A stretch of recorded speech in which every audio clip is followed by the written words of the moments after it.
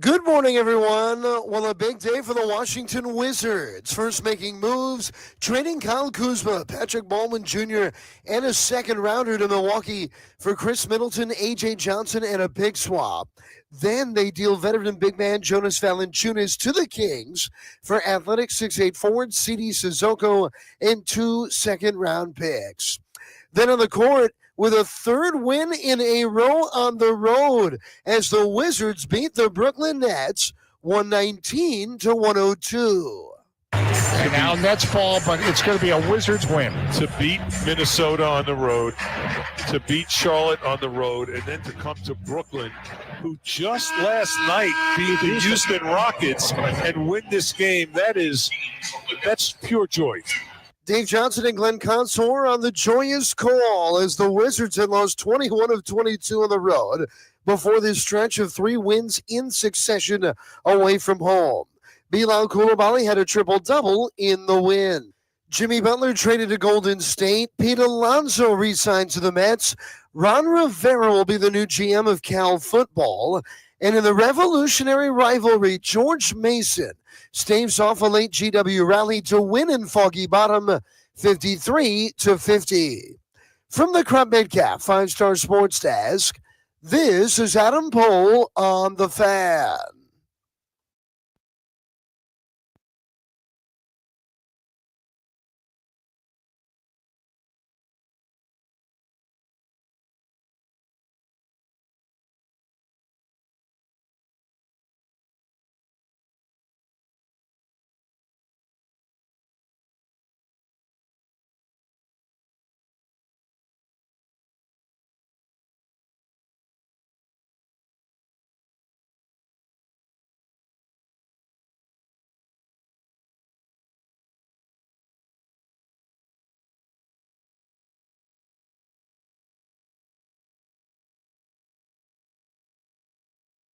We always ready. We may not be on time, but we always ready. What up, everybody? It's 10 a.m. in the District of Columbia. Denton's messing with my levels. I can't hear a thing now, Denton. Please give me more return. We are live in New Orleans, Louisiana. Maybe I sound like a Decepticon. It's 10 a.m. at home. It's 9 a.m. here in the Central Time Zone. Apparently, all the kids got off school because it's raining. Good morning, Brian. How do you do? I thought it was icy. I don't know that there's much ice. Definitely some rain. Well, it's cold, and all you gotta do. I keep telling you. I'm not complaining, dog. You gotta worry about the people way out where it's real icy at. All right, Denton left. I got it right here. There we go. You got me, Landfill. Last night that little thing. That's all I gotta do. All right, we got to get B piped up. We're working on it. Okay. Yesterday was a hell of a day. Jaden Daniels arrived on Media Row. Was all over the place. I got to catch up with Jaden for a minute last night. I didn't run. I did. I had to do a little running last night, B. We had All Ears on NBC4 last night, and Jaden talked about 7 o'clock up at Louis Armstrong Park. Okay? Oh, really? Oh, never. Wow, that's loud. You sound great to me. Well, it'll be too loud or something. So the live shot was in Jackson Square on the river. Yeah. Because have you been down there at night? They have this really cool light show on the church. I choose to go only a few places at night when I'm in New Orleans. I hear you, but I'm telling you, the light show on the church is worth it. Like, you got to deal with the crowd, but you're not going the whole way into the quarter. You're not going to Bourbon Street, any of that. If you're coming to New Orleans or in New Orleans for the weekend, the light show on St. Louis Cathedral in Jackson Square, worth it. It's a little crowded, but it's worth it. It's really, really cool. On every half hour, they play crazy music and have it all synced up on the church. Really neat. Oh. But so kind of like the Detroit Lions, huh? It honestly, maybe this is what they're going for. It reminds me of Disney World. Like Disney World does the same thing on the castle, I suppose. Okay. So I had to be in Louis Armstrong Park we got done with the interview at 7:10. Wow. And I was live in Jackson Square at 7:30. We found a driver, and I was like, yo, I'll give you $20 to drive us to Jackson Square. This is probably a little less than a mile. And the guy was like, no problem. We get in, and his first question, Brian, where's Jackson Square? if you're in New Orleans, So in other words, they had people come in instead of people that know where they're going. clearly, like imagine being in D.C. and you getting in a car and say, "Take me to the White House." And Well, the it dude happened being like, just a "Where's moment ago. White The House?" guy did not know where he was going. He had to follow the map, People are too. and he kind of pissed me off. People are too GPS addicted. I have to drop you all at the parking lot when we were right here at the corner. Oh, I would have just gotten. I out. said, "Let me out the car." Yeah. We jump out the car, run in, we're here. He wanted to take us 5 minutes up the road and say place to drop us. No, you're not. Yeah. I'm dude. glad you stopped this light because I'm about to jump out this car and you can't do a damn thing about it. So did Jaden did the show last night. It's on YouTube if you want to watch it. It was a lot of fun. It was really cool. Went to dinner. My favorite restaurant in New Orleans is a place called Briggston's. I have no idea how to pronounce it. You might want to ask somebody when you're there. The lady told me last night, but I did have one martini, B. Yeah, one martini. I had Yes, one- a lot I had- more than that. I had I promise one- you that. I only had one martini. And it's the absolute best barbecue shrimp in the world. And barbecue shrimp down here is like its own dish. Like people, when I say that at home, people think it's just shrimp with some barbecue sauce. Down here, it's like a dish. They need a better name for it because nobody understands. Well, what it's it is. far from barbecue. It doesn't look anything like barbecue. It looks more like It's like a hot like sauce. a scampi in a Yeah. sense. That's how it looks, but it's called barbecue because they normally cook it in this. It don't start with all that sauce on it. It just has that as you cook it, and it's cooked in the oven in a way like an oven barbecue. Yeah. And it's way different. But It's- when people think about Everybody thinks about gumbo and they think about like having some shrimp jambalaya. with some, That's as New Orleans as it gets. That dish. it's good. It's good, real good. But no barbecue sauce. Just none. Right. So that was my favorite dinner in the world. And then we get to go to your party last night, which was fun as hell. So fun to have to catch you. Hey, Landfill, JP has these Irish goodbyes all the time. B wouldn't let If me I had leave. let him leave on Irish goodbye last night, he is not on the show today.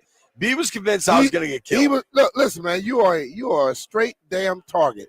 If a person is trying to leave somewhere, and every 2 steps is another direction, they knew they had you last night. But in New Orleans, everybody's walking like that. No, not true. All Not right. true. So I kept you walking out the place. I'm talking to Jerome Bettis. So B Mitch's party last night I say, was hold on, I gotta B Mitch, get him. Terrell Owens, Jerome Bettis, and Bobby Taylor as the hosts. They had live music. They had a DJ. It was awesome. B had this VIP area. We were all chilling, really enjoying ourselves. It was a very cool event, like multiple floors, like really cool venue. It was fun. I was enjoying myself, but I did what I do. I tried to leave, and I got caught like a damn kitten by the back of the neck. I got grabbed. Beavis said, "Boy, you ain't leaving." No, but I mean, listen, bro. I know this area. I know this city. I also know Super Bowls where there are a lot of guys and people actually looking for people that are like you. White dudes that are hammered? No, any sitting duck. And you were a straight sitting duck. You look like the average tourist who went somewhere, got a little tipsy, and like, I'm gonna walk home. You wouldn't have made it today. I just 3 blocks from the hotel. I said, Tay, I gotta go get somebody. He said, bro, that was your boy? I said, yep. And I grabbed him right there and said, well, I said some choice words.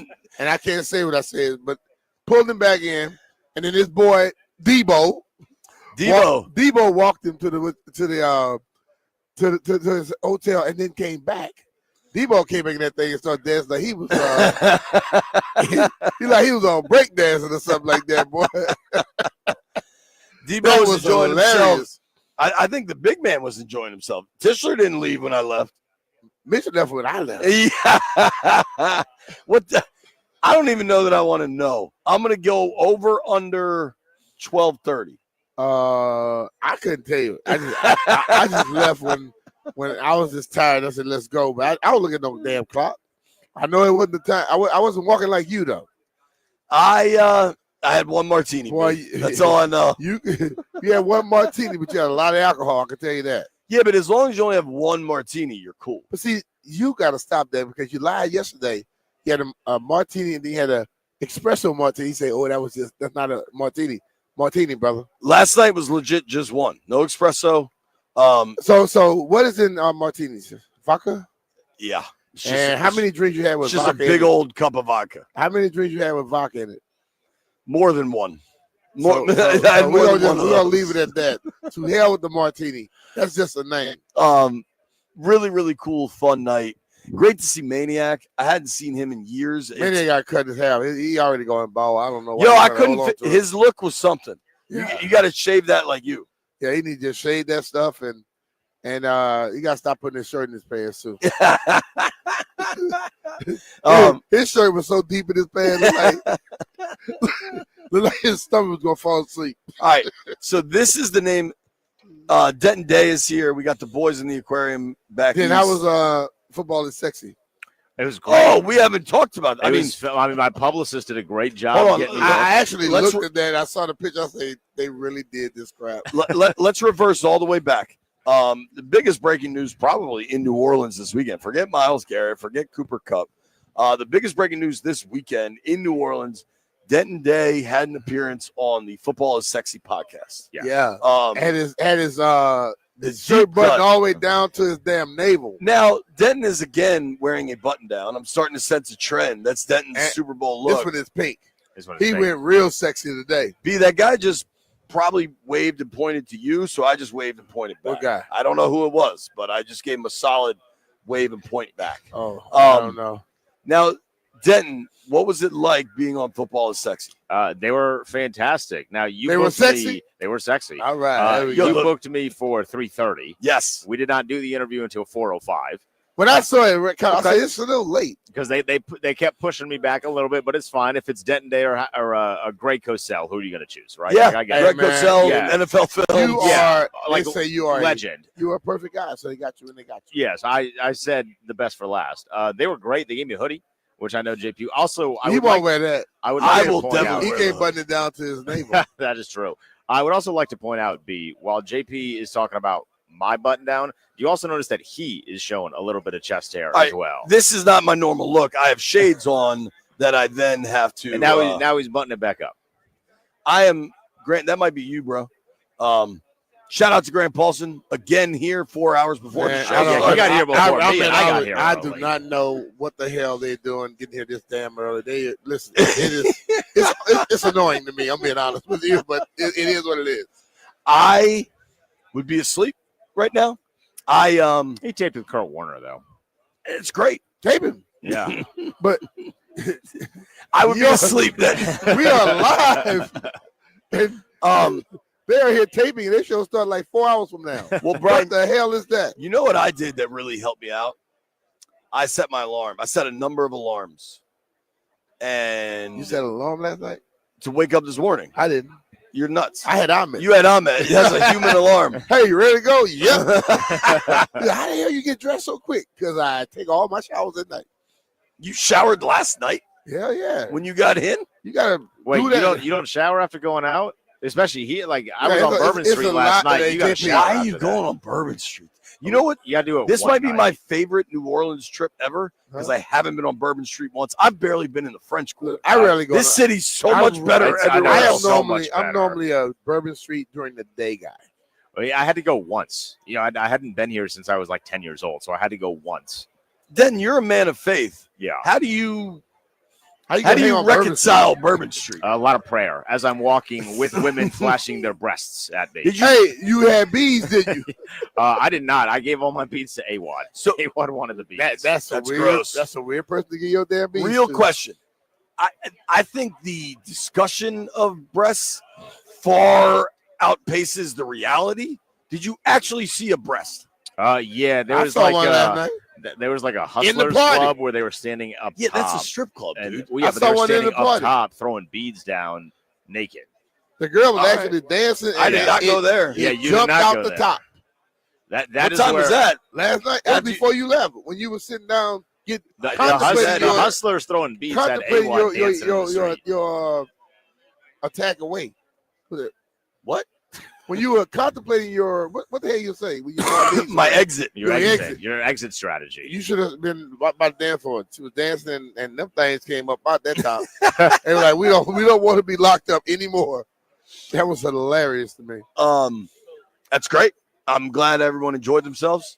That's what the city's one of many things the city's known for. You might as well take advantage of all of it.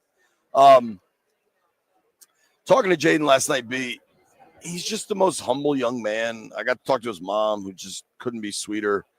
What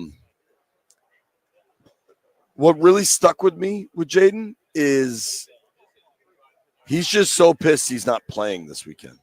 Like, all the rest of this is so superfluous to him. If I had to guess, Brian, there's probably some financial considerations why he's down here. I think if there weren't financial considerations why he's down here, he wouldn't be here.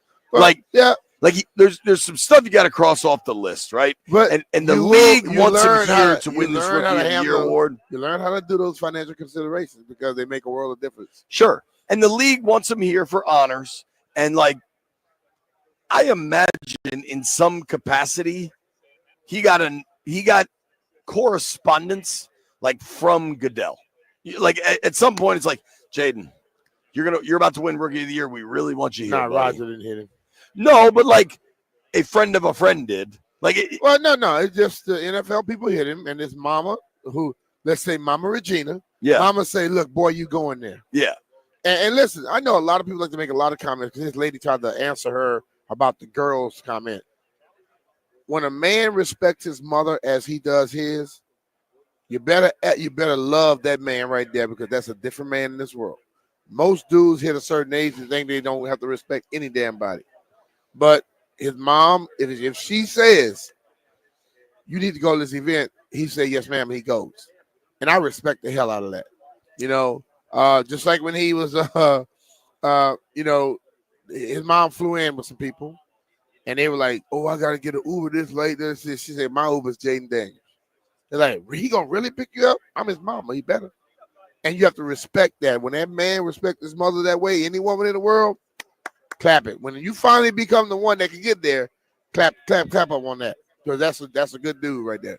Go make it clap. All right. Let's take a look at the text threads we got going today. Okay.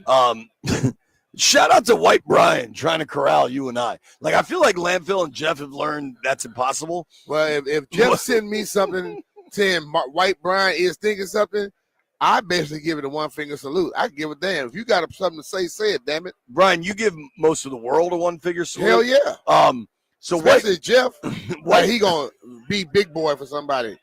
Sit your little ass down and just follow suit, dog. So White Brian texted, stream before I get angry. No, that's Jeff. That's not White Brian. Dog, it's White Brian. I guarantee it was Jeff. That was Jeff's. Jeff did that for him. White Brian don't talk like that. That's Jeff. I did not take that man's phone out of his hands. Well, you told him to do it. You told him how to text it.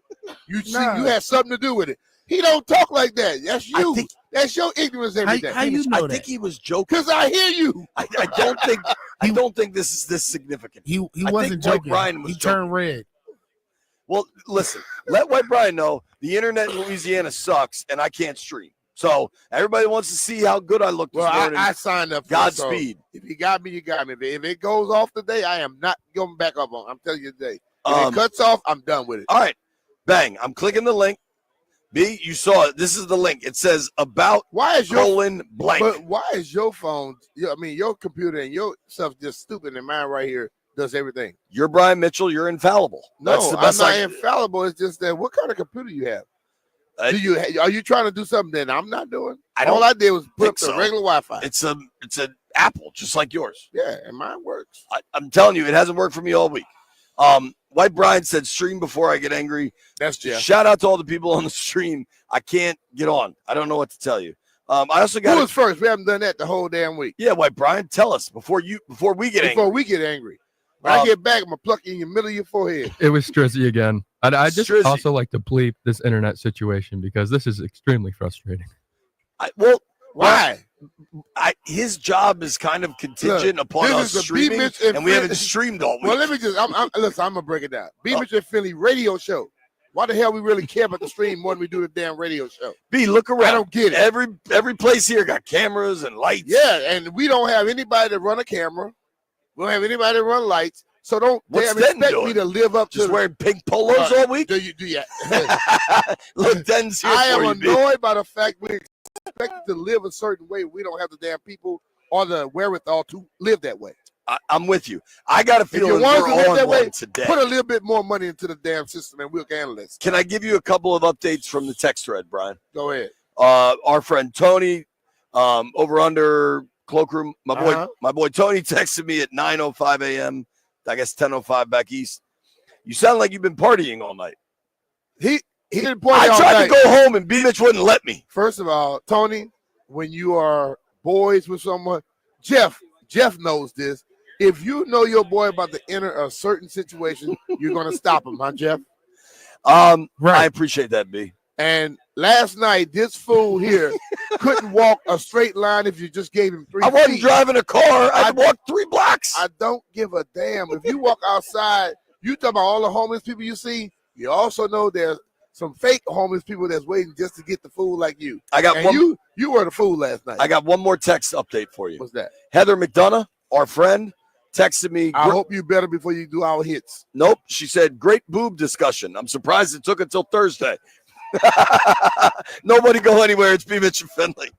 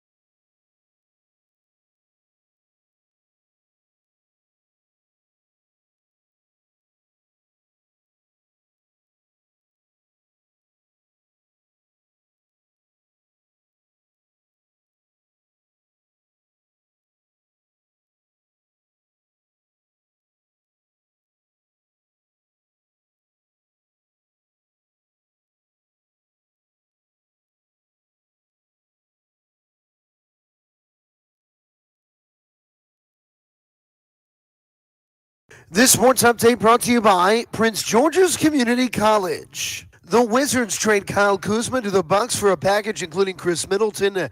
They also deal Jonas Valanciunas to the Kings on a day in which they win in Brooklyn 119-102. The Heat trade Jimmy Butler to Golden State. The NBA trade deadline today at 3. George Mason is now 9-1 in the A-10 after a rivalry win at George Washington, 53-50. And the Mets re-sign first baseman Pete Alonso.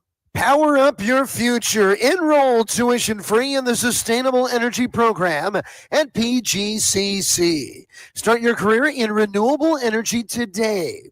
Visit www.pgcc.edu to get started. From the Crop Metcalf 5-Star Sports Desk, this is Adam Pohl on The Fan.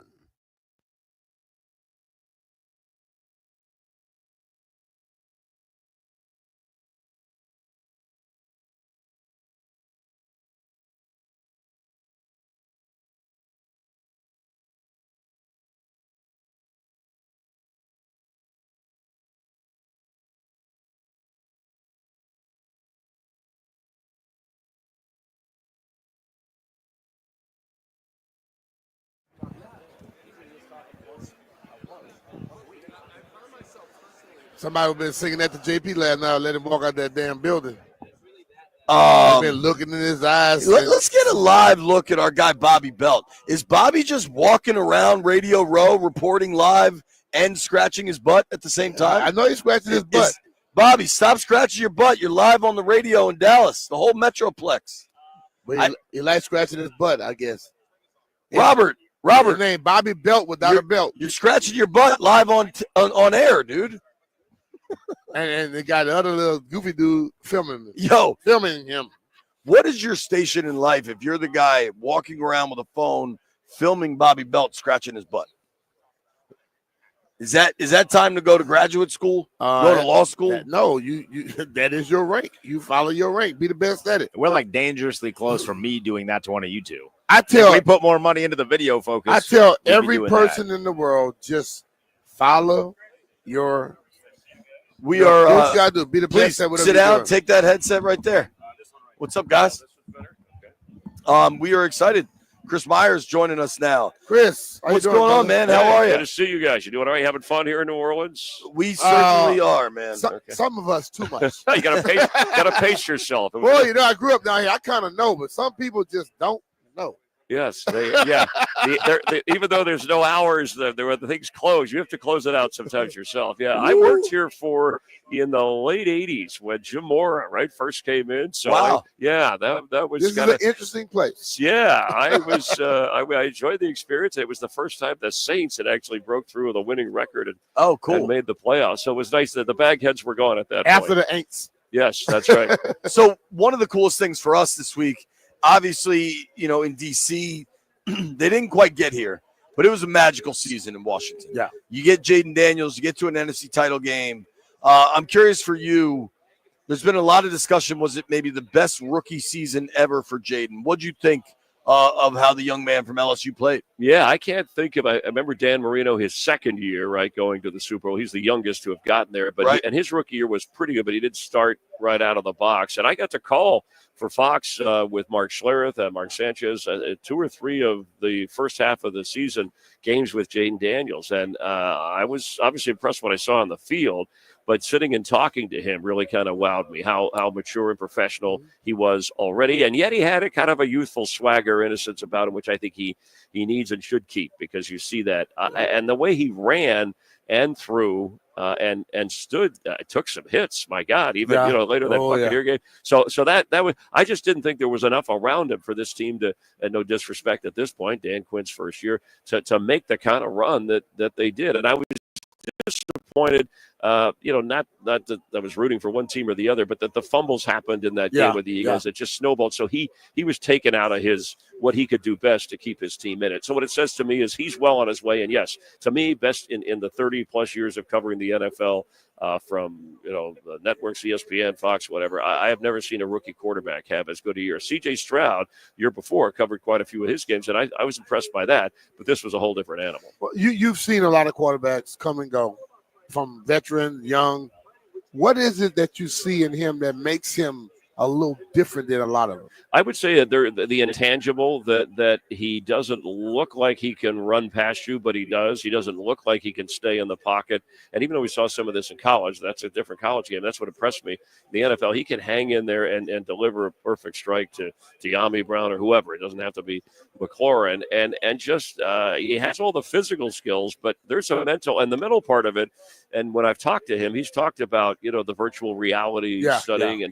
And I remember asking him, and I'm sure you guys have heard the story where he's, I'll ask Cliff Kingsbury, hey, what time he said, I'll come in at 5:30 in the morning, and he's already in there. This is a guy who just won the Heisman, and he's already working. So those things, he's comfortable with what he sees in defenses, and I don't know how he breaks it down in terms of, and he's always not just looking for the pass play that's going. He's like, okay, well, I could just pick up 5 here and set up the next down, which he can do. That's why they're so good on fourth down. See, I got to tell people, like, everybody talks about, the run game, the pass game. I'm like, get first down. Yes. However you do that, that's all that matters. Yeah, and look at how they control it. I did a stretch of games there where they didn't punt the ball. It's like the punter, crazy, right? Yeah, it was unbelievable. So that said a lot about. Yeah, that's a good theory too. And he maybe more of playmakers around him will help with that. But they not only would he get the first downs, but then when they needed to get the touchdown, I think of that Tampa Buck playoff game. Exactly. They got it. It was very impressive.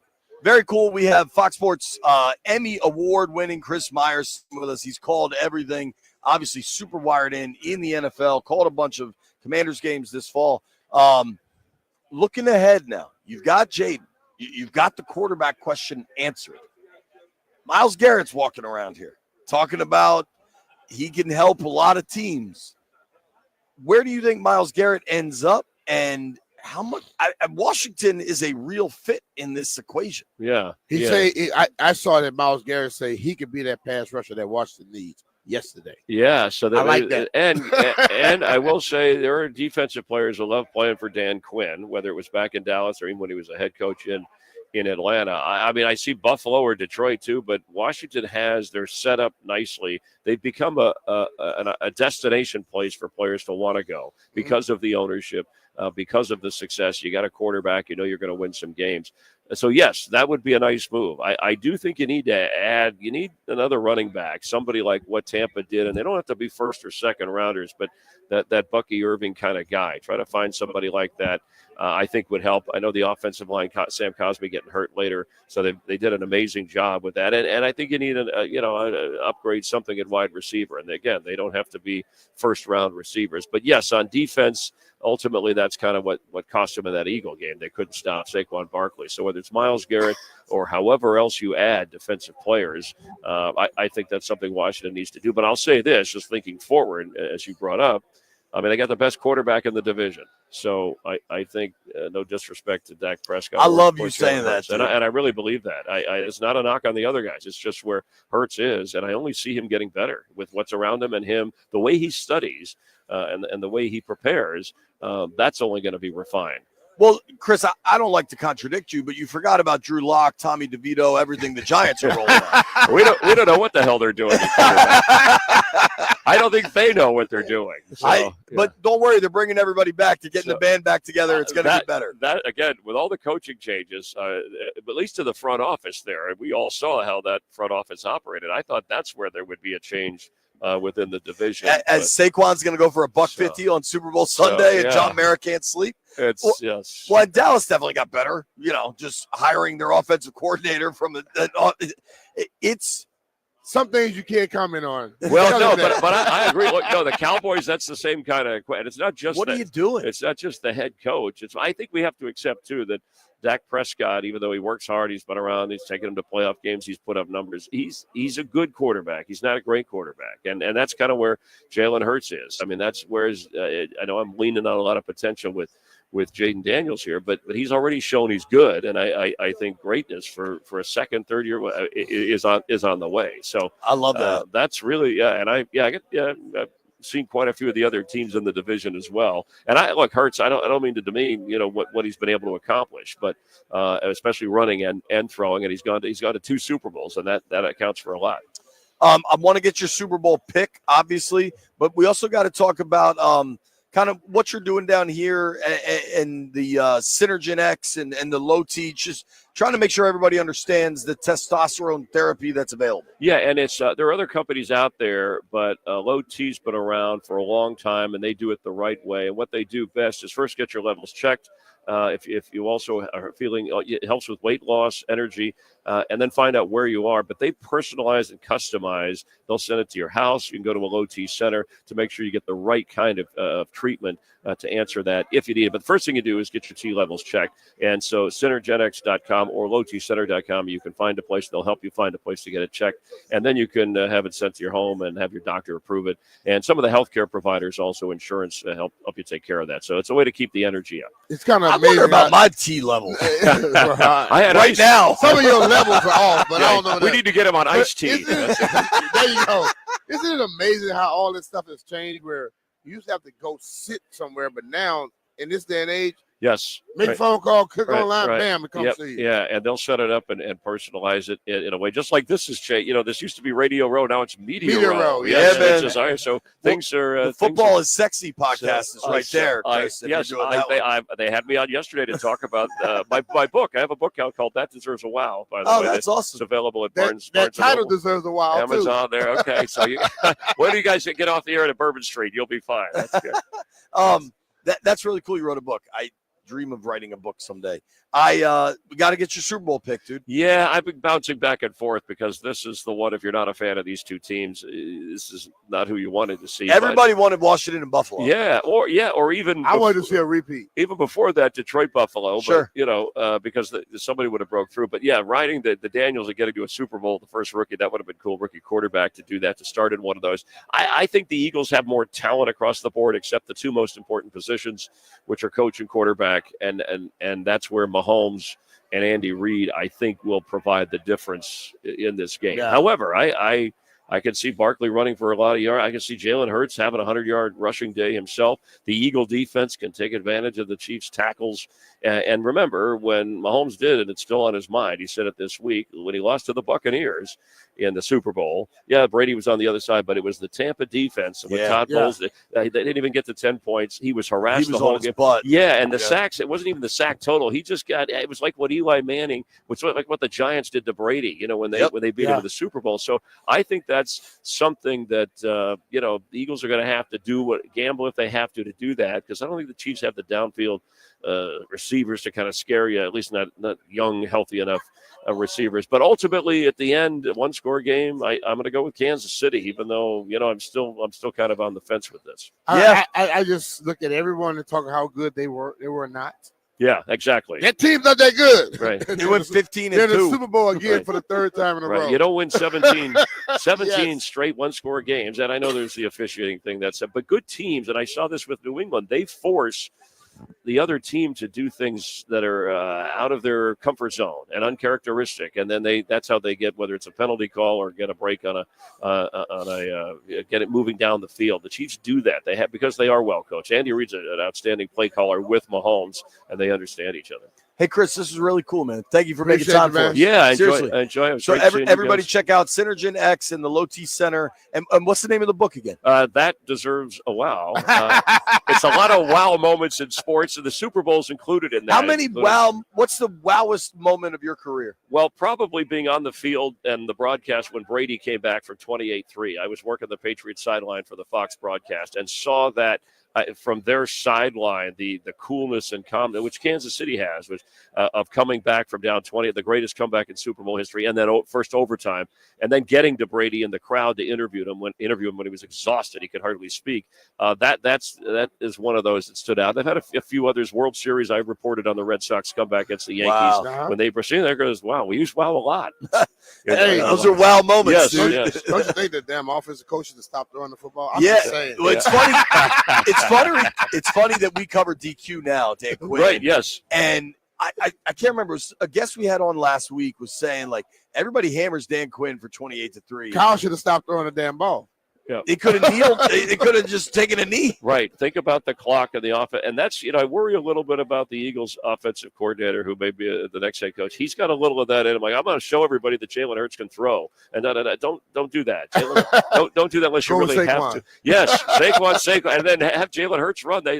Those two together are going to be tough to stop on the ground. Pro football is a game of egos. I wonder if the egos on offensive coordinators aren't the biggest of all. Yeah, there's some, but that's where Andy Reid sometimes, and I respect, they run in us look like, of course, if you have Mahomes, you'd want to throw it every down 50 times. But he checks that ego. We need to run a little Pacheco. We need to run a little whatever, just to catch, and we might break it open in that 49er, that first Super Bowl that they won. It was Damian Williams who scores a touchdown run. It's like that starts then you got to worry about some other things. So that's a really good point, though. The egos, there are some defensive coordinators with egos. Sure, I think of Jim Schwartz, where he's like, I'm going to blitz the heck out of you no matter what. How about Fangio this weekend? I've known him. He's a grumpy old guy. He'll admit it too. He's kind of a curmudgeon, but boy, he can match. And what he's done since that bye week, the defense. I mean and they've got the people. He finally put him in the right place. Yeah. But this is a different game. This is. How about the Ohio State title game when the guy runs a zero blitz at the end of the game? I mean, what do you do? There's you don't even have to play it safe, but play some percentages in the moment. And you made a good point about the clock, the time. Sure. That's and that's what the Chiefs have done a great job with in past the Super Bowls and even in these close games. Chris, I could talk to you for hours, man. Thank you for joining us. Thank you. It's a lot of fun. You guys be safe out there. Enjoy the game. All right, we'll see you. Last night I almost wasn't. Chris Myers, what an absolute pleasure. Nobody go anywhere. It's B. Mitchell Finley. Hey, it's Brian Mitchell here. Super Bowl 59 is your chance to hit the jackpot on FanDuel, America's #1 sportsbook. Because with FanDuel's $5 million touchdown jackpot, you can win a share of $5 million in bonus bets. All you have to do is place an anytime touchdown score bet before the game kicks off. And if your player scores the first or last TD, you will win your bet plus a share of the bonus bets. It doesn't matter if you're watching or your favorite team or rooting against your rivals. FanDuel is giving everyone something to cheer for during Super Bowl 59. So don't miss your chance to score the biggest game of the year with FanDuel's $5 million touchdown jackpot. Just visit FanDuel.com/Brian to get in on the action. Make every moment more with FanDuel, official sportsbook partner of the NFL. FanDuel Sportsbook is an official partner of 106.7 The Fan. You have to be 21 years or older and present in Virginia. Opt-in required.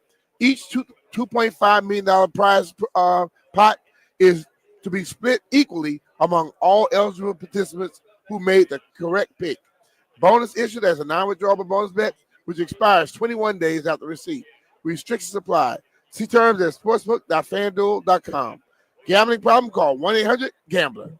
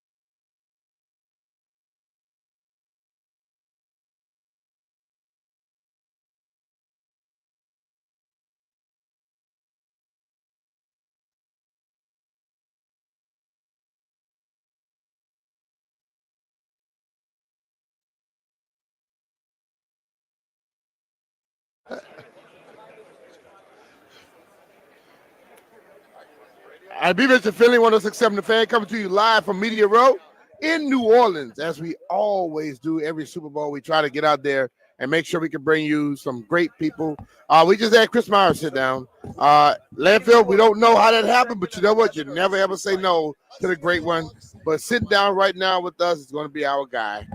No, I'm going to tease it because I think Adam Rank is a 10. Adam Rank is a really well-loved media personality in the District of Columbia. Yeah. I know Jeff, our producer back in D.C. Jeff, are you excited to talk to Adam Rank, NFL Network, the Sick Podcast? He's I think you could say he's a Bears fan. I have one question for him. Okay, so one question. So I've known Adam for a while. Super nice guy. Yes. Not afraid to have a take and stick with it. Yep. Adam Rank is going to join us at 10 local, 11 on the East Coast. Jeff gets to ask his question. We're going to let Jeff fire away.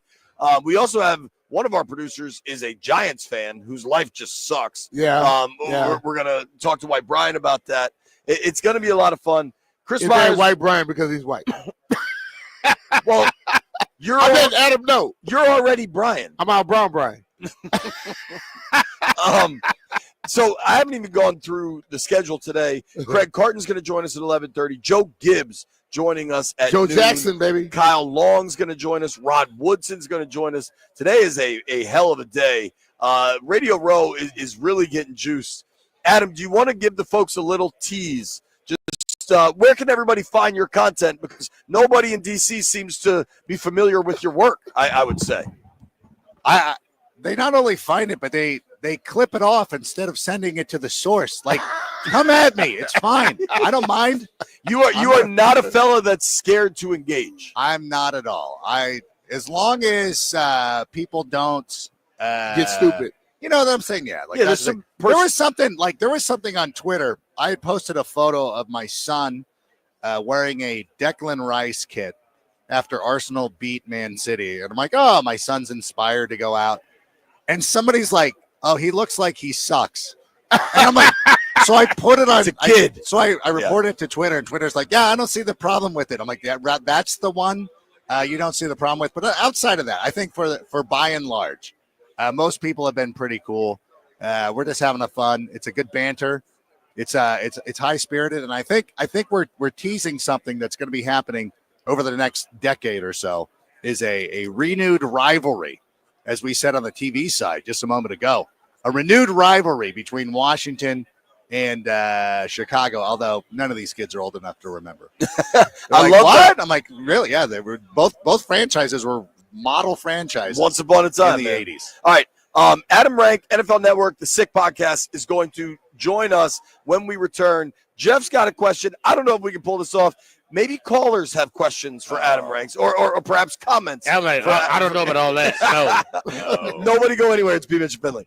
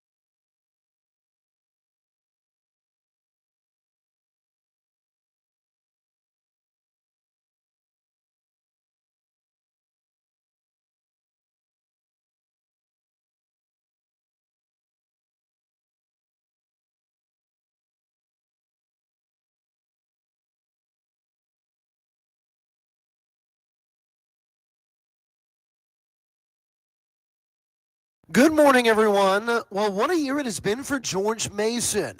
The Patriots win an 8th straight game to stay on top of the A-10. They are 9-1 in the league after a 53-50 win over rival George Washington. Second one is no good. GW can tie with a 3. Patriots on the defense. Drumgoole steps through, puts it up. No good, off the side of the rim. And the Patriots will escape with a 53-50 win. Voice of the Patriots, Bill Rowland, on the call as George Mason held GW to 13 first-half points and then held on for dear life late. GW falls to 4-6 in A-10 play with the defeat. Other local hoop scores of note: Virginia Tech falls at home to SMU 81-75. Navy blown out by BU 87-65. American on the wrong end of a 71-49 final at Bucknell. JMU wins a 5th straight 64-61 over Troy. The Wizards win in Brooklyn 119-102. They trade Kyle Kuzma to the Bucks in a package that brings Chris Middleton to Washington. Jonas Valanciunas dealt to the Kings for Sidi Sissoko and 2 second-round picks. Jimmy Butler traded from Miami to Golden State. And in baseball, Pete Alonso re-signed to the Mets. Tommy Pham signing this morning with the Pittsburgh Pirates. From the Crop Metcalf 5-Star Sports Desk, this is Adam Pohl on The Fan.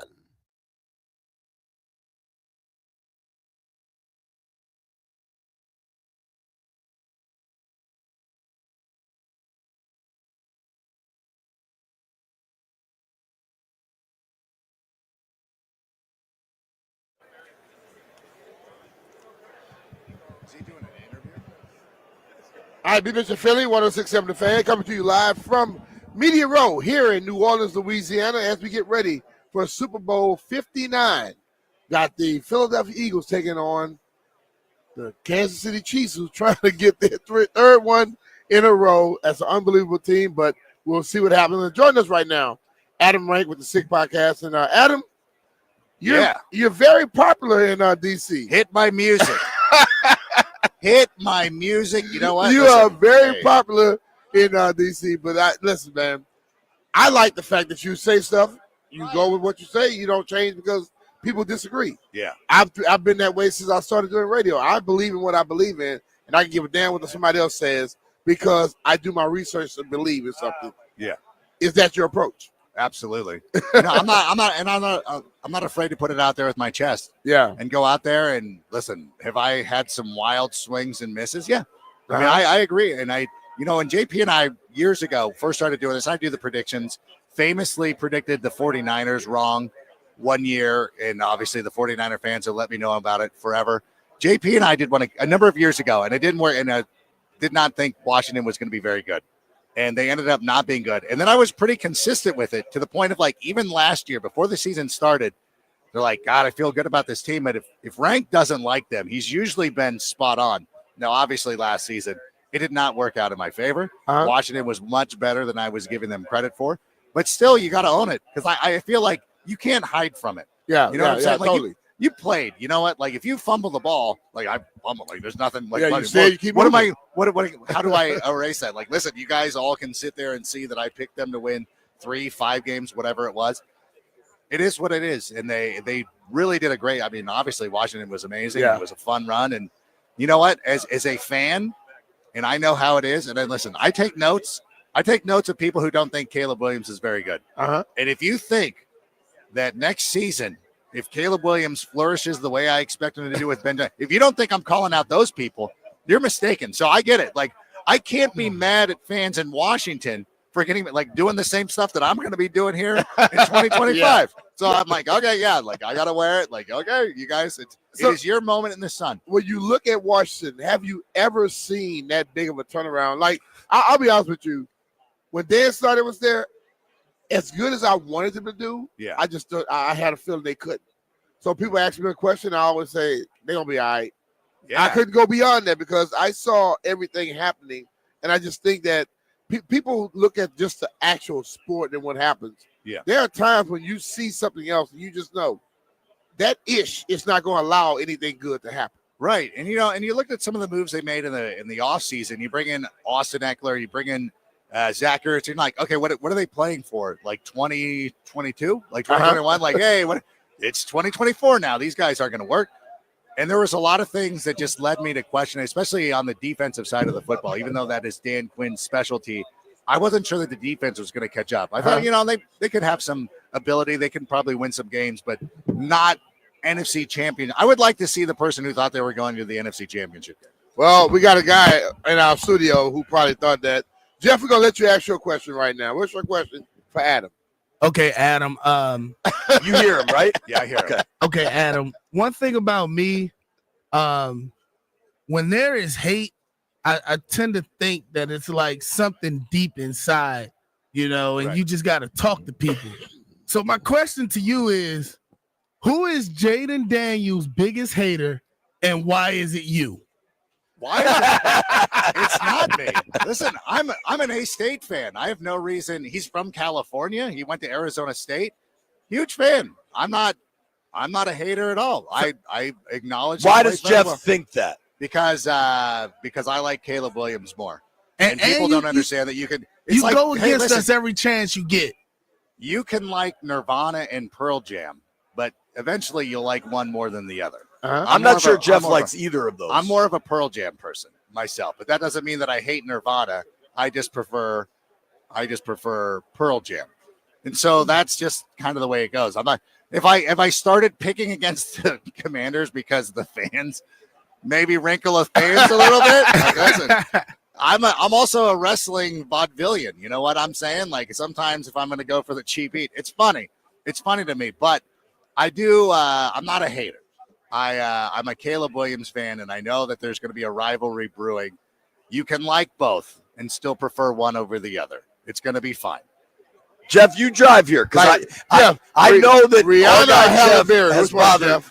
You have bothered our friend Jeff, and I kind of think you want to do that, but I'm gonna let Jeff fire away here. Go ahead, buddy. I'm not bothered, but I'm the one who speak for the fans on this show, and for sure, you are probably.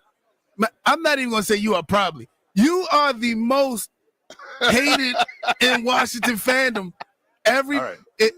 More than Dan Snyder? No. No. One dude actually cost them to lose games. Okay. Yeah, we just talking. I want to media make sure I here. didn't reach that level. We just talking media here. It's nothing personal.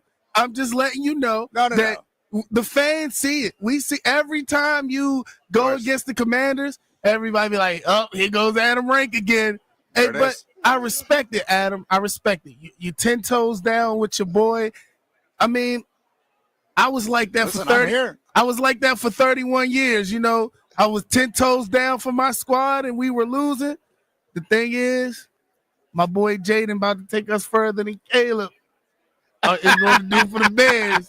That's all I'm saying. We've leveled up now. We have a coach. We have a competent coach.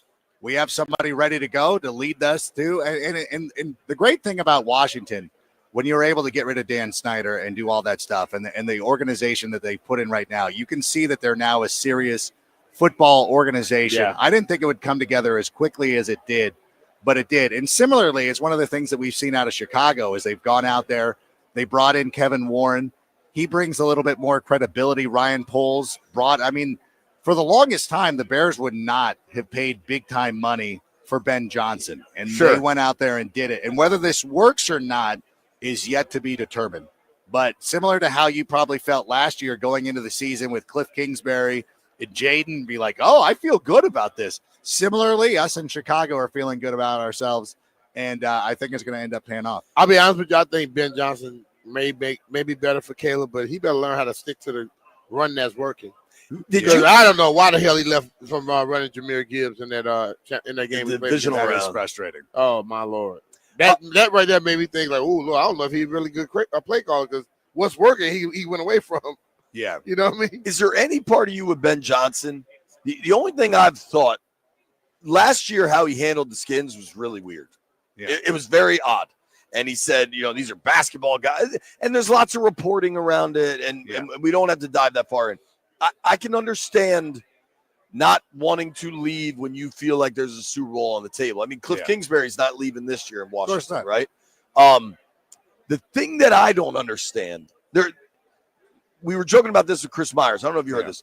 There's a lot of egos in pro football. Play callers tend to have one of the biggest egos. Yeah.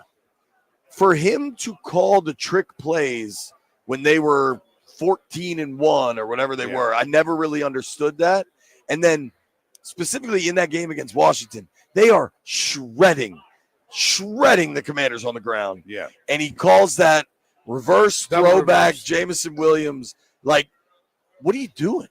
Yeah. Is there any concern about that stuff? That was one of the things I was talking about coming into the hiring cycle, is be like, I can't wait to see Braxton Jones throwing passes or doing whatever. Roma Dunze, let's see the arm. You know what?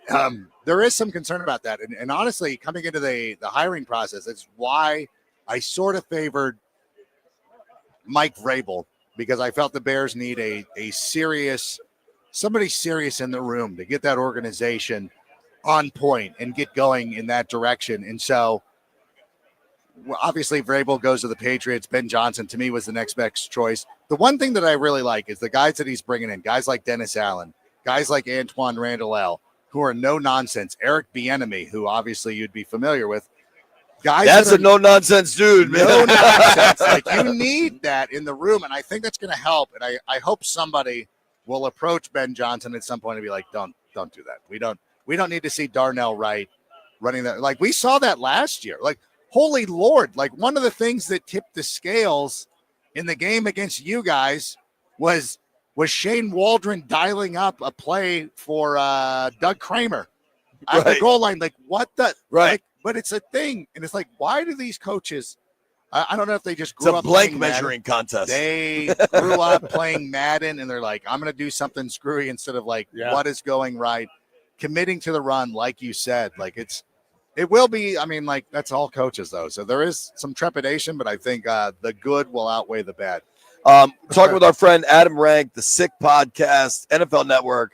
Tell everybody where to follow you on social. Oh, they know me. Everybody in DC already They know. have no problem finding me. They find They me got on, him pinned. on Twitter, Instagram, TikTok, the NFL page where we do our predictions. They got. I see the screenshots of your predictions. I'm surprised because my phone. I love you for doing this, by the way, man. Dude, you know you're going to catch it here. And I would not respect the fan base that just rolled over. Sure.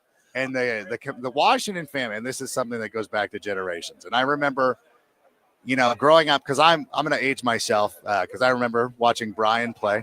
And I also but I remember RFK Stadium rocking and that whole thing and the whole aura and the whole, you can't get season tickets here. You're on a 90-year waiting list. And then I don't know if it's the same now. Oh, it's probably getting better. It's getting better again. But still, and when they found out the truth when Dan was around. I was more made up than it was not. Yeah. I got to ask you one, and then my guy Jeff has one more. Okay. Jaden Daniels has now officially won Rookie of the Year. The NFL just put, shocker. The NFL put out a press release. Jaden Daniels officially, I think it's Pepsi, the Pepsi Rookie of the Year. B-Mitch and I, there are dudes on our air that will say different, but I don't want to speak for you, B. You tell me if I'm incorrect.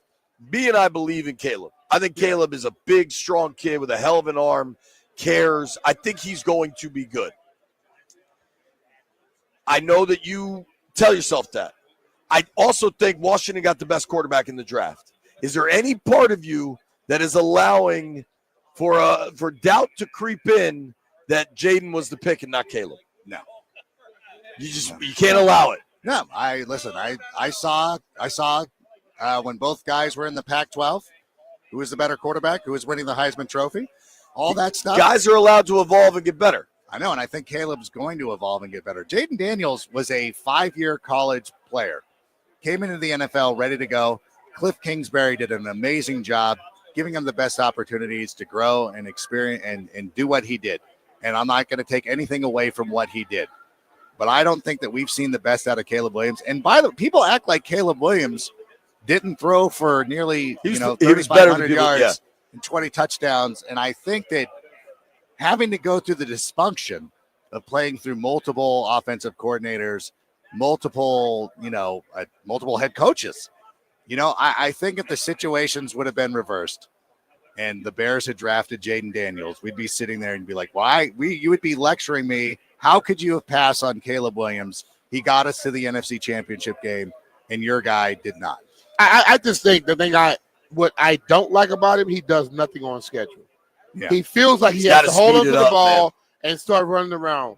Mm-hmm. That will get him hurt quicker than Jaden running the football, because 100%. If you keep, like, he'll drop back and you watch his receivers looking, and then he'll start to scramble. And if you watch the body language of his guys, his receivers, he got to catch up. Keenan Allen was a big, like, you watch Keenan Allen. Keenan Allen, one of the best route runners currently in the NFL. Yeah. That guy is always on schedule, always knows where he needs to be. And where Caleb was successful, they were starting to work that a little bit. So that is going to be the first thing that Ben Johnson's going to have to work with Caleb Williams. Yeah. And I know that he's coming in and he's like, I'm going to work with him and try to work to his strengths and everything like that. But it's like, you got to work on getting rid of the ball. Yeah. And I think a big part of it too is when you're working with a defensive-minded head coach, his message is always going to be, don't turn the ball over. And I think Caleb took that to heart a little bit too much. Like, don't be afraid. Yeah. Let it rip. Always. Go out there and do your thing. Always. Jeff, you can ask one real quick one. We got to let Adam go. All right, Adam. You said it's a renewed rivalry. Let's just set this up right now.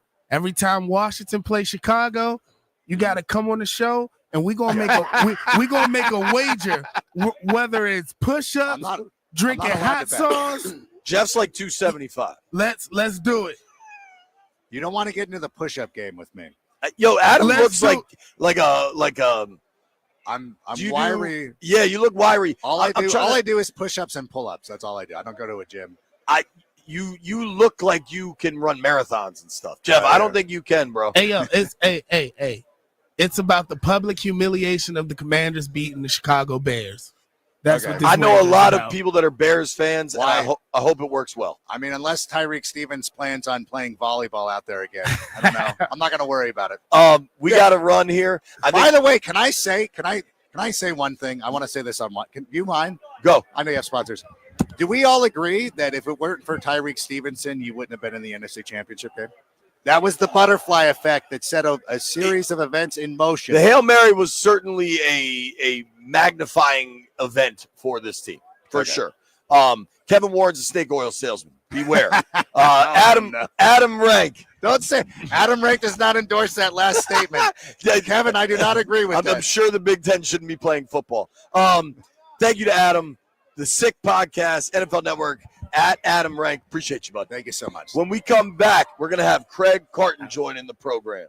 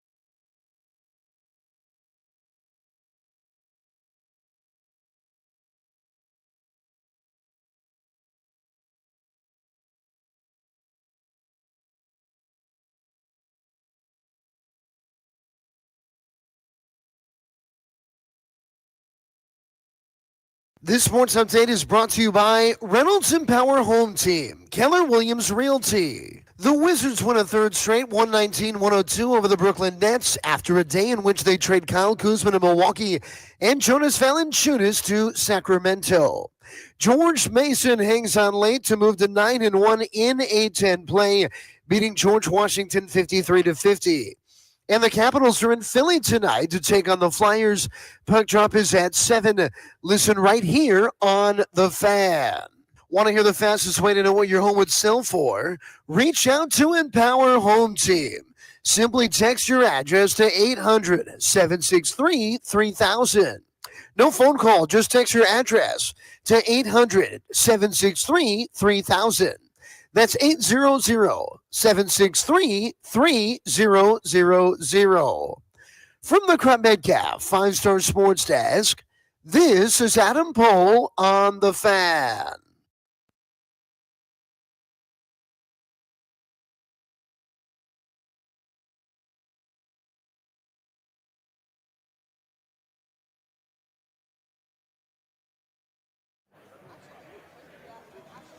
All right, in moments, we're going to be joined by Craig Carton. That should be a lot of fun. That's my radio partner back in That's Philadelphia wild, early on. So, 2000.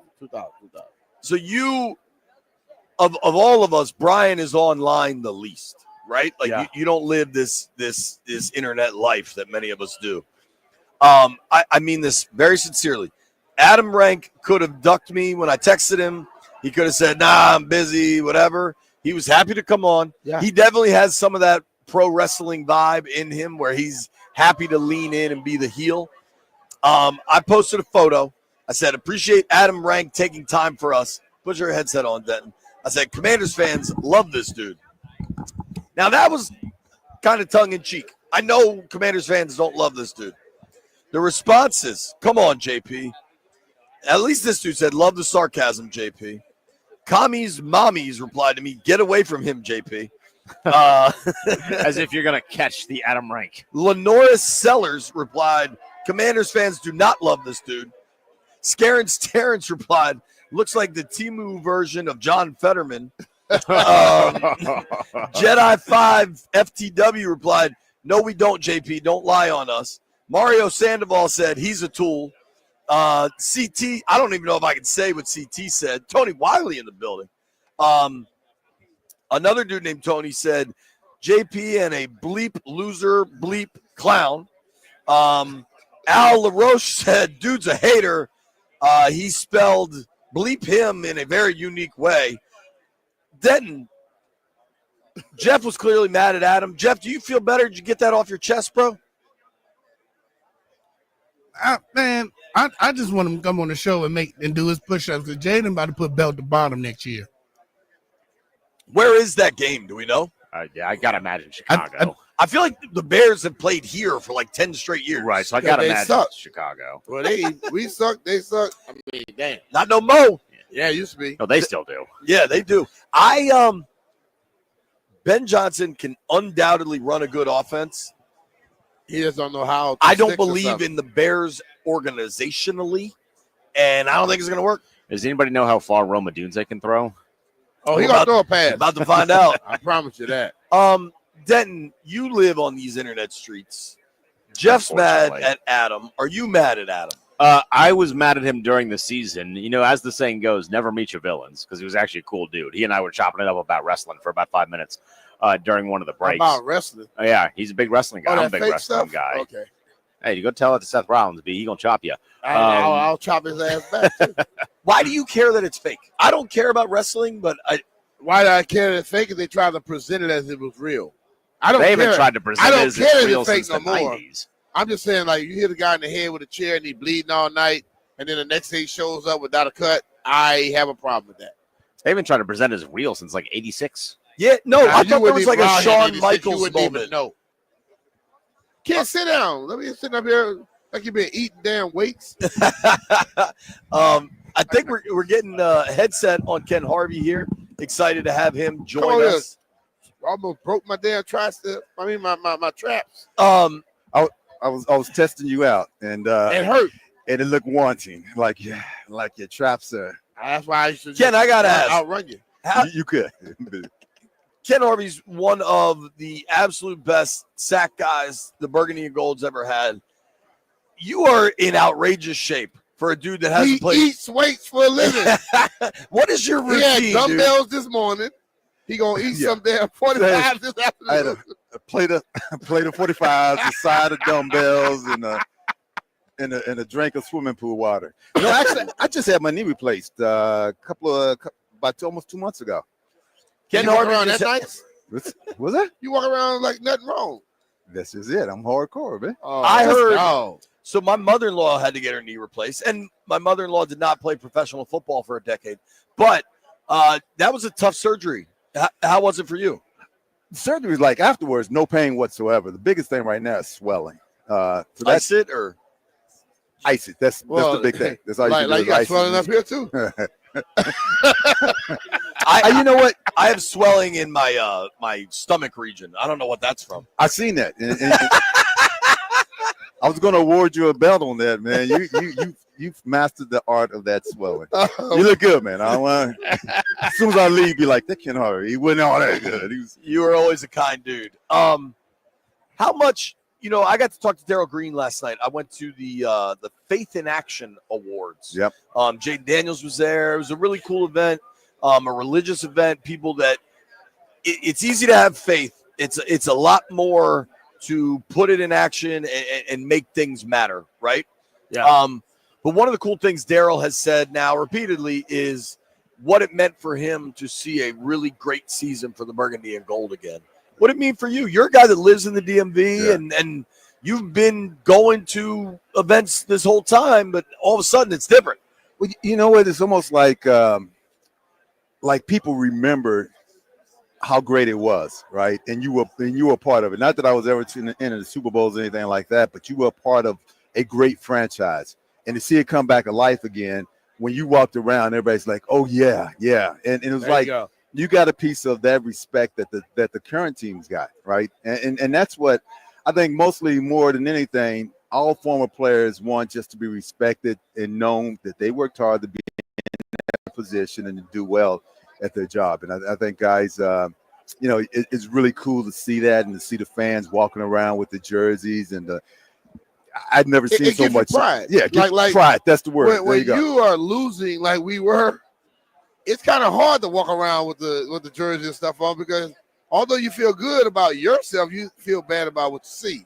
Oh yeah. Last year, hell, I got it. JP was like, man, you gonna have more. You got more Commanders gear than you had. You bought more.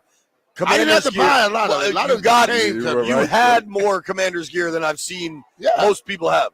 I mean, people don't wear stuff of people that's not winning. Yeah, it was not that you were embarrassed, but pride is the word, right? Embarrassed is the word. You can wear something, and it's no longer like, man, no one's looking at you, no one cares about you. They're looking at you and saying, yeah, and it's kind of like that solid nod. I got you. Yeah, they don't say, hey, they go. Each other. Yeah, right. Ken, I want to ask you a question that you might be specifically qualified for. Ken Harvey played for the Redskins, played for the Cardinals, incredible edge rusher. Myles Garrett has decided he wants out of Cleveland. What do you think, as somebody that played the position at a really high level, what do you think of Myles Garrett, the player? So I got to be honest, I don't watch football a whole lot because, you've been away from it for a long time. But I think one of the things that I think pass rushers in general, from what I'm seeing, is that a lot of times guys have one move, one technique. They'll come around the corner, it may be speed. They may have a good swim move. They may have whatever.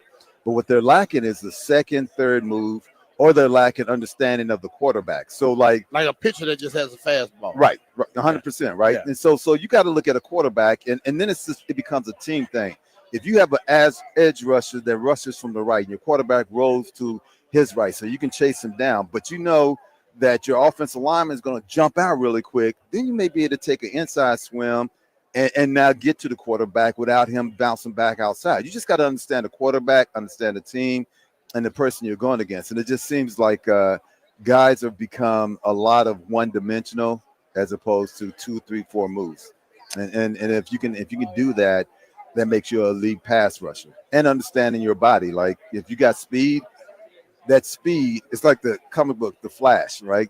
That speed, don't take it for weakness, because that speed, if someone jumps real quick and you got a good punch, you could throw them off balance because you got a good punch because of that speed, as opposed to just straight up trying to bull rush somebody. So it's all about technique.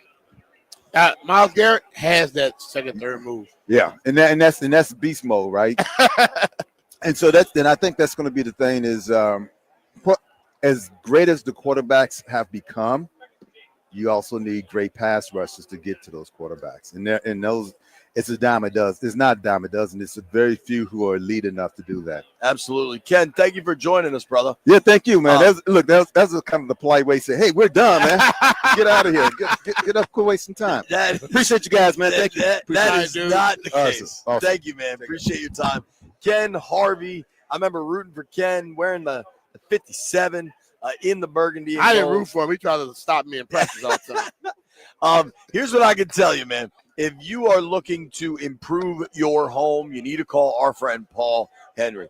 New windows, new doors, whatever it is you need, Paul Henry will have your house insulated better. Over the long haul, you're going to save money on your utilities. And working with Paul, man, it's working with a family-owned company. They just do it right. They've changed my house. If you call this month, you get $100 off windows with a 5-window minimum and 10% off doors. As our kid was just talking about having one dimension, Paul Henry doesn't have one dimension. They do windows. They do doors. They can come in and do garage doors. They can do things with your house, with your roof, all types of things out there. Paul does a great job. You know, a lot of people come in and they say that they're the best, but they're not. Paul is great at a lot of things. He comes in, he gets things done right the first time, and he does an outstanding job. I went to JP's he always talk about that little room outside. It was very drafty at first. Now that thing is very, very good. Paul took care of him. So you reach out to Paul right now, you'll get $100 off each window with a 5-window minimum and 10% off each door. Contact our guy, Paul Henry Windows, installation today, and tell him B. Mitch and Finley sent you. PaulHenryWindows.com, your clear home improvement choice.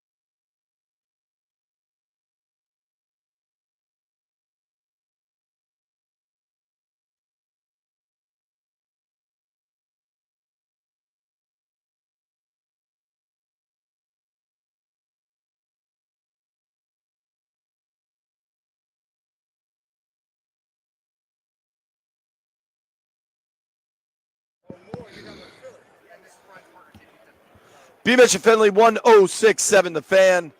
Fired up to get Mr. Craig Carton on the program here. B, you guys have known each other a long time, right? 2000, baby. Oh, we did the Brian Mitchell show on Monday nights. Yeah, back in Philly, baby. When Brian was with the Eagles for a cup of coffee, I just came back from Colorado, and yo, we got a show with B. Mitch. We need somebody to host it. I'm like, I'll be your Huckleberry. But so I'll give you a story. You probably remember it. We're doing a Monday Night Football show from some random bar outside of Philadelphia. And like, yo, B. Mitch is late. He's not here. I'm like, man, he's always on time. It's all good. He strolls in like a minute after the show starts. I'll go, where were you? He goes, you know how hard it is to park a Lamborghini in Philadelphia? That is. Hey, you got to be in the right spot.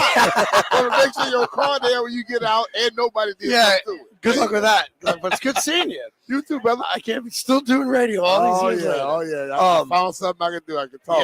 Yeah.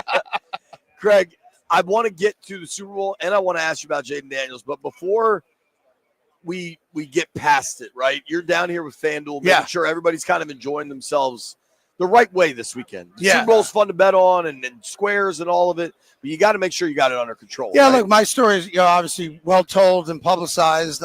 I had no problem gambling for a long time. Gamble's been a part of my life since I'm 8 years old.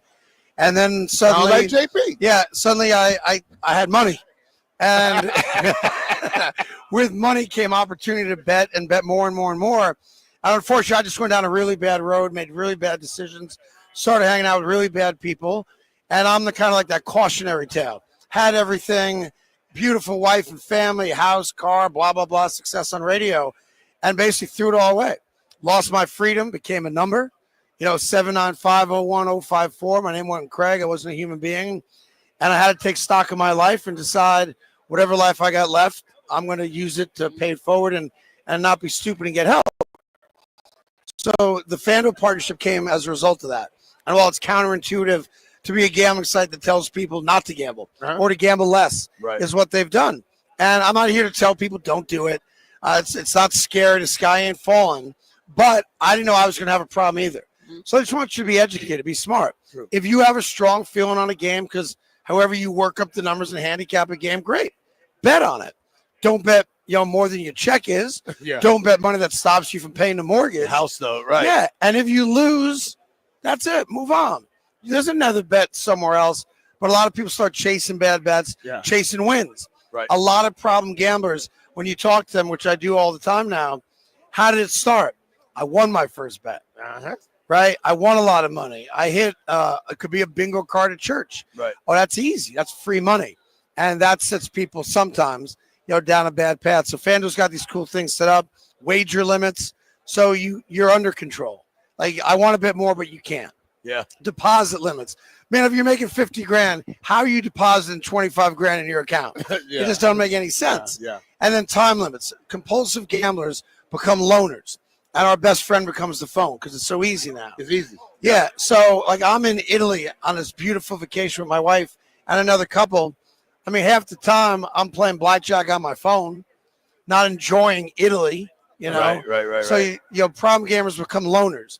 Like, I'm betting 20 grand a hand of blackjack. Wow. And unlike people who are high-fiving and rah-rah at the craps table, man, I don't want anybody to know. Right. Because it's also a little embarrassing. Like, who are you to be betting 20 grand Right. on a hand or on a ball game? Sure. So I'm just here to say, most of your listeners gonna gamble fine, no problem.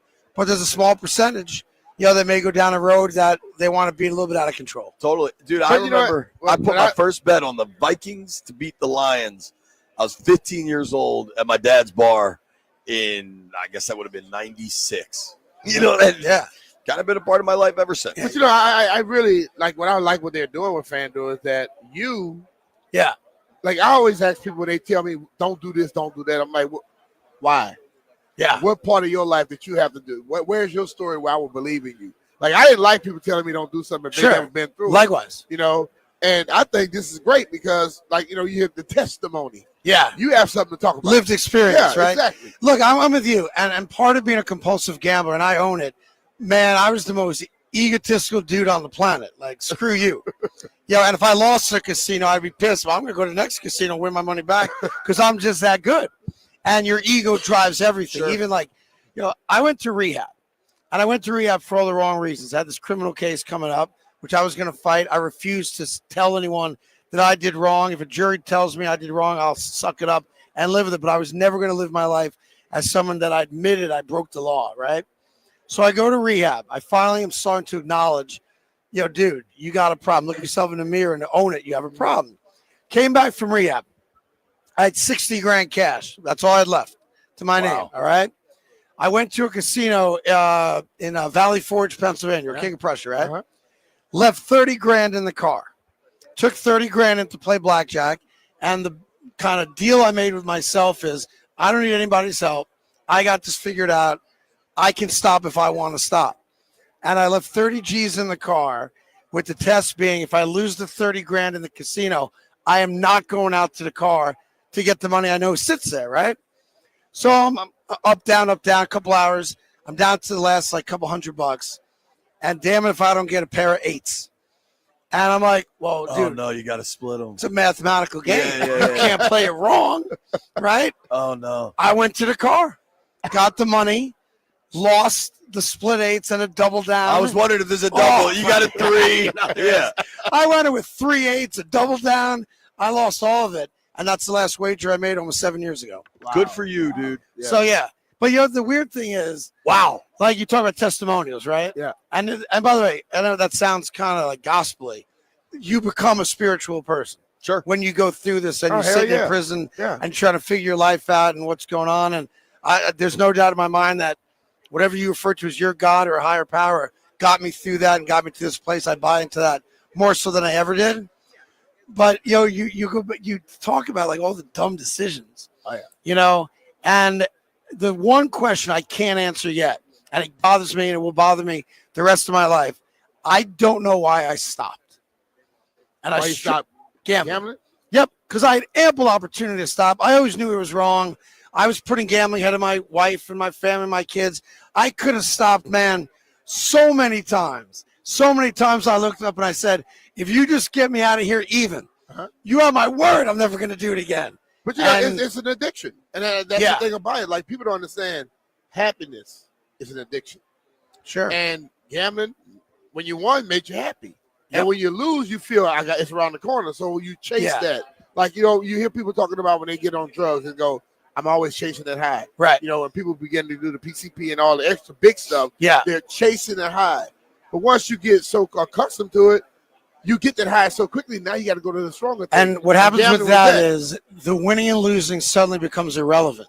Yeah. Right? Like, I've multi-million-dollar wins, $1,000,000 losses, and I just wanted to keep playing. Yeah. And then, Charles Barkley said something. Like, when I got in trouble, he was the first dude that texted me. That's cool. Which is awesome. Because, he's a problem gambler. Yeah. He can afford it because he's got enough money to live through it, but he's a problem gambler. And he said something that resonated with me. Like, for me, once I had a $1 million win, and my biggest win ever was $3.1 million in 3 days playing blackjack at Resorts World in Bimini, westernmost Bahamian island, small little sleepy fishing town. They put a casino there. Bam, I'm there.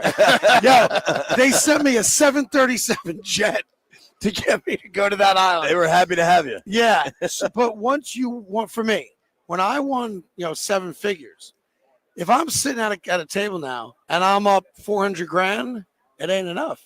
Yeah. To speak to what you're talking about. Like, you're always chasing the bigger. Dude, I've won $1 million. I'm not stopping at 400 grand, which is absurd. We know a lot of people. That's crazy. Who we see who always put up their big wins, and we always ask questions: they lost? Do they lose? Right. Because you only hear when they won. Yeah. And you hear it every other year. Right. So it's a lot of losses in between there. Always is. And they think, I got it under control. Whenever I hear someone say, I just won $4 million, well, I know you lost a lot more than that. 100%. Which is why I get mad at these jackasses out there, the scam cappers who are like 14-2. No, you're not. Right. Because you can't go 14-2. You can't. Right. Like, and if you're that good at it, why are you selling them? Yeah, dude. You'd be moving lines if you were that good. Yeah. Like, the greatest sports scammer of all time is a guy named Happy Walters. Yeah. Happy Walters did some federal time down in Florida on a stock scheme with Phil Mickelson, right? Yeah. And he got, just got railroaded over it. And dude never sold a single pick. Because why would I say like all people talking about? Oh, I could get these palm readers. I will tell you the lottery numbers. If you knew them, you wouldn't be telling me. Right. Cleo did not die a rich woman. Well, dude, a couple years ago, I was in the Westgate Super Contest. Finished top 10. We made some real cash, right? Yeah. This year I got my ass kicked. Like it waves at the beach, dude. It comes and goes, and if you're not prepared and have the right mindset, you're cooked. Yeah, and it seems silly because you're telling, especially young guys, immature guys, college-age kids, be smart. It's like you're a parent, right? Right. Yeah. I know, like you said, if someone tells you not to do something, you're going to do it. Yeah. Like I got 3 boys, 14 up to 22, and it's, they've learned because of my nonsense, so I don't think, but I'm not stupid enough to say, don't do this, and they're not going to do it. Oh, no, they're going to try it. Yeah, we all did it. Every time my mom and dad said don't do something, I always felt like, why you telling me not to do it? That was my first mindset. Right, so you're going to go try it. You're going to go try it. I'm with you. And then once you see the ills of it, then you may back Now, up. I know you guys got to take a break. Do I get any credit for starting your radio career? Hell yeah. Like you tell people, I worked with Carton back in the day. You know what?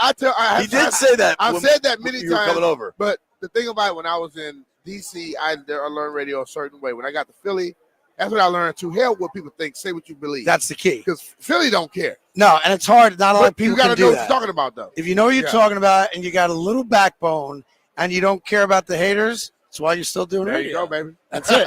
Craig, this is awesome, man. Pleasure. Thank you for I making appreciate time us for having us. me. Good. I haven't seen you forever. We appreciate it, Good man. to see you. All Craig good. Carton, absolute legend. We're coming right back. I might try to drag AJ Francis on the program. Stay tuned.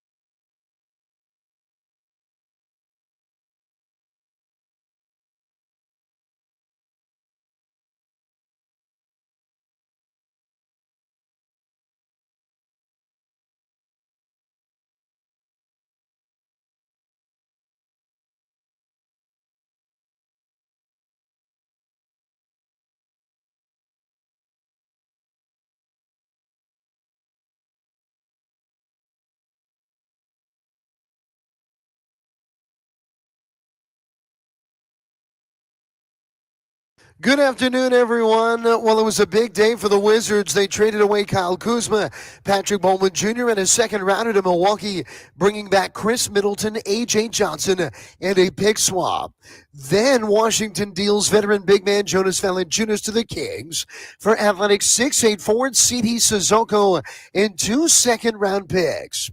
The Wiz then get a road win at Brooklyn, 119-102, in which they hit 23s and get a first career triple-double from Bilal Coulibaly. Washington will play their next 5 games at home. They host the Eastern Conference leading Cavaliers tomorrow, and then the Hawks Saturday. Both games are at 7. Listen to them on the Team 980. Now the NBA trade deadline is set for today at 3. The Heat have traded Jimmy Butler to Golden State. Baseball news, Pete Alonso re-signs with the Mets. Tommy Pham signing with the Pittsburgh Pirates. Winners of 4 in a row, Maryland will head to Ohio State to take on the Buckeyes. A 7 o'clock tip this evening. The Terps are at 7-4 in the Big Ten, in 6th place currently. Listen on the Team 980. And the Caps are nearing their big break for the Four Nations face-off. Tonight is second to last game before the hiatus. The Caps are at the last place Philadelphia Flyers. Puck drop at 7. Listen here on The Fan. From the Crump Metcalf 5-Star Sports Desk, this is Adam Pohl on The Fan.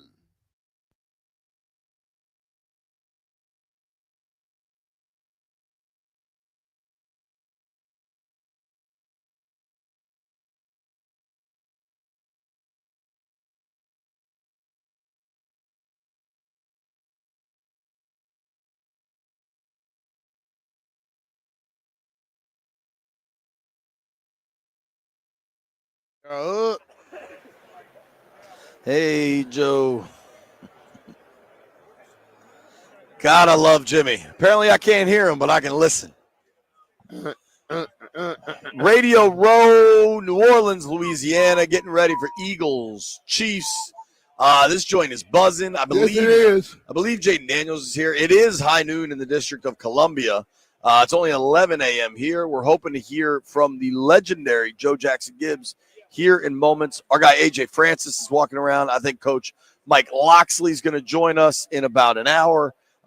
We have a packed show coming up.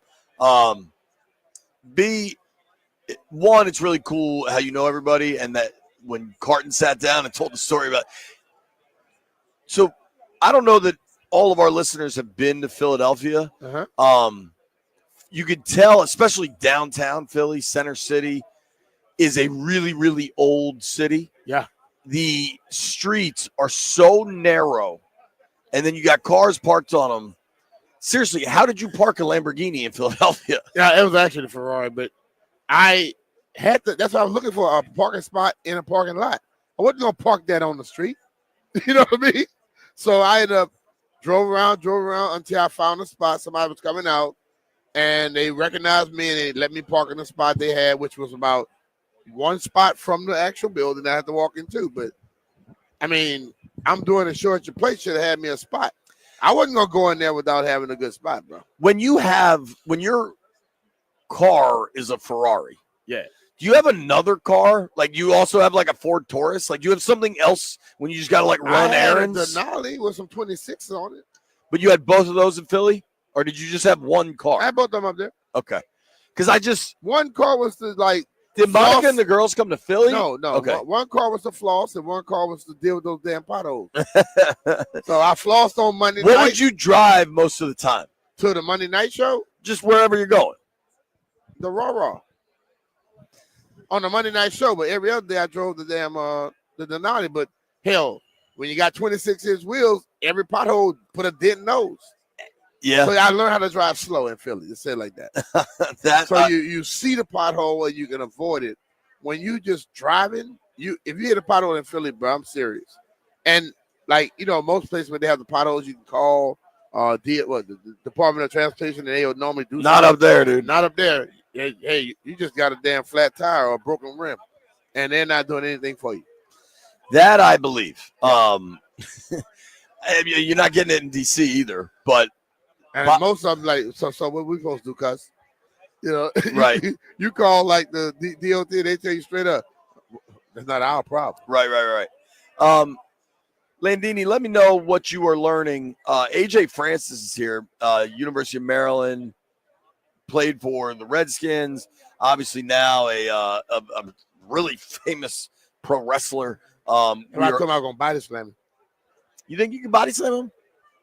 Yeah, because he gonna jump up and I just gotta throw him down. Is that how it works? You think they jump as you throw them? Hell yeah.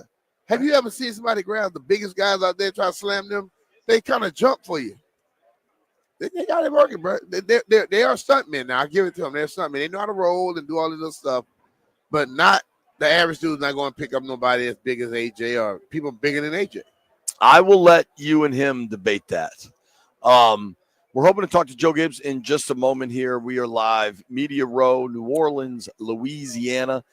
Shout out to Denton Day. Looks like he's bringing us wings, B. Yeah, he said it was going to be gumbo today, but he came back with the wings. Now, most of these days, all I have are these 5 chicken wings until like 9 p.m.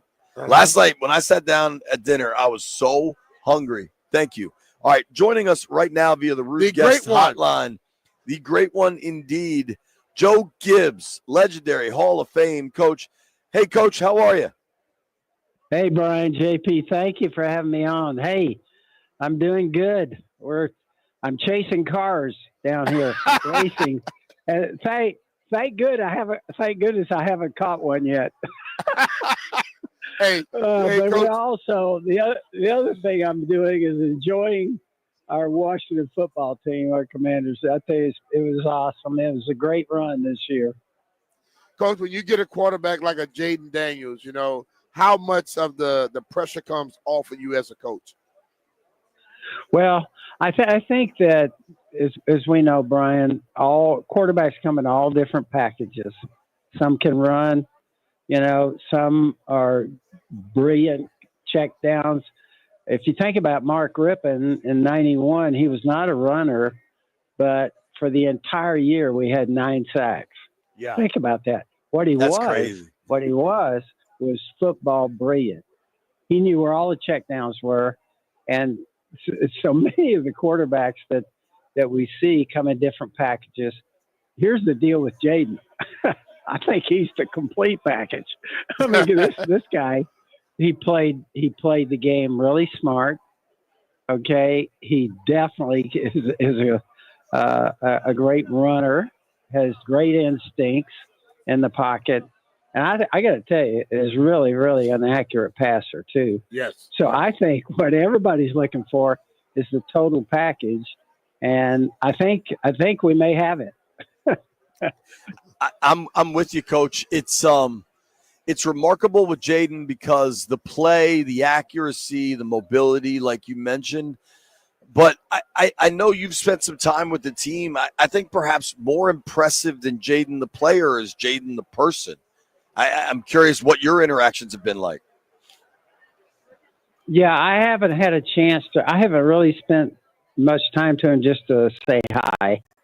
But I think all of us in Washington are studying whoever that quarterback is. It's one of the obviously toughest jobs in the world to compete in a city and be the quarterback.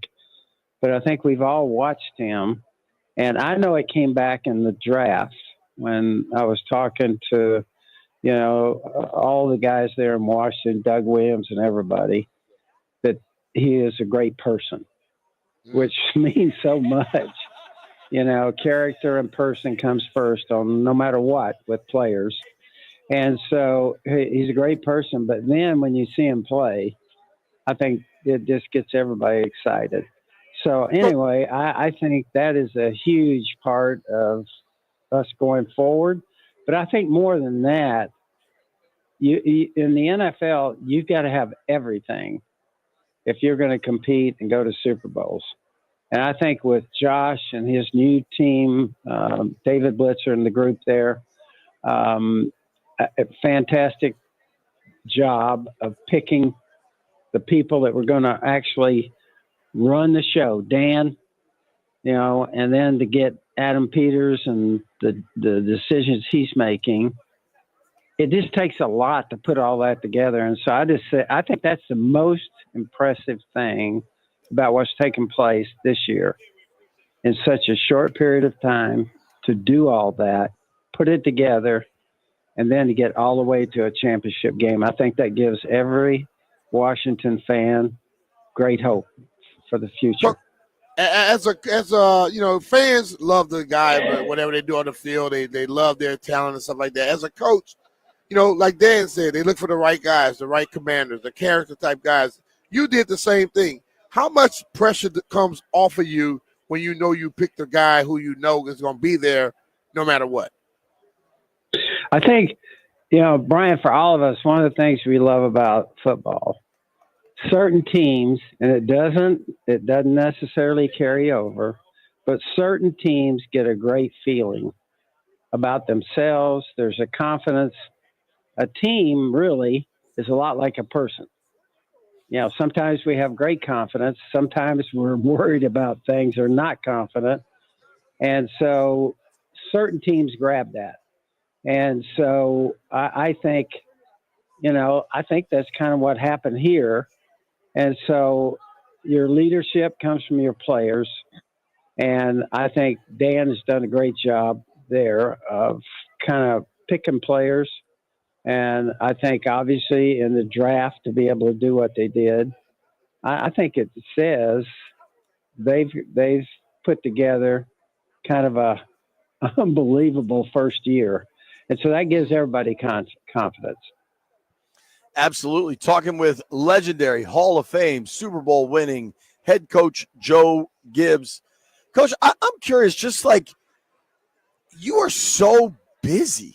I mean, all the different interests you have, all the racing, all of it. I mean, your race teams perform at the absolute highest levels. And then I saw you in Detroit. Like, how do you carve out time to continue to be? And I know you're involved in the ownership group. Like, how do you carve out the time to continue to be involved with the Burgundy and Gold? Well, I think, hey, that youth home, that goes all the way back to 34 years ago. And It was 4 people sitting down at a breakfast and realizing that we needed to do for some young people, give them a second chance in life.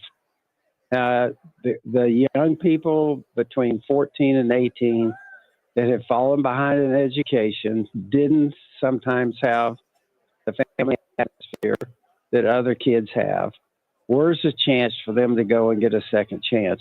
That youth home is a testimony to what Washington can do and what God can do.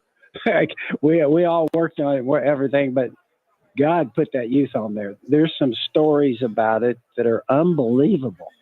And so it's also an example of what Washington can do. We have Heart to Heart coming up on Saturday night. I'll be there. But that's an example of Washington and what they can do. And obviously, the Redskin fan base and now the Commander fan base, I think it's the greatest sports franchise in the world. Mm-hmm. So not only can they do youth homes better than anybody, I think certainly we're capable of, going forward to get ourselves back to Super Bowls, too, at the top of the NFL. I mean, it's crazy when you say it. Like I was there. I physically saw them play in an NFC Championship game. Yeah. But when Joe Gibbs says, "I think this team is capable of Super Bowls," it you really, believe it. Yeah, it really seems to mean a lot. Speaking of the Super Bowl, Coach, you won 3 Super Bowls, but they were not 3 in a row. What do you think of this Kansas City team and kind of the opportunity ahead of them to maybe first time ever in NFL history to go 3 in a row? Well, I think, first of all, one against Andy Reid, just think a lot of him. And what they've done there is just what we're talking about, what each NFL franchise wants to do. They kind of got everything, okay? They've done such a great job.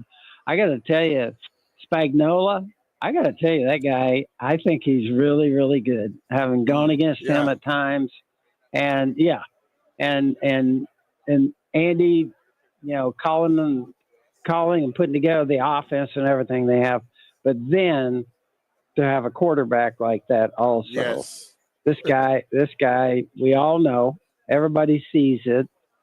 In a world of quarterbacks leading you to Super Bowls, there's all different kinds of packages with quarterbacks. Some can run, some can't. This guy is doing stuff at quarterback that's special. I mean, he's a special guy. When you get that, that's a big part, we all know, of having, look at who goes to the playoffs. You got to have a guy at that spot for sure. Totally. Well, and totally. Coach, I'm curious. I mean, these guys played, Chiefs and Eagles played 2 years ago. Really, the biggest difference in this game is that Philly has Saquon Barkley. You very famously had some of the greatest running offenses in NFL history. What do you think of Saquon? Well, I think he also, I saw in the paper last week, I don't know, you probably saw the article, where some people were starting to say he could be one, if not the best of all time. You got somebody that's doing what he's doing. I'm always careful about the best because there's been fantastic running backs. But I think certainly he added a lot. And, I think one of the things that we always talked about, make sure you don't trade somebody in your division if they're really good. That's it. Because here's the deal. You're going to face them twice. This guy is really good. And I don't know him at all, but what I pick up from people, he's really a great character guy too. Yeah, Person. he is. So I think let me say this: he's kind of made a difference up there, and I think to go over 2,000 yards is, I got to tell you, that's special.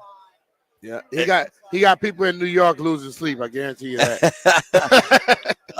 Even the great Richie Pettibone might have a tough time with Saquon in that Eagles offensive line. Yeah, I agree. Richie and Peck and Torgy and all of our guys there, but it takes a lot. I think Philly got a lot. I think the offensive line, everything is special. So I think this will be interesting for sure. I want them out of our division. I used to say in the NFC East when I was coaching, I said, "Gosh, I'm hoping we get some bad owners, some bad coaches." We kept getting guys like Bill Parcells and Jimmy some of Johnson. the people that we got in our division. Andy Reid. Yeah. And Absolutely. All of these guys. Yeah. So anyway, I think it makes for exciting football for sure. Coach, it means a lot for you to make time for us. Thank you very much, sir. No, listen, hey, appreciate you guys. Brian, I still remember you in San Diego. You volunteered to run plays against our defense. So I figured, hey, we got our all-pro, our special teams person that leads us, one of the toughest guys that we've ever coached, actually won the Leather Balls Award, which everybody in our group. And so I got him. Here's what happened. You not only ran the plays, then you started calling them out. You're yelling stuff at everybody over there. And next thing I know, they're hitting you. I said, okay, I had to cut practice short. 2 days in a row out there. I said, hey, we got our all-pro Brian Mitchell, and I'm afraid our defense is going to kill him. I was built a different way, Coach. Coach, you're the best. Yes, Thank you again. Yes, you were. Thank y'all for having me on. Thanks, JP. See you guys. All right. Talk to you later. Anytime you want, Coach. Joe Gibbs, just an absolute legend and a better human than he is a coach, and he's in the Hall of Fame. What a class act. Nobody go anywhere. It is B. Mitch and Finley.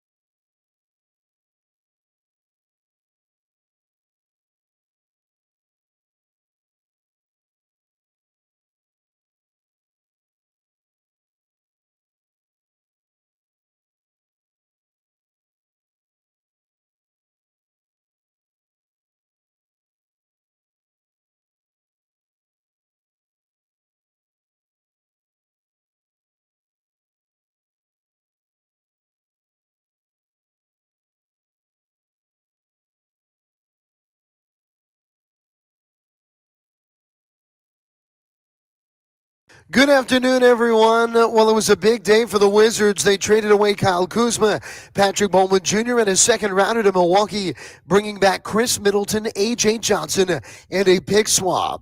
Then Washington deals veteran big man Jonas Valanciunas to the Kings for athletic 6'8" forward C.D. Sissoko and 2 second-round picks.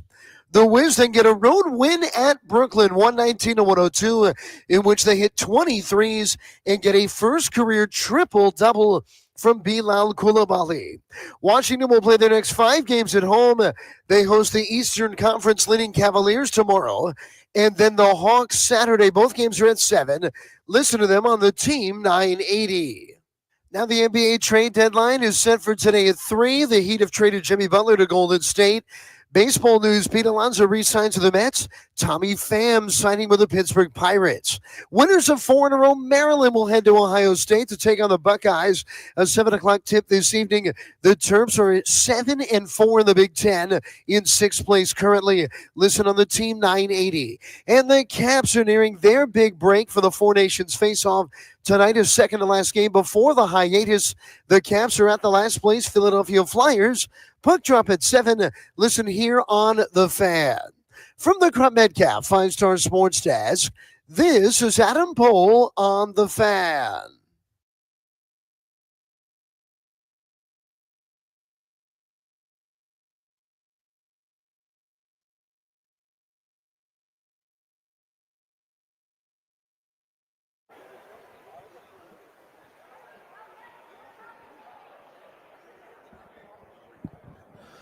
B. Mitch Finley, 1067, The Fan. I think in a few moments we're going to be joined by Kyle Long, the Pushing the Pile podcast. Kyle's a good dude, man. I'm really excited to get him on the program. Our guy Pat Leonard walking around. Yo, I was following Leonard on Instagram, B. He's a straight-up influencer these days. He's got, like, a men's clothing company. He got all sorts of stuff, dude. Jerome Bettis walking by. JB? Dude, last night. He walks like a old running back. That's what I was talking to, and you were trying to disappear. I was trying to go home. Nah, you were trying to disappear. I was going home. I just wasn't saying bye to anybody. That's all. B, it's funny, man.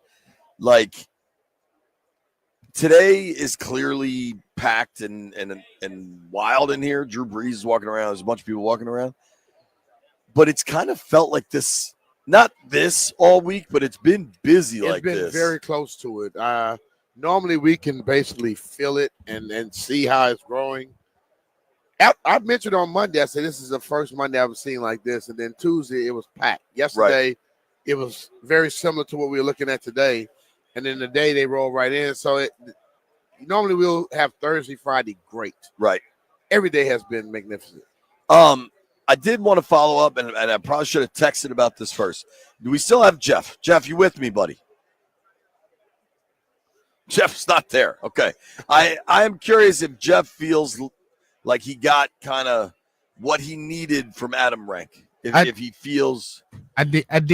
I just wanted, I didn't really want an answer from him. I just wanted him to know that amongst all Jaden Daniels haters and amongst all haters that are despised by the fans of Washington, he's number one.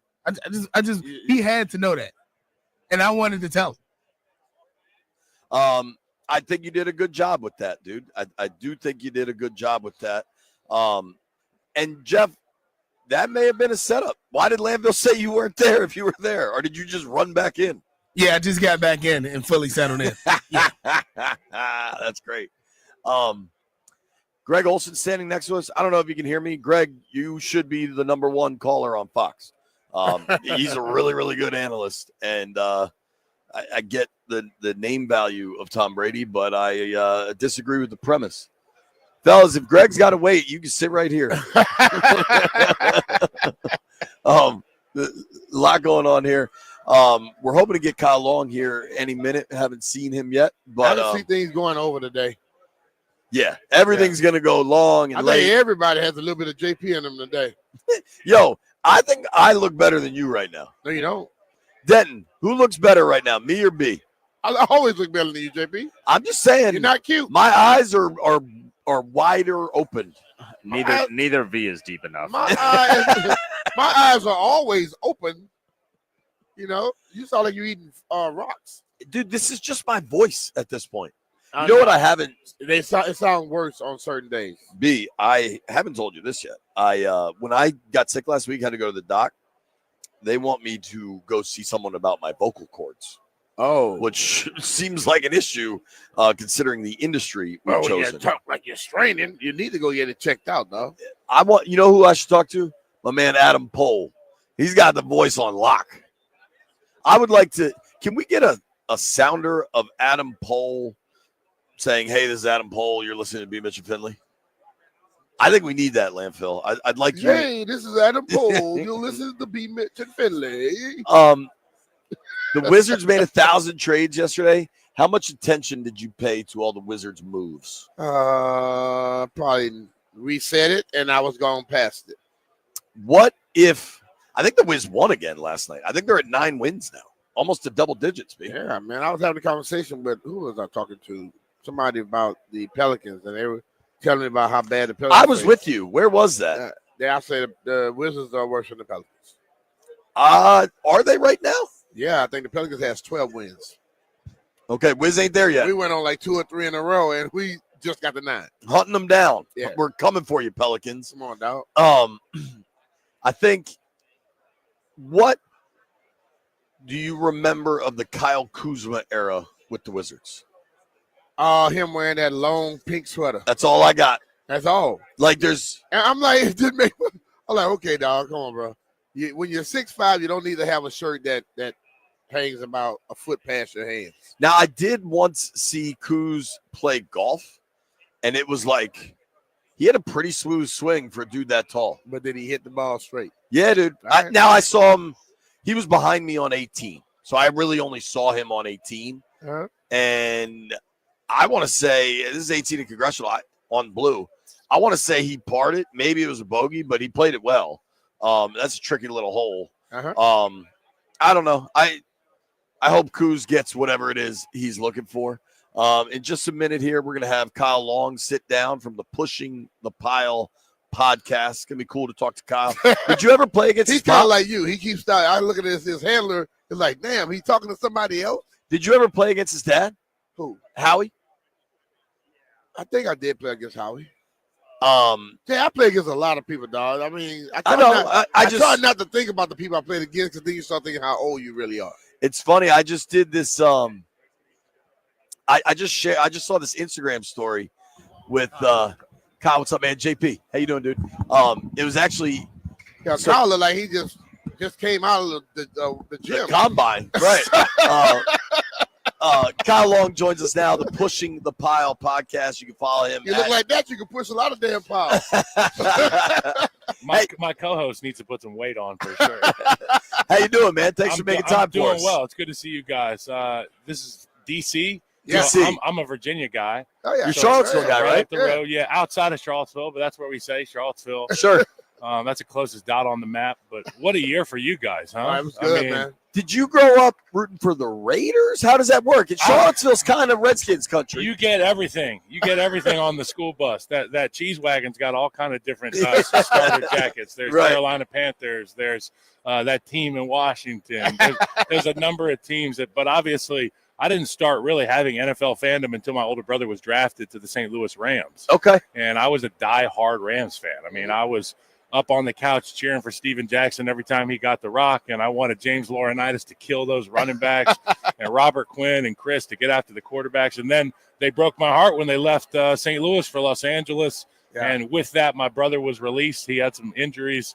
And then I got drafted by the Bears. Thank God. Sure. So I didn't have to be a Rams fan forever. There you go. How excited are you for kind of the Bears right now? Caleb Williams, obviously the rookie season was kind of okay. It was good. He was good. The team was bad. It wasn't as sexy as what happened in Washington. Right, I'll give you that right. much. Your guy Jaden is out of a storybook. There's not often where you say, well, that guy's just the main character in the story. And it was obvious that this year was his. I think Caleb did a ton to build on this coming season, this past year. Threw the ball extremely well at certain times. I think having Ben Johnson will obviously be an exceptional step up for him in terms of scheme. Sure. I doubted their game plans in the first half. Sometimes I question their adjustments. Obviously, in game situational awareness, clock management. Yeah, there was a lot of faux pas. How about the Hail Mary when the kids? We call it the Fail Mary. The DBs talking S to the sideline. And you know what? As much as I got a problem with that play and that behavior, those actions by Tyreek Stevenson, it was the play that preceded that. Sure. The 15, 12-yard out route. They just gave it to him. That put 5 in position to make the throw. Right. We should have never been there. So Yeah. at the end of the day, I understand the frustrations that Bears fans go through, but you get a guy like Ben Johnson in the building and you all of a sudden have that situational awareness go through the roof. Absolutely. I'm really curious, something that you could speak to. Myles Garrett once out of Cleveland. Yep. Kind of understandable what Cleveland has been. What do you make of Myles Garrett, the player? Wow. And where do you think that's going to end up going? I'll start the Myles Garrett talk by talking about Saquon Barkley, and I'll say that at his position, he is so much better than the next guy. And, yeah, I give a lot of credit to Derrick Henry, and his style is unbelievable. The longevity he's had is unparalleled. Saquon Barkley's the best guy by a country mile at his position. It's the same thing with Myles Garrett. There is nobody in the National Football League on God's green earth, wherever the hell we're looking for people that can put helmets on, that can do what Myles can do. And if you think Myles Garrett is scary right now in Cleveland, wait until he's on a competitive team.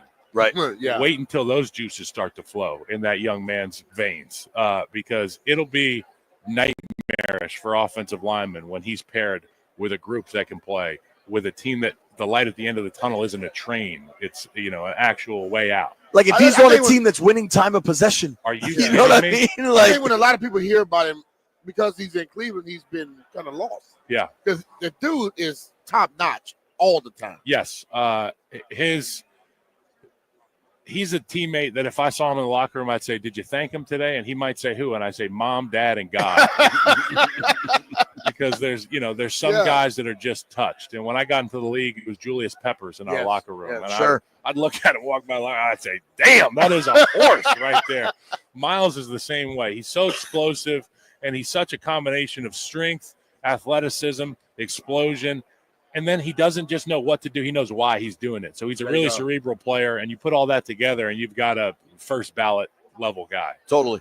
I know you got people, so whenever you need to leave, just tell us. I love this stuff. Okay. I got a can of dip. I'm good to go. I got a bunch of Zids if you need one. I think it's Garrett getting moves it feels real to me. Yeah. Because he could go to Jimmy Haslam and be like, "Yo, you got to guarantee the rest of my deal," and he would do it, right? Like he would. I don't think this is a money thing. I think it's I want to compete thing. It's a life thing. Right. It's an experience thing. I started this conversation off talking about my older brother in St. Louis. Right. He's got about 80 sacks, and that's a lot of sacks, particularly on a team that had 3 wins a season. They never were winning time of possession. The other team was running the ball more often than not. And he still got 80 sacks, never made a Pro Bowl. So I can relate to a guy like Myles Garrett being in a market like Cleveland, not having the team success, not having the opportunity to play in meaningful games. He wants to have those opportunities. Yeah. It's the same conversation we had with Saquon Barkley. And the success he's had this year, the feel-good story that is, wait till this guy Myles has a Bears helmet, an Eagles helmet on, a Chiefs helmet on, Commander's helmet on. Commander's helmet on. Whoever it is, whatever team you fantasize him being on, that's a special thought. At this table, it's Commanders. Yeah. I'm curious for you, growing up outside of Charlottesville, obviously you have NFL ties on a level that very few people have, right? But you probably knew a ton of Washington fans growing up. Oh, yeah. What is it? Have you enjoyed even from afar? One, you get rid of a terrible owner, you get new ownership, and then they have that level of success this year. Yeah, it feels like a coup d'etat. Like they overthrew the government. Overthrown the tyrant. And look, I don't know the dude at all, but you hear stories, and we know him. He sucks. Eventually the stories pile up, and it just becomes obvious that things need to change. Things were changed. They brought in bright guys. And the right type of leadership, and obviously they got the draft right. Yep. Cliff Kingsbury was the right hire. Dan Quinn was a home run in terms of culture and what he was able to piece together with that defense. I loved watching Wagner and Louvu play together. So much fun, so violent. And yeah, I'm happy for these fans of the Washington team. Yeah, it really has been fun. I know you got a million things to do. I don't want to be the bearer of bad news. The Bears have just announced that Virginia McCaskey passed. I'm sorry to hear that. She was a great woman. I imagine you know her. I had not heard that. It just popped up. She was an absolute mainstay. 102 years obviously. old. That's a great run. She had a great run. What right a there. fantastic run for Virginia McCaskey. My thoughts and prayers go out to the McCaskey family. Obviously, the matriarch of the Bears. She was a woman who would lead the team meeting at the beginning of the year, and you kind of get her State of the Union address. For a lack of a better term, she was a real ass kicker. And we loved Virginia McCaskey, and I'm better for having met her and for being a Bear. That's great, man. Thank you for making time for us. Is there anything we can help the world know about? I know how much great work you and your brother are always doing. I want to go to Tanzania. I want to do that Water Boys. We can raise my spot, dude. We can raise a bunch of money. I legitimately really want to do that. You want to try and climb it? Do it. You tell me how to. Check out waterboys.org. Yeah. You can follow my older brother Chris Long. He's Joel91 on Twitter. Why is he Joel91, by the way? It's a long story. But that's where you can find him. Okay. Get in contact with the people at waterboys.org if you'd like to help out. It's a fantastic cause. Sure. And everybody check out Pushing the Pile and all your work. Thank you, man. Thank you, It's guys. been great. Really Pleasure appreciate meeting it. You look like you can still play, dude. Yeah, well, I don't know about all that. I can't recover. I can play. I can't recover. I believe it. I believe it. Kyle Long joining the program coming up at noon local, 1 o'clock back home. Mike Loxley and AJ Francis going to join the program.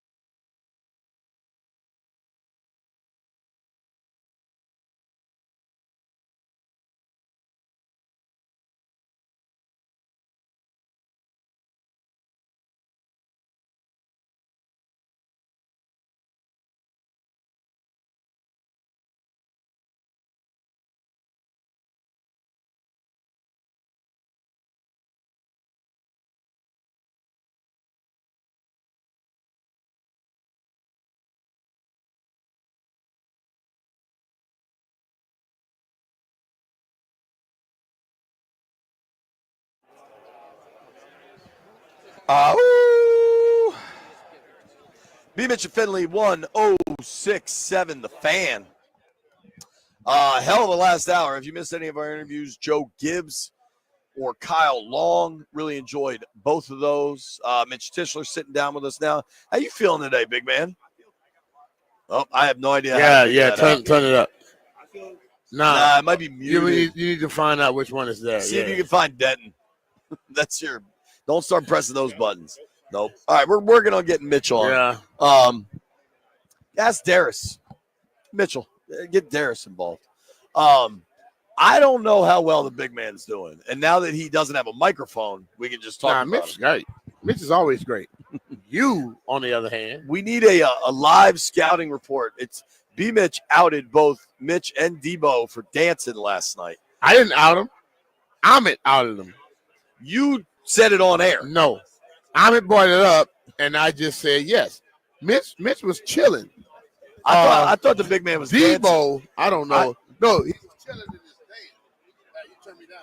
Yeah, things are going sideways here. All right, we got Mitch. Yeah, we go. We got everybody. Thank you, Darius. So what happened was, you know what? Denton was doing something very important, getting us Gumbo, baby. Gumbo. Mitch was in one of those like Motown moves. He was just chilling. I was chilling. Now Debo, he was. I don't know if he was listening to the music or the words. He probably was trying to dance to every word in the song. He moved so damn fast, it was ridiculous. He looked like he was in a breakdance moves. I don't dance often, but I got a couple moves in me. I'm good. Did you bring out the sprinkler? Yeah, just rolling the dice. I wasn't crab walking last night. The word on the street was that the word is getting very misrepresented. All I tried to do was leave. All I said was that someone crab walked. I didn't say going you. home. It should be allowed. You outed yourself. A scalded dog will holler. Yeah, it doesn't even make sense in this scenario. Yes, I was trying to go home because he said. How do you know I wouldn't have gotten a taxi? Someone was crab. Someone was crab walking. He didn't say JP. You just started saying, "I was just trying to go home." So you were crab walking. On top of it, you weren't catching no damn cab. As soon as I grab you, you go, "I was just going to walk 3 blocks." It was only 2 or 3 blocks. I probably would have made a half a block. Listen, before those 2 dudes cross street that I saw, we're waiting on you there. JP would have made it home. He would have been just fine. But he made it home like he's supposed to. You are a very good friend for making sure that he had a friend to take him home. How many people are asking you about Jaden Daniels this week? That's all anybody wants to talk about. 1 million. I love it. It's so fun. You know, we've done 1 million of these Super Bowls now, and every time we've been down here, the storylines have always been dark clouds and storms. Yep. Walking around. How y'all deal with Dan? That's what they were asking. Yeah. Or like, why does the team stink? You know? Right. And then the answer is Dan. Hey, that team sucks. So having watching Jaden Daniels walk Radio Row yesterday and make his way around and do some different things, there's just so much excitement around him. I mean, there's every star in the NFL is here. I don't know if you guys saw the Travis Hunter and Shador Sanders tables over there. These guys who are who are becoming big names and gonna be big names in the league are doing it, and the excitement and selfies and all that stuff around Jaden were just out of this world. It is wild, and Jaden just takes it all in stride. Really, he'd rather not be here. No, he'd rather be here getting ready for a football game. Yeah, no, he'd rather not be in this run around interviewing the other people. He just want to go home and I gotta get ready. I need to put on my virtual reality and figure out what I need to do different next year. That's a great thing. Isn't that exactly what you want out of your quarterback? Yes. I love the guys who are out there and doing commercials and all those different things. If my quarterback, if I never see him in public and I just think he's at home working and chilling with the boys and whatever else he does, that's what I want out of my quarterback. Nice and even and steady, work hard. Jaden's everything you want because he's also just a fantastic player, right? Yeah. The accuracy, everything. You and I have talked about this. Myles Garrett is one of the hot topics this week. What are you paying for Myles Garrett? What's your interest level? What he wants. It's not what he wants because this thing might start working its way towards getting out of this world, but in terms of what the Browns may ask. However, if the Browns operate, and they're not the best organization in the NFL, but if they operate like a lot of other organizations, they're not going to want to trade him within their division and maybe not even within their conference. And so if you're taking out some of the elite teams in the AFC as a landing spot, in the NFC, you're looking at Commanders, Eagles, Bucks, maybe. It's a smaller crowd that you're trying to make that move for. I would give up 2-1s for them because they're back end of the first round this year. And if you add Myles Garrett and that defense gets shored up a little bit, I mean, how good can this team be next year? There's no ceiling. There's no ceiling that's too high for them. 2-1s yesterday. Yep. Where do people follow you, big man? Mitch, there's an underscore involved. Listen, you hate the underscore. I like the underscore. I think it gives you a little You know, flair. you tell him, don't ask you a question about your opinion. You answer it, and then he tells you, well, I don't agree with that. It's not his opinion. Put your underscore there, dog. How long have we worked together? You know my socials. I was letting you promote it. I want you to promote it for me. At Mitch_Tischler. Bang. I know There what you it go. is. I know you do. I was letting you say it. When we come back, Coach Mike Loxley and I think AJ Francis sitting down with us right here in Media Row, New Orleans, Louisiana. Hey, it's Brian Mitchell here. It's Super Bowl 59 week, and there's no better way to make every play more exciting than with FanDuel Sportsbook. FanDuel makes it easy to place your bets and feel the thrill of every moment. Here's some of the bets you can look at right in the app right now. Saquon to record 25-plus yards rushing in each quarter. Either quarterback to catch a pass. Jalen Hurts to score an octopus and a big man touchdown. That's any offensive lineman to score a TD. I don't know. They must not have any love for the defensive lineman. Listen, just place a $5 bet, and if you win, you'll get $200 in bonus bets. Download the app or head to FanDuel.com/Brian and bet with FanDuel, official partner of Super Bowl 59. FanDuel Sportsbook is the official partner of 106.7 The Fan. You have to be 21 years old and present in Virginia. First online real money wager only. $5 first deposit required. Bonus issued as a non-withdrawable bonus bet, which expires 7 days after receipt. Restrictions apply. See terms at sportsbook.fanduel.com. Gambling problem? Call 1-800-GAMBLER.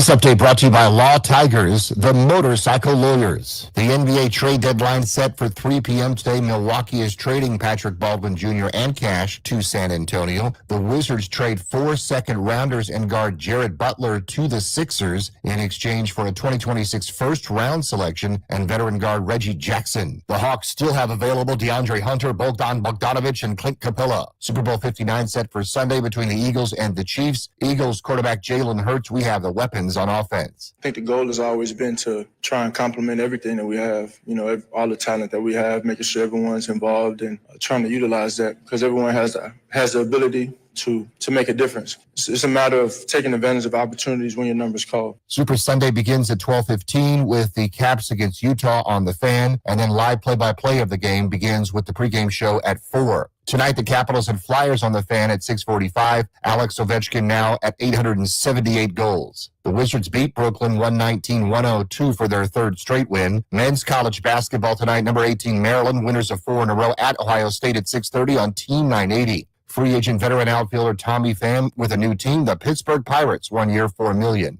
Hey, Caps fans, the Law Tigers and Harley-Davidson of D.C. are giving away a one-of-a-kind 50th anniversary Washington Capitals Harley-Davidson. Check it out in person at the D.C. Auto Show or enter now at capsfansbike.com. Byron Kerr on the Fan.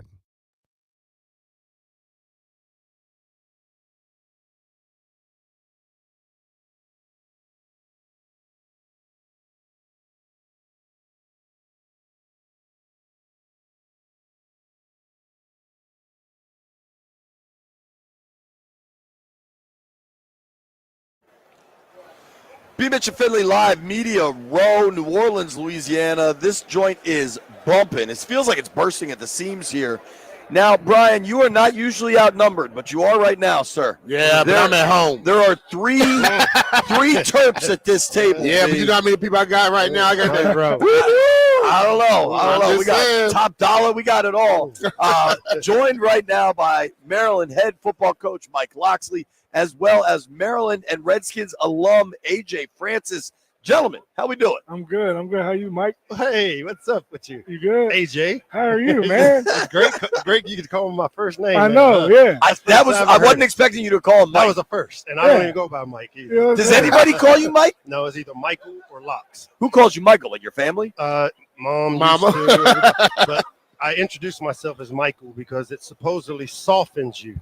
It's supposedly you need to tell everybody in the media that calls you Mike Loxley. And so when I got in trouble at New Mexico, and I had a media expert who said you need to go by Michael because Michaels are good, and you need to use Michael in all your press. So that's why when you see all my media, it says Michael Loxley. Michael Loxley. But I just go by Lox, man. Nobody calls me Mike. AJ, top dollar. You're not top dollar. No, I'm not. His name is out. At least you own Mike. You know what I'm saying? Michael. Yeah. So not only do we have B. Mitch out muscled here, well, there's 3 bald people here too, so you gotta watch out. You outnumbered.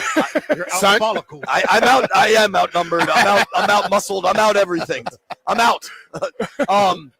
B. Mitch doesn't like wrestling, and I want you and AJ to have this discussion. Well, I did not say I don't like it. I said I know it's fake. But it is fake. Everybody knows that. That's cool. No, not everybody. You got somebody who's been working this time slot thought it was real because they used to go wrestling parties with 30 dudes, no women around, with tights on. I'm like, what do y'all do? Oh, we do wrestling moves. I say, huh? I said, y'all had no women around? No, women. I'm like, that's weird. Women into wrestling just started when the Bellas started doing their TV show. Once they did that TV show, man, it became pretty good, man. And then it's a lot of beautiful women at wrestling shows now. So you guys used to lock up in tights and stuff? No, it wasn't him. Not me. Okay. Somebody that used to be in this time. Like, I had this conversation with him. That's when I realized that's just weird. I mean, let's just be honest, though. I mean, B. Mitch, you done showered with hundreds of men in your career, too. I showered. Pause. Hold on. Pause. I go in the shower, I take my shower, and I get the hell out. I ain't grabbing up on no dude, dog. I'm just saying. Can you fix this, JP? I do. My job is to light match and back away. Can you imagine Oh, God. having a party 40 dudes show up dressed like they in run a wrestling match. And all y'all doing is it's called the Royal Rumble. So in other words, AJ, he getting paid for that. They didn't get paid for this. Hold on. Maybe they did. I'm gonna light one more match. Have you guys ever heard B. Mitch's opinion on mimosas? No. I enjoy I mimosas. drink mimosas, but I call them juiced up. Hold on, Put a hold on. vodka shot. Here we in go. mine. Now you're talking, Here we go, Coach. Mike. See, My bad. JP likes to tell half stories. All right. So if you out with your lady and you get a mimosa, let's go. I see what you're doing. But if us Monday Night five right Football? now order mimosas, that's a problem. But here's the thing, though. There is one thing that stops that, though. You go to a nice brunch with the fellas, his ladies there, and I it's bottomless don't go to brunch with fellas. Come on, man. Where the hell you come from? In Bud? DC. What you mean? No. 8th Street. Lit. If I'm going to the 40 brunch, women. believe me, Dancing on the table. If we're going to the brunch, it's going to be Mimosa some talk. ladies. You can involved. rely on It's ladies mimosa there. talk. But it ain't going to be no How damn. can Coach Locke interrupt this conversation? We have Maryland. I'll bring some recruits to the Mary mimosa head parties. coach Mike Loxley. Maryland head football coach do Mike brunches. Loxley. Coach, how much more difficult? Being a head football coach in the Big Ten is hard. Mhm. Ohio State, Michigan, Penn State, it's hard. How much harder is it now? Transfer portal, NIL, everything. You know what? It's gotten easier for me because before there was this wide range of money where, Dion said it best about the church, and you send a collection around, and when we send a collection around in Maryland football, sometimes it ain't a lot of donations. Yeah. And so now that revenue share kicks in July 1, it shrinks the window because we're all playing kind of with the same amount of money. And Interesting. for me, it gives us an opportunity. That's why you heard Damon Evans talk about revenue share. For me is an opportunity because if we had our way, we would continue to support football kind of how it's been done and not really be able to compete because it financially is a big deal. But now the window went from a $3 million and $20 million team to everybody's kind of in this area. And that gives us a chance, and I'm excited to have that opportunity. Well, you guys just landed a hell of a recruiting class. I think it was top 20 nationally. Free grandma.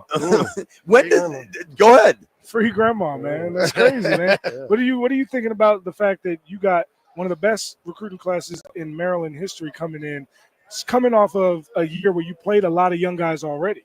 Well, I think the big thing, and AJ, you know this, I could get players before money was involved because of relationships. I mean, it isn't arrogant; it's relationships. Your reputation as a recruiter is unmatched, and it's because of relationships. Stephon I'm Diggs, not a Vernon used car Davis, salesman. E.J. Henderson. Unlike I don't go in and sell used cars. I buy hearts. I meet Grandma, Miss Adeline Davis.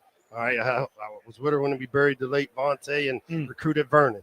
Those relationships mean a lot. And in recruiting, when you're investing in a place like a university that's going to take care of your child, you want to know who your kids are around. And to me, that's where I've had success. But then money got thrown into the game. All right. Yeah. I did something that they hadn't done in 130 years at Maryland. 3 straight winning seasons, 3 straight bowl wins. Had never been done. I was bringing my kids. We're It never cheering. been done. And then this year, we kind of had to tank because I didn't have a lot of money to buy players this year. And I had to recruit high school guys like I did Deontay Banks and Tarheeb Steele, who took their lumps early. And they become first-round draft picks, and they help us have the success we've had. And so the day of building Maryland is done. I have to build it for 1 year only. The window has shrank because now we all have some money. Before it was, they threw the pig in there, and I had to make pig feed and chitlins and pork rinds. But we ate because we made it work. You gotta eat what you and get. I'm okay with that. Well, let me be crystal clear. B and I, throughout the season, as things maybe weren't going the right way for the Terps, Brian and I made sure that everybody knew that listened to our program. We had full support in Coach Loxley. And what I kept saying is I watched that team go to Tennessee and kick Auburn's ass. And if you don't believe in that, I don't understand what you want. Yeah, totally. Those get discounted.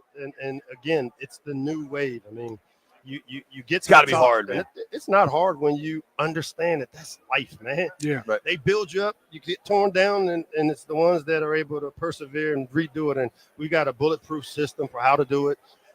We now have the ability to, I don't have to go beg for money, man. Like, I'm not a guy that's going to beg people for anything anyway. I'm going to figure out. I got to take it or earn it, one or the other. It's going to happen. And so, now that this revenue share kicks in, let's see who can coach. And including myself. Yeah, We all, and that's we all going to be in the same kind of window. It's like all the about the NFL. money these days. Man. And I also made a point, like, I do my annual camp food drive at Maryland every year. It's awesome. And, I've done it for almost a decade now. And nobody, I made it a point, I had an article about it and everything. No coach has ever went out of their way to make sure I got everything I needed like Locks. I put that on everything. Sean's coat drive, You your know, food Yep. drive. Like, Sean was the here community, man. yesterday, Yeah, he was. Yeah, I saw Sean yesterday. The community, man. My favorite thing about what you do is that, like, you're not just building a football team. You're trying to build the Maryland community, and that means a lot to me. That means a lot. We got some great things with Governor Westmore being in Mhm. office there. Oh, man. And what's He happening went to on practice and campus. everything. He put Yeah, on- but the dude he actually was in. But you know what the dude happens can go. when He things comes are on with going us every week. when Go. things are going good, fans show up. Uh-huh. When you need the fans to support a lot of times, that's when they go the other way. But now, if they want the team to be good, they got to support it. Because if you don't, all the other teams are. You got to support it. Yeah, and it doesn't start, and it's not with having to give money because we got the revenue share, and we got to go raise money still for that. But the real NIL kicks in, and the type of players, this top 25 class, guys like Malik Washington will be able to have national name, image, and likeness deals because of how we recruit. Yeah. And so, people got to understand that that's the where we are in this landscape. It's an opportunity for a place like Maryland and a coach like me. Absolutely. To now the bar's raised to where, we'll get our share of the revenue share because we bring in the money. And now I don't have to go beg people to give me millions of dollars to pay these kids what they deserve. Yeah, absolutely. Yeah. We're joined now by Maryland head football coach Mike Loxley, as well as AJ Francis, former Terp, former Redskin. AJ, for you, you're living in Florida now. Yeah. How cool was it for you to watch the Burgundy and Gold have success this season on a level you probably haven't seen in your life? No, I literally haven't. I mean, the last time they had this level of success was 1992, and I was 2 years old. Right. There was a little punt returner out there. Yeah. They had somebody wearing 30 there. I got out there. 30. Yeah. But, for me, it was cool because, and I do a lot of media too, and I went on record and I said, I was like, I thought that the Commanders were going to beat the Bucks. I thought they were going to go into Detroit and beat the Lions when I thought that the Eagles just strictly had a better team top to bottom. Their trenches the are Commanders have a better quarterback by far. Whoa. Yeah. But the Eagles are just stacked. That's your guy, Hurts, right? Yeah, it's just I'm just being real. I'm a Commander fan. So I was in Jalen's box for the game, and I sat on the last row of the box because I you know where my heart is. You know where my heart is, right? So I'm torn. I'm like, I'm here on his dime in his box. Yeah, I don't want to be cheered in this box. He played perfect, though. B-Mitch, who was you rooting for? He was really good. Come on, The man. team that paid me. Come on, bro. The team that currently pays you. Yeah. Because they both paid you. No, pay me. Who's Right. paying me now? Yeah. The Commanders. Left hand up. You were there, the era you were playing for them, and I was working the beat then, and that was damn near the rock bottom point. Not necessarily on the field, but everything that was going on in the building. That might have been there. I was there for 2 years, and I'm positive Dan Snyder didn't know my name. Yeah, he didn't know nobody. He only knew the people names that he. That's how he rolled. Like, liked him. It was just he knew Robert. Oh, sure. It just for your boys, like all your friends from home, like you're wearing the Jaden jersey right now. Like, and I didn't know he was going to be here today, which made it have funny. you seen him yet? Yeah, I saw him over there in his mom. Did he dab him up? He signed That's this. awesome. He signed it. For real though, you laughing? I definitely would Did he love call it. you out for a bootleg jersey? No, of course it is a bootleg. A fine Mexican man gave me this for $50. Are y'all really doing this right now? Just be real. I can't be done for real, Lox. You know what I mean? Coach, how about this? I said this to a buddy of mine last night. My boy Debo, LSU guy, lives down here, hardcore SEC guy. And I said, Deebs, how's it sitting with you that the Big Ten has won the last 2 national championships? And he literally short-circuited. He couldn't respond. He's like, what does that mean to you? One, you got to compete with these dudes, but the Big Ten is kind of taking the power back, at least for the last couple seasons. I would just say the best of both worlds just means more now. Because in the Big Ten, when you look at the addition of the West Coast teams, we're a national conference. And, the speed that we were always one of the faster teams in the league at Maryland. Sure. Us and Ohio State always had speed, skill, but the size factor come to play. But we've added some speed with Washington, SC, UCLA, Oregon coming in, and you still got the big fellas. I mean, I think our brand of football is more can transfer over to the NFL a little bit better because of the size and speed now. Yeah, that's fascinating. Boys, we got to get some Super Bowl picks here. AJ, you want to lead us off? What do you think happens this weekend? Hey, man, look, I said it before. I think the Eagles have the better team, all-around team. But I've also won a lot of money betting on Pat Mahomes. and I don't feel like losing money. So I would bet top dollar that the Chiefs win 24-20. 24. Yeah, if it's a one score, one possession game, it is Pat Mahomes. Yeah, 100%. It's wild because they did this 3 years ago. It went down to the wire. The only mistake was Hurts had that fumble early. Early, man. But Philly's better now. You got Saquon. Coach, what do you think? Yeah, I'm Eagles, obviously. Jalen, Smitty, my two guys had them as puppies at Bama and have watched their development, the size and speed. I know that team pretty well. And now Jalen's got to play perfect. And to me, it's going to be a Saquon game. And not because Jalen can't win, because here's what I'm going to tell people that don't know about Jalen Hurts. As a true freshman, he walked off the field with us leading the game. When we played Clemson down in the pick play in the end zone, we were down, and he took us and scored, and we left the field on offense ahead. He's been in these type of games, and I know his mentality. He's going to have to play perfect, but as you have to in that game. Yeah, you do. But I think Philly will win, and Pat may not play his best because it's more pressure on Pat than it is on Jalen. The three-peat thing becomes a big deal. It puts more pressure on you. It forces you maybe outside of doing the right thing sometimes, but I'm Eagles, man. And no, I heard a crazy stat. It was that seven, not even that one. That one's also crazy. But there's been 7 times in the 58 years of the Super Bowl that a team was down 10 points and came back and won, and Pat Mahomes done it 3 times. Hey, the thing about it, listen, I just say this, Coach. The man been starting for 7 years. He's been to 7 AFC Championship games, 5 Super Bowls. Something special about him, bro. I don't know if he gets nervous. Yeah. No, I don't think it's the nerve part. It's just trying. They got to kill him. It's too much. Everybody's talking about it, man. And the Eagles are like an afterthought. Yeah. Nah, for but real. the thing, I think what I like about Kansas City is the public think they got to blow people out. Yeah. They know they just got to have 1 point more than you. 1 point better. That's all that matters. I love that. That's fascinating. I don't know what to think on this one because I work with this bald guy from Louisiana who always tells me that all that matters is your O-line, your D-line. That's how you win. That's how you win ball games.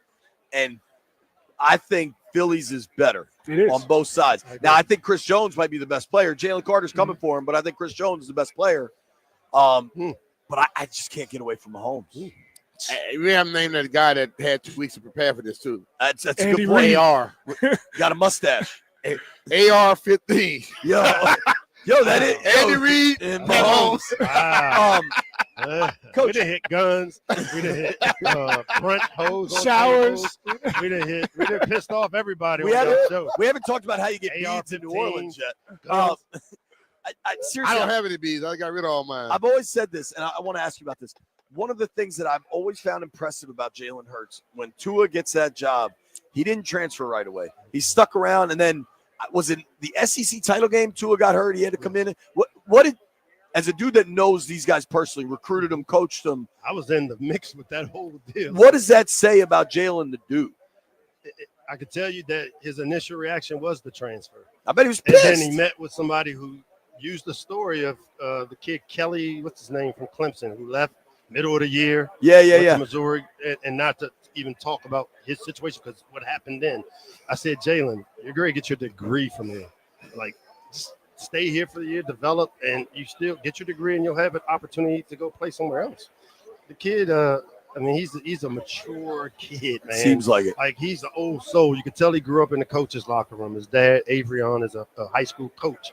And, he listens to Anita Baker pregame. Like, we ride the bus together, and I'm listening to Lil Wayne, and he is listening to Anita Baker. And I'm like, bro, what are you doing? He's like, I don't need all that noise in my head. Like, I'm just I mean, he's a very mature young man, bro. Man, you got me rooting for the Eagles. Yeah, let's go Eagles. E-A-G-L-E-S.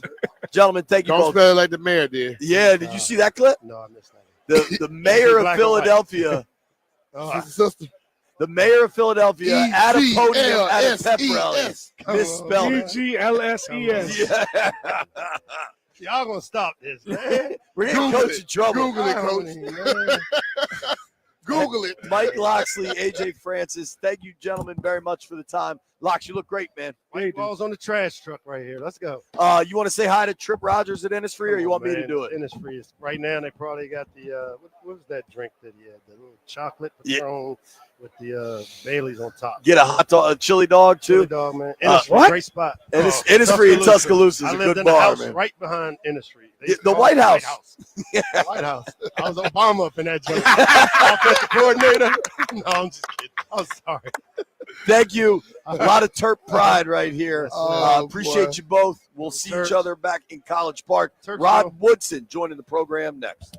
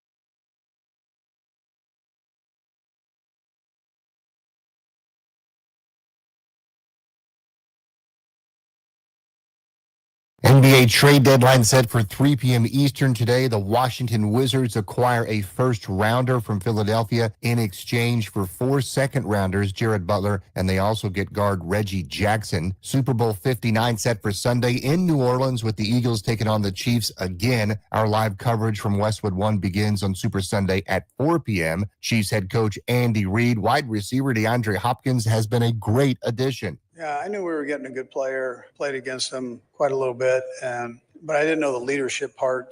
He's been tremendous that way. Just he hasn't complained that we're spreading the ball around or utilizing other guys along with him. He's willing to share in that way. Sad news from the NFL. Chicago Bears owner Virginia Hallis McCaskey has passed away at the age of 102. Capitals and Flyers tonight at 6:45 on the Fan. Number 18 Maryland looking for win number 5 in a row at Ohio State tonight at 6:30 live on Team 980. I'm Byron Kerr on the Fan.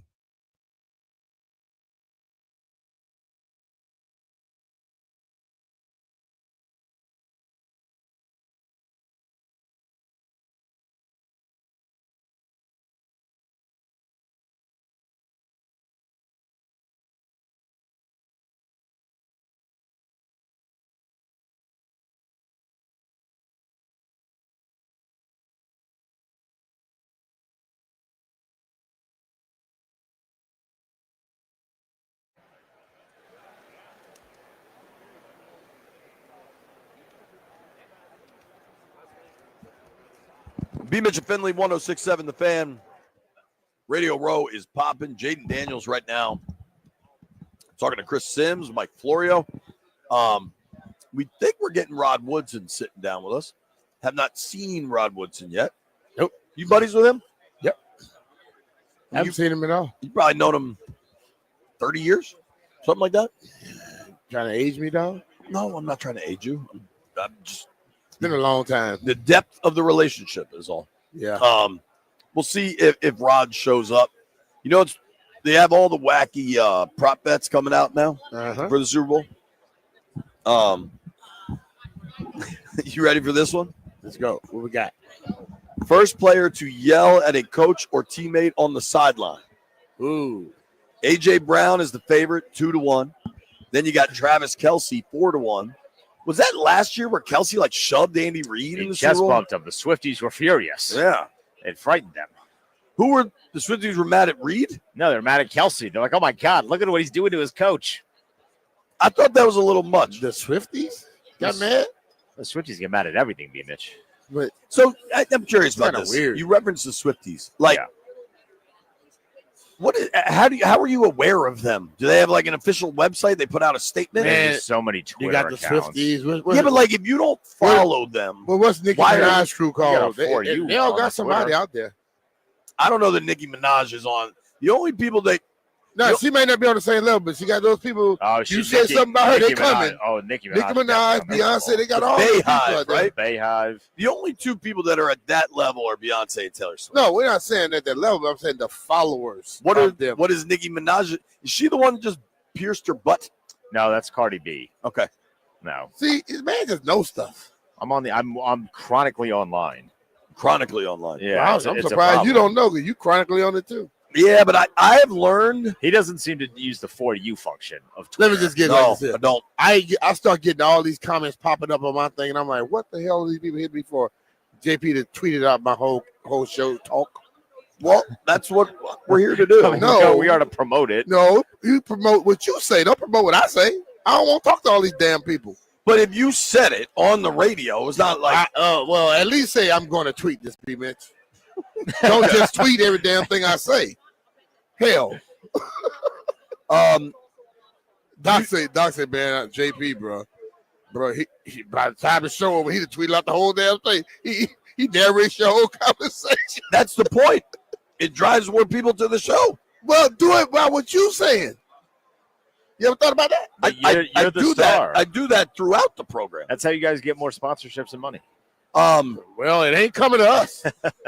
B, do you think any player will throw or kick a ball into the crowd after a touchdown? Hell yeah. That pays you plus 170 if you say yes. You throw it into the thing. The fine might be higher in the NFL for a Super Bowl too. What would you set the total over under on tush pushes attempted in this game? Over under, I'm going by 3. the Eagles. Over under 3. They set it at 2.5. Yeah, I'm gonna go with 3. So, would you take the over then? You think we'll go 3 times? I would take. Yeah, because they're gonna have to go for some stuff because they don't want to give Pat the ball too many times. How about this? Den, what was that stat you just said? Of 7 come from behind wins in the Super Bowl, Mahomes has 3. Three of them? 3 of them, yeah. They come behind every single time. What do you pause? The Chiefs. Jesus. If you don't say pause, then people don't think anything sexual. The fact that everybody always say pause, you make people think some stuff. Nobody thinks anything until you say pause. The Chiefs to win from behind, speaking of Denton's pause, plus 130. Like, people almost expect them to lose and then be losing and then win. Well, the Eagles to come from behind, pause, plus 175. Okay. If Philly gets down in this thing, I think it gets very difficult. Yeah. For the Eagles. True that. How about this one? What you got on this? Will Saquon record a run of 50 yards or more? He did it every year, every game this year. You have to say, you would have to. Your bet money would say yes. Just do it, just in case.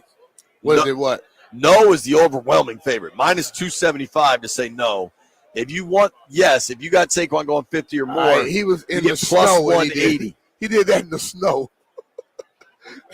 This is going to be a dome where he'll probably be faster. He did it against the Rams in the snow, though. I know. How about this?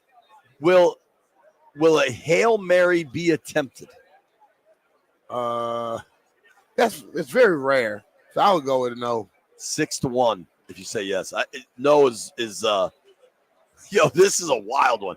God, they got so many. It says 6-1 is yes. 6-1 is yes. No is minus. No is the favorite. Minus 1,500. Okay. Will a quarterback record a tackle in this game? No. Because if they throw an interception, they're going to tell him get the hell out the way. It didn't go well for Jared Goff. Oh, yeah. He got destroyed. And that's what the hell you're supposed to do to a quarterback.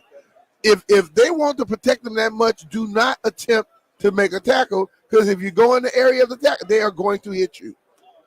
And they're supposed to. Will there be a doinked kick? No. No is the overwhelming favorite there. How about this? Either backup quarterback, Carson Wentz or Kenny Pickett, getting the snap. I hope hell no. If you had to pick one, who do you think gets a snap? Damn. Pickett. I think Pickett too, because Hurts wasn't that long ago. Everybody thought he was hurt between the knee and then he had the concussion prior to that. Pickett. I don't know. That's kind of interesting though. How about this one? Will a touchdown be scored on 4th down? I would have to go with yes, because I believe some people are going to attempt it, and normally your favorite offensively with anytime you're going for someone on 4th down these days. All right. How long does the national anthem usually take? 90 seconds or so? It kind of varies. I think the general mark for betting is like 2 minutes and something. Okay. Like 2:07 maybe. There's a bet. First of all, who's singing it? That is important. Who's singing it? I don't know. Who is singing it? If I find out who's singing it, then I'll probably go and I'll put the I bet actually on have that this one. information because I tried to go to that press conference today. Because, yeah. You could bet on, will any touchdown scoring drive be shorter than the national anthem? That's actually a great bet. I'll go yes. That's a great bet. I think either you need one bomb. Saquon or Xavier Worthy go for a bomb. You know, that's how it goes. I like this one. How many kneel downs will there be? How many times a quarterback taking a knee in this game? What's the over under? 1.5. I'm going to go under. Yeah, I would go under. That feels very strongly that there'll be 3. The only time it's going to be 1 is when the person kneeling at the end of the game to win. Because this is not a game likely that you're taking a knee going into halftime. Nah, you know what I mean? Like, you want points. Take a try. Take a try at it. Yeah, that is an interesting one, and it's not Juice one way or the other. Lambill, do you know who's singing the national anthem? It's John Batiste. That's the guy from the Stephen Colbert Show. Used to be on there. No, he was a 7th round pick. Started Ohio State, went to Notre Dame. He? No, Yeah, he's on the Skins. No, you are. No, it's correct. the person I'm talking about. Fool. That's John Baptiste. Javante John Baptiste. Yeah, this guy is a dude from New Orleans. Yeah, he's from New He's Orleans. from New Orleans. So He's like more of a composer. he's than singing a it. singer. I'm going to go. If it's 2 minutes, I'm going with the over. He put that flair. He on like it. to put some thing Yeah, on. he put the flair on it. I go a little long. He used to be with he was the music director for Stephen Colbert. Yeah, he's like composed symphonies. The guy's crazy. I am unfamiliar with his work, but I look forward to hearing it. You will be familiar with his work. About 2.5 minutes, it sounds like. Yeah. Yeah. As if you watched that part of the game. I probably won't, to be honest with you. I normally go to We get a might be drink. having. I have no idea what my what are your Super Bowl plans? You I'm getting going paid to to go the somewhere? MGM. I'm going to hang out at the MGM. I am going to be home with the kids, I think. So the odds of me watching the national anthem are very slim. What time is the Super Bowl kick? 6-ish? No, about 6:30 or 40. Yeah. What are you doing for the Super Bowl? Are you staying? No. I probably would have stayed if our squad was in it. If I didn't have Sure. to keep looking at Jalen Hurts' ugly mug every day. But no, I'll be home. Oh, if we were in it, I was going to be there. You were gonna be there. If they were in it, I think we probably would have been here till Tuesday. No. Yeah. I was going to go back with the team. Must be nice. I would have been here till Tuesday. I would have gone back with AD. We got to make some bets. Nobody go anywhere.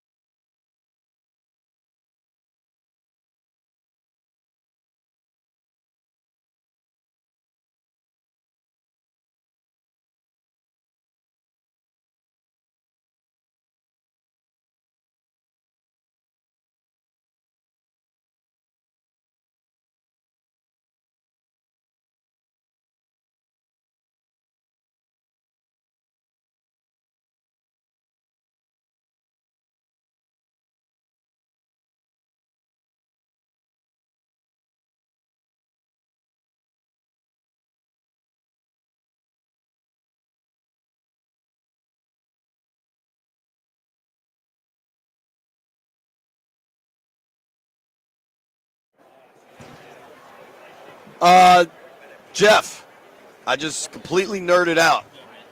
B-Mitch goes, yo, there's Manny Fresh. And I just got up from the table and ran over there. I said, hey, Manny, I'm a big fan. I just want you to know that Still Fly is probably my favorite song. He's like, that's right, dog. Go do your work. And then we took a photo, and it is undoubtedly the highlight of my Super Bowl week. Hey, yo, JP, it's crazy. You were singing that song, and I went into the verse over here. I mean, like, obviously those guys have produced a ton of music, made a ton of albums, a number of songs. Still Fly is such an absolute banger. I taught my kids the intro to it. Like, that was cool. I want to see your Hey, kids yo, sing Fresh, that. it's our time, baby. It's our turn, baby. Gator boots. That was very cool. It's been a hell of a day, dude. Yeah. We've been packed. Been rolling, man. Been a lot of fun. We got a packed show coming tomorrow. Big Corn is going to be here. Big Luke, new father. He got a little baby. When I saw him in locker clean out, I asked if he'd been sleeping. He's like, nope. He's got a little baby. You better try to have that baby doing football season instead of waiting to the end of it. It's your boy Dan Orlovsky, B, with a very normal color suit on. Yeah. Usually he's wearing like a lot of bright colors. That one seems totally normal. Yeah, it's kind of corporate. Disappointing, honestly. Then what kind of suit are you wearing to your wedding? Is your wife making you wearing button it up? shorts and he wearing shorts and one of those Hot Hawaiian shorts shirts too. You know, Den definitely has some short joints. If he wears his regular stuff around us. That's true. What are you wearing to your wedding? You're a wild ass dresser. It's like a white suit with like a black collar and then black pants. Okay. That's what I had. Yeah, it looks pretty silly. That's what I had for my wedding. Yeah. So you're trying to look like B-Mitch for your wedding? Yeah. You're both bald. We are both bald. You have facial hair? Are you gonna have? You better not have no duck tuxedo thing with the long tail. Tails. Nah, don't do that. I think you should. I see people that I be like, well, dog, what are y'all? Where are you doing? getting married, Den? No. In the state of Virginia. That's about as much details I'm giving to one of the most listened to radio programs in the city. Are B-Mitch and I invited? You probably will be invited, yeah. Probably will be. We ain't invited yet. We are groomsmen for Cody. Yeah, so you why gotta step your game up, dog. Well, he actually worked for you guys. I don't work for you. Wait, watch how we come down the You're aisle. welcome to. Me and JP, watch how we come down the aisle. What am I looking at? Is Grant Paulson going turncoat over there? Yo, what is happening GP's got right an now? Eagles helmet on, and I am going to take a photo and tweet that. Oh, I took it off. Grant Paulson changed his mind. We'll let Grant answer why he's wearing an Eagles helmet.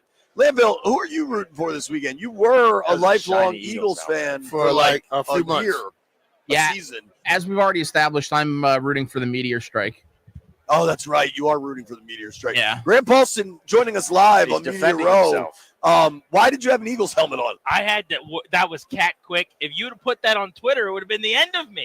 Well, I got enough. Look, he likes tweeting about everybody else. He is trying to bury his boy. No, you had a helmet on. I don't know that that's my fault. So this guy came I over. got enough if I want to. Should I choose No, to hit the don't button? do it. Should I choose to hit the button? Don't Send do that it. to me. I'll send it to B. Mitch, you're better than We'll this. let B decide. Hey, I'm not the first person at this table to wear one of those helmets. They paid me to wear it. That's a good That was a choice you had. No, so what happened, JP? What had happened was this dude comes over and he's like pitching us a couple of guests for the next couple of days. There's a brand new state-of-the-art helmet. He's like, wear it. I'm like, I don't think I get it on my head. He's like, you certainly can. It looked so comfortable. So I tried it on, and I turn around. What happens? JP's got his phone out, just waiting for his boy to mess up. In my defense, Denton outed you because I can't see. Or actually, it was Ahmed. Eyes in the back of his head, Ahmed was like, "What is that?" And I turned around. I thought it was going to be like a beautiful woman or Jake Daniels or there are a something. few of those and around it's here. Grant with the Eagles helmet on. Right. And I was like, I don't know what's happening here. Did I have that in the office pool? I did not. Okay, I didn't expect it either.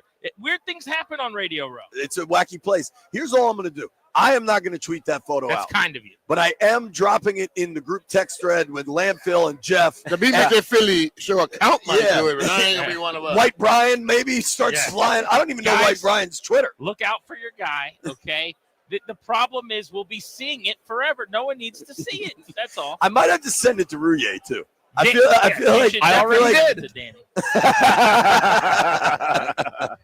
That was tough. What do you got going on today? I would have preferred it was a Chiefs helmet if that means anything to anyone. Sure. We got a great show, actually. I'm excited. We got Kurt Warner, which is awesome. That's dope. Hall of Famer. Excited about that. Brian Baldinger's coming by. Mark Schlereth, Vernon Davis, former. I believe they had him as a Redskins legend in week 1 of the season.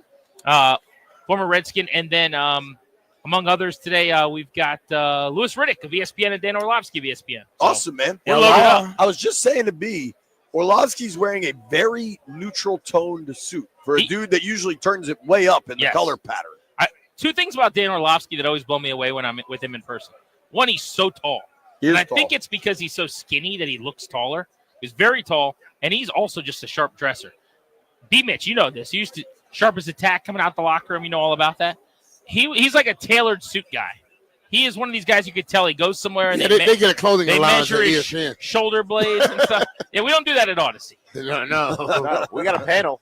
Yeah, we got a panel. We do. All right, Grant A and little Danny, bitty one on top of that. coming up next. You may or may not see a picture of Grant in an Eagles helmet. You will not see that. You won't see it from my account. That's very sweet of you. And you certainly aren't going to send it to anyone else in hopes that it makes the round. Lance already got it. It's out. It's been texted. I know that much. You hate to see it. Yeah. All right, we are done. Grant and Danny coming up next. Darius is locked in. He's got a soda, a bunch of waters. Everybody's ready to rock here. Thank you to everybody that listened to the program today. Thank you to Adam Rank. Thank you to Craig Carton. Thank you to Chris Myers. Thank you to Joe Gibbs. Thank you to Kyle Long. Before we go, I got to tell you guys, the big game has arrived, and fans are excited to see who will be hoisting the trophy in New Orleans. You can get in on all the action at ESPN Bet Sportsbook. Now, whatever it is you're looking for, I'm telling you, the Mahomes over on rush yards is a banger. Plus, you can see how many field goals are going to kick. There's so many different types of bets, all the props, all the totals, all the player props, all those anytime touchdown scoring. I'm telling you, Xavier Worthy's going to get one. You get paid on that. Plus, ESPN Bet's big game giveaway promo is offering a chance at $1 million in prizes. 25 winners will walk away with $10K in cash, and 7,500 winners will get $100 in bonus bets. No deposit or bet required. Download the app and opt in today. Odds and lines subject to change. Must be 21 plus. Gambling problem? Call 1-800-GAMBLER. Terms and conditions apply. See app for details.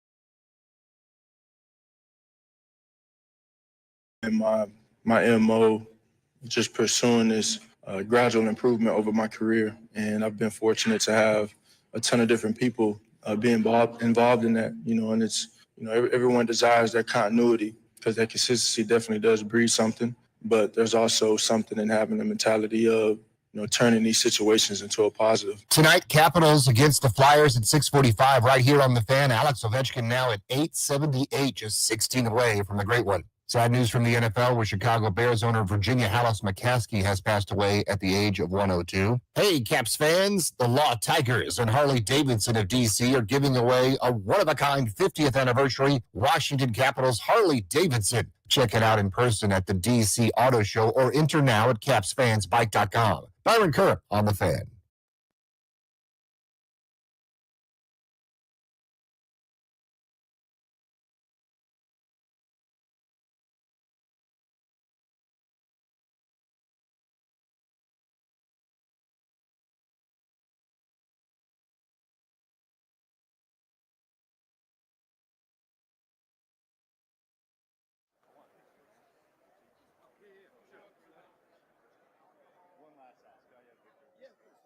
Good afternoon and welcome into Grant and Danny. It's Thursday, February 6th, 2025, and our live traveling road show continues from Nollins, where we are at Radio Row ahead of Super Bowl 59.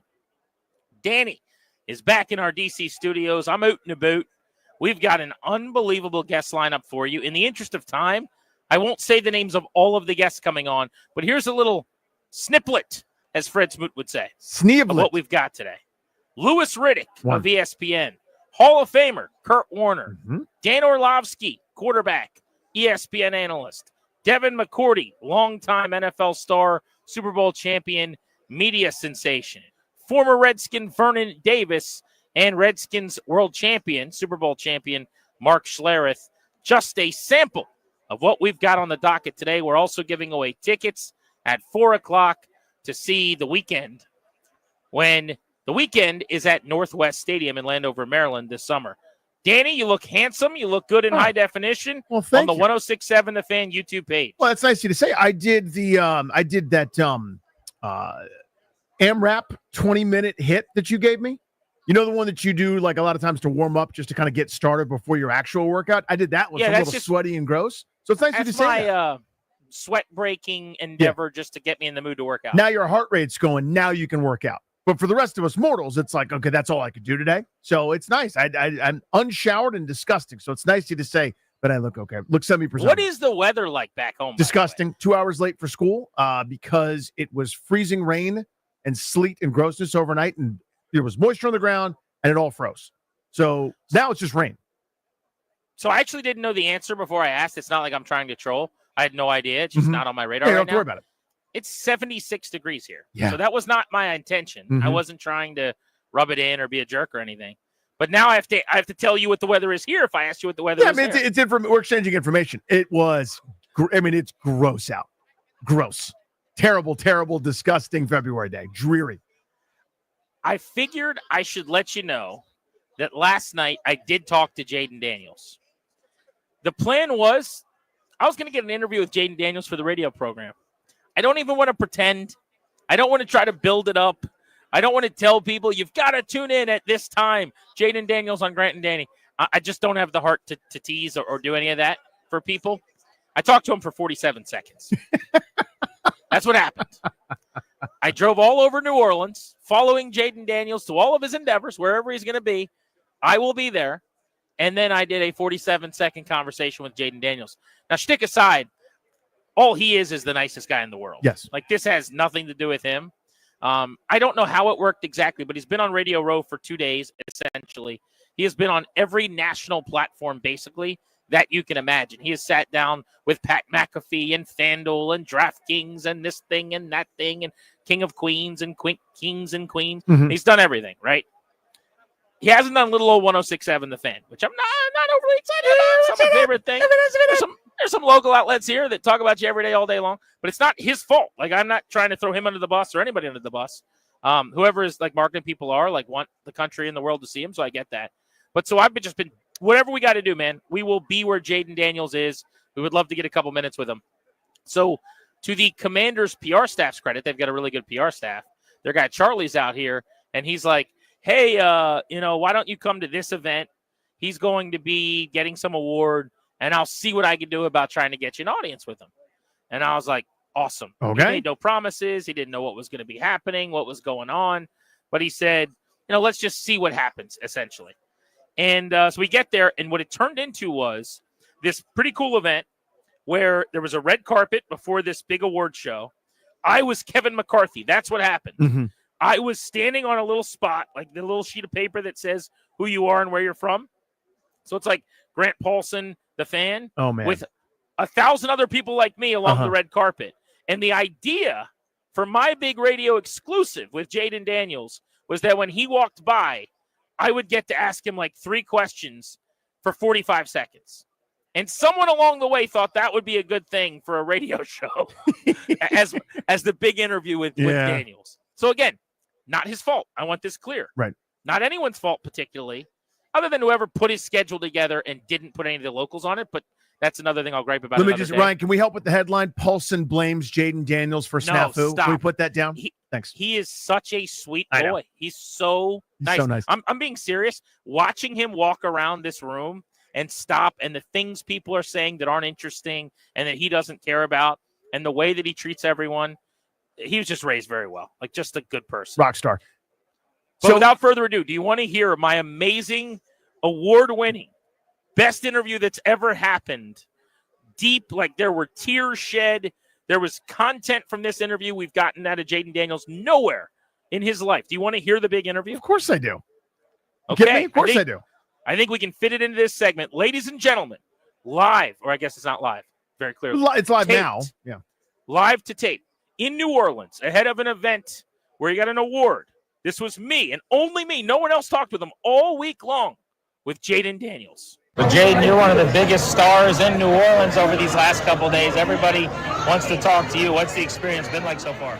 It's been wild just to come out here and come back to Louisiana, obviously with some of my guys and my brothers. But, it's a bittersweet moment being here. Obviously one game away from the Super Bowl, but it's fun. It's been fun and exciting. Have you had a chance to take inventory yet on just how amazing the season was and all that you accomplished? A little bit, but not really. I think once football season's done, I'll be able to really reflect. When you look back at your year, what are you proudest of? Just the excitement as a whole team that we brought back to the DMV area.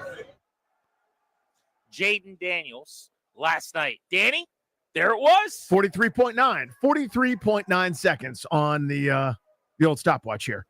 Now, was it less than 47? I thought it was 47. Maybe the entire file is 47, but from time to talk is 43.9 on the old stopwatch. I'd like to tell you one more thing about that interview. Uh-huh.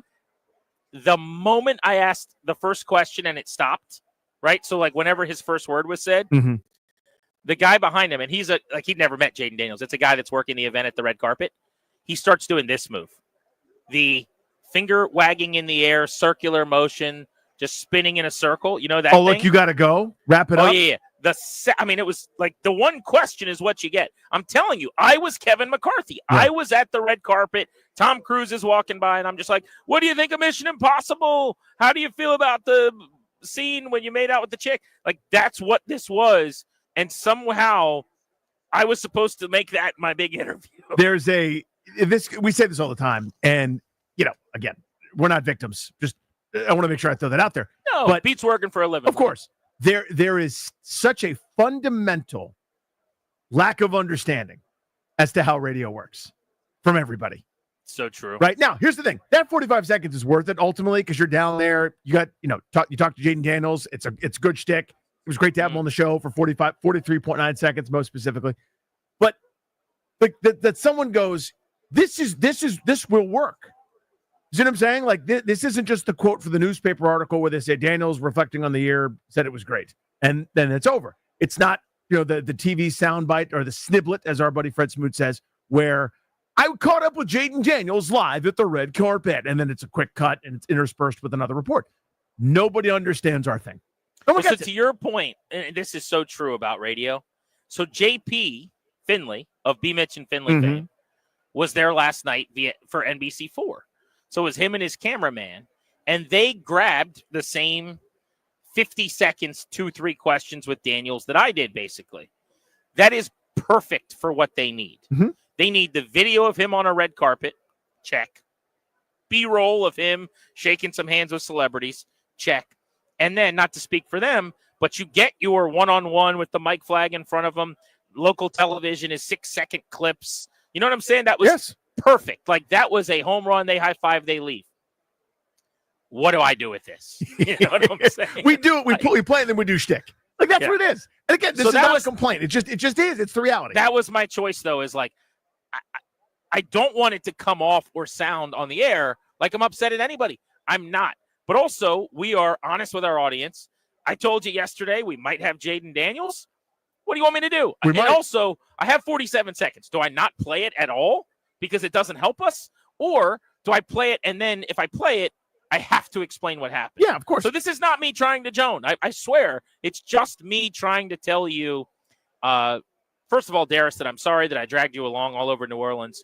I mean, Darius was with me last night. I'm like, I think we're getting 5 minutes. You know, it's going to be perfect.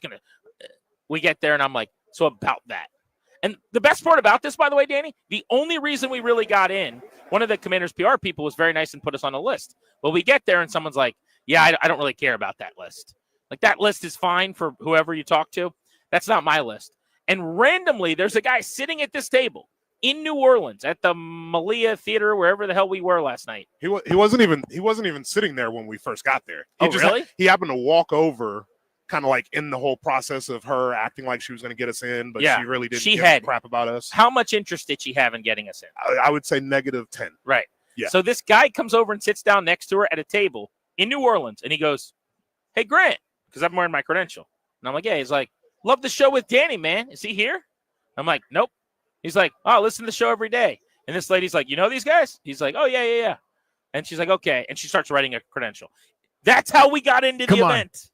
I'm not even joking. If that doesn't happen, we just twiddle our thumbs outside a tent and everyone else is in there to get their 44 seconds. Like, the whole thing was so wacky. And there were celebrities, there were football players, there were gospel singers. This was like a who's who. It was like one of these things you'll see on TV. And there's like people with Academy Awards that just won a bunch of Grammys. And little old Darius and me just kind of chilling there going, where is our quarterback? When's he walking by? Well, I like that. I like that that list is precious. That's an adorable list. Yeah. That ain't my list. You know what I mean? Like that. I don't care. You can write your name down on any piece of paper. Doesn't put you on my list. I think that's adorable. I got a list here. It's not a list that you're on. Right. I understand the words that are coming out of your mouth. You are on a list. You're on a list. Don't really care about That's that. adorable. That's great for you. I'm like asking, I'm like, so what's the name of this person? They're like, try this name. I don't know that person. I mean, it was like straight up. Oh my God. I was like, we are not getting in. I'll tell you right now. Man, oh man. And then lo and behold, our guy who was from DC, for some reason he was in New Orleans at that moment, sitting at that table, sent from the heavens as far as I'm concerned. Hey man, I listen to the show every day. Big Beltway Blitz guy. And she's like, you know these guys? You know, like, yeah. You know these two? That's amazing. So, right. You know, he was a big fan of the double play. Yeah, I love Double that. play It's a guy. good bit. The old way. Now, again, this is just a nice dichotomy, and I'm hoping it's not this way. I don't think it is with all the folks that over there now that are doing a good job and doing the right things and keeping their priorities in order and ducks in a row, the whole 9 yards. But remember years ago, okay, with the old folks there in Ashburn for the Washington 53, there was a whole bit where we talked to Bruce Allen for whatever reason. Like we ended up getting Bruce on, and then they kept holding that over our heads for almost 3 years, where it's like, we got you that guy that time. What's it? No, you didn't. Grant cornered him at the Super Bowl like a trapped rat. Grant chased him down when Bruce was trying to leave and was like hurdling gates and barriers to try to get out an exit that was not an exit. It was a loading dock. And eventually we ended up talking to him. You didn't give us anybody, but they held it over our heads like, we've done enough for you. We gave you this guy that time over basically like almost half a decade where they kept holding over our heads. I don't think that's going to be the case this time. I don't think anybody's going to keep the score and go, we got you, Jaden Daniels, man. 43.9 seconds worth. We got him for you. Don't ask us for any favors for a long time. The only thing that I like more than securing the guest is being told no. Mm. You know what I mean? Yeah. Like I'm in on it. I don't mind going up and being rejected. There's no problem with that. Hey, I got a familiar face here sitting down with us right now, Danny. Let me get in here. My guy, Jermon Bushrod hey. of New Orleans Saints fame, a former Super Bowl champion. This is a King George County reunion right now. A couple of Hall of Famers right there. In the Big Easy. So Danny's back in the studio. I've been trying to link up with my guy. We've been changing texts all day long. So you're like the mayor here, though. You're back in New Orleans. Man, listen, it's good. Danny, what's going on, dude? What's up, buddy? I'm good, man. I'm good. I'm blessed. It's great to be back here, dude. The city's incredible. Here's the thing. I think if I lived here, I would weigh 700 pounds. Yeah, listen. And that's, how do you not get out of shape here? Do you remember? You might not remember, but I did a little scouting, yeah, a little bit of coaching, and I was here for a year, dude. When I got here, I went back and looked at pictures. I'm on my weight loss journey again, right? But I was like 15 pounds less than this. I was feeling really good about myself. I came here for not even a year, 6 months. And by the time I had to make a decision to figure out, am I going to keep doing this or I'm going back to Florida, I was damn near at my playing weight. So I'm like, I got to go back home. I got to go back home for me, because the food's too good. We live in the city, so I don't have my space. I can do all my, all my activities. So, nah, man, I love it here. This place is incredible. It's the best. It's a great party. I saw Drew Brees. I've seen a bunch of your guys roaming around from that Super Bowl championship Saints team. We know this from the 18 Caps and the 19 Nats in D.C. Once you win a title, you're just made in that town. Like, everybody loves you forever. They say you walk together forever. It's so hard to win a Super Bowl, right? To be the last team standing.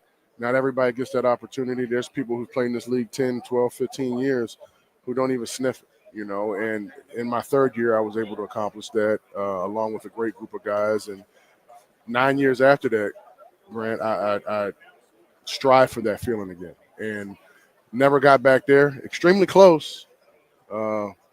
We were one call away from going back to it. That was the NFC Championship. That's the difference. It should have been. Yeah, that was a good call, by the way. I thought that was a good call. That's how I saw it, Jermon. Grant, like I love you, dude, but I can't. No, they definitely didn't blow that at all. Yeah, he didn't get tackled or anything like that. Oh my! There may have been some contact. You should have seen his face, or I guess you can. I can see it. Yeah, I saw YouTube. He looked at me like he was going to swing. Like. That's there's certain things I just don't play around. Yeah, that's with. not funny. Yeah, right? But no, it's listen, too soon. Dude, like, no. Well, I've had some time to get it out my system, but at the end of the day, it is what it is. And now, if I was sitting here and I didn't have this ring on and I didn't have a chance, I'd be really, really salty. I'm still salty, but I'm not really, really salty. Let me see the ring. Of course. You got to show the people on the YouTube chat. I mean, that's beautiful. Yeah, it's gorgeous. There. God, that's unbelievable. Jermon, let me localize this for a second, real quick. That 2009 Saints team where you guys were so together. I mean, obviously, you always had those prolific offenses and a Hall of Fame quarterback, et cetera. But it was that, like, defense that was punching above its weight class, getting some key turnovers, and the run that you guys made. I honestly feel like this Washington team this year kind of reminded me of that group. Obviously, Brees had the pedigree, was on his way to the Hall. Jaden Daniels was a rookie, but there was like, this shouldn't be happening with this group, maybe, but they're so together. They just keep winning these games. And it's funny because it's bigger. It's bigger. Right. Exactly. Like when you have something special and your quarterback gave you that belief, and the team, obviously the team, but the quarterback, he gave you the belief that, hey, we can be down in the fourth quarter. It doesn't matter what situation we're in. This kid has ice in his veins. And when it's crunch time, he's not going to back down. He's not going to make the bad throw. He's going to invite that opportunity.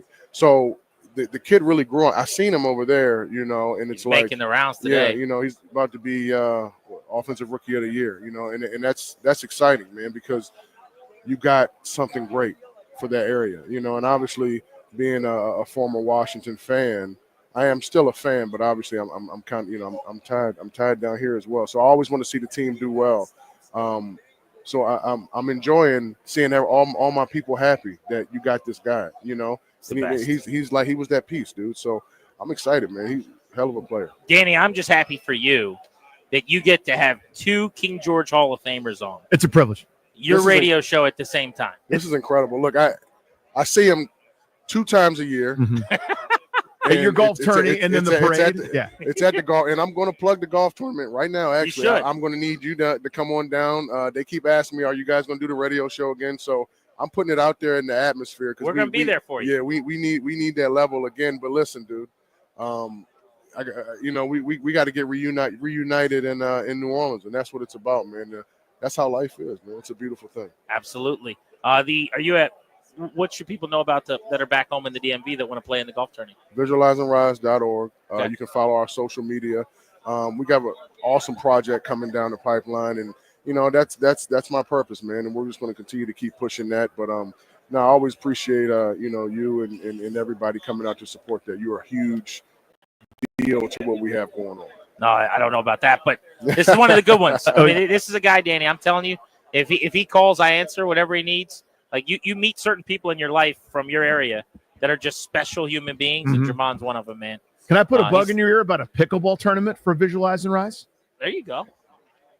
Is pickleball big? It's huge in Florida. Yes. Like Danny's all in, bro. We just converted a couple tennis courts in our neighborhood to pickleball. Yeah, the tennis people are pissed. Sorry, it's happening. Yeah, it's ours yes, now. they are. So I guess that's a nationwide thing then. So all tennis people are pissed at the whole pickleball community. If you need a pickleball, Danny's your guy for Visualize and Rise. Absolutely. Let's get this thing off the ground. Jermon, it's so good to see you, man. It's good to see you. I appreciate you swinging through. We got Lewis Riddick of ESPN, longtime NFL executive, stopping by in moments on Grant and Danny. We're live in New Orleans, Radio Row, Super Bowl 59. You're listening to The Fan.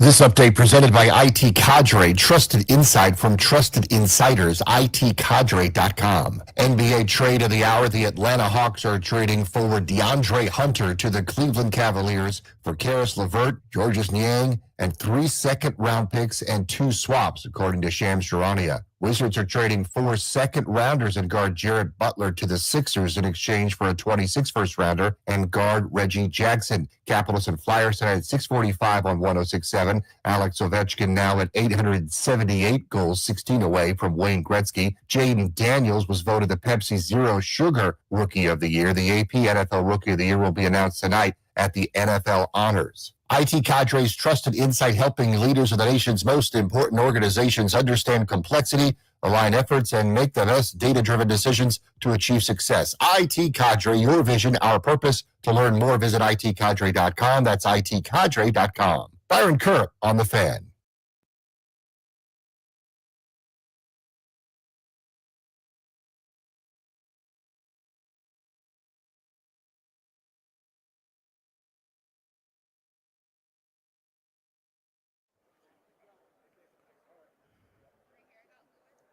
Welcome back to New Orleans and Media Row.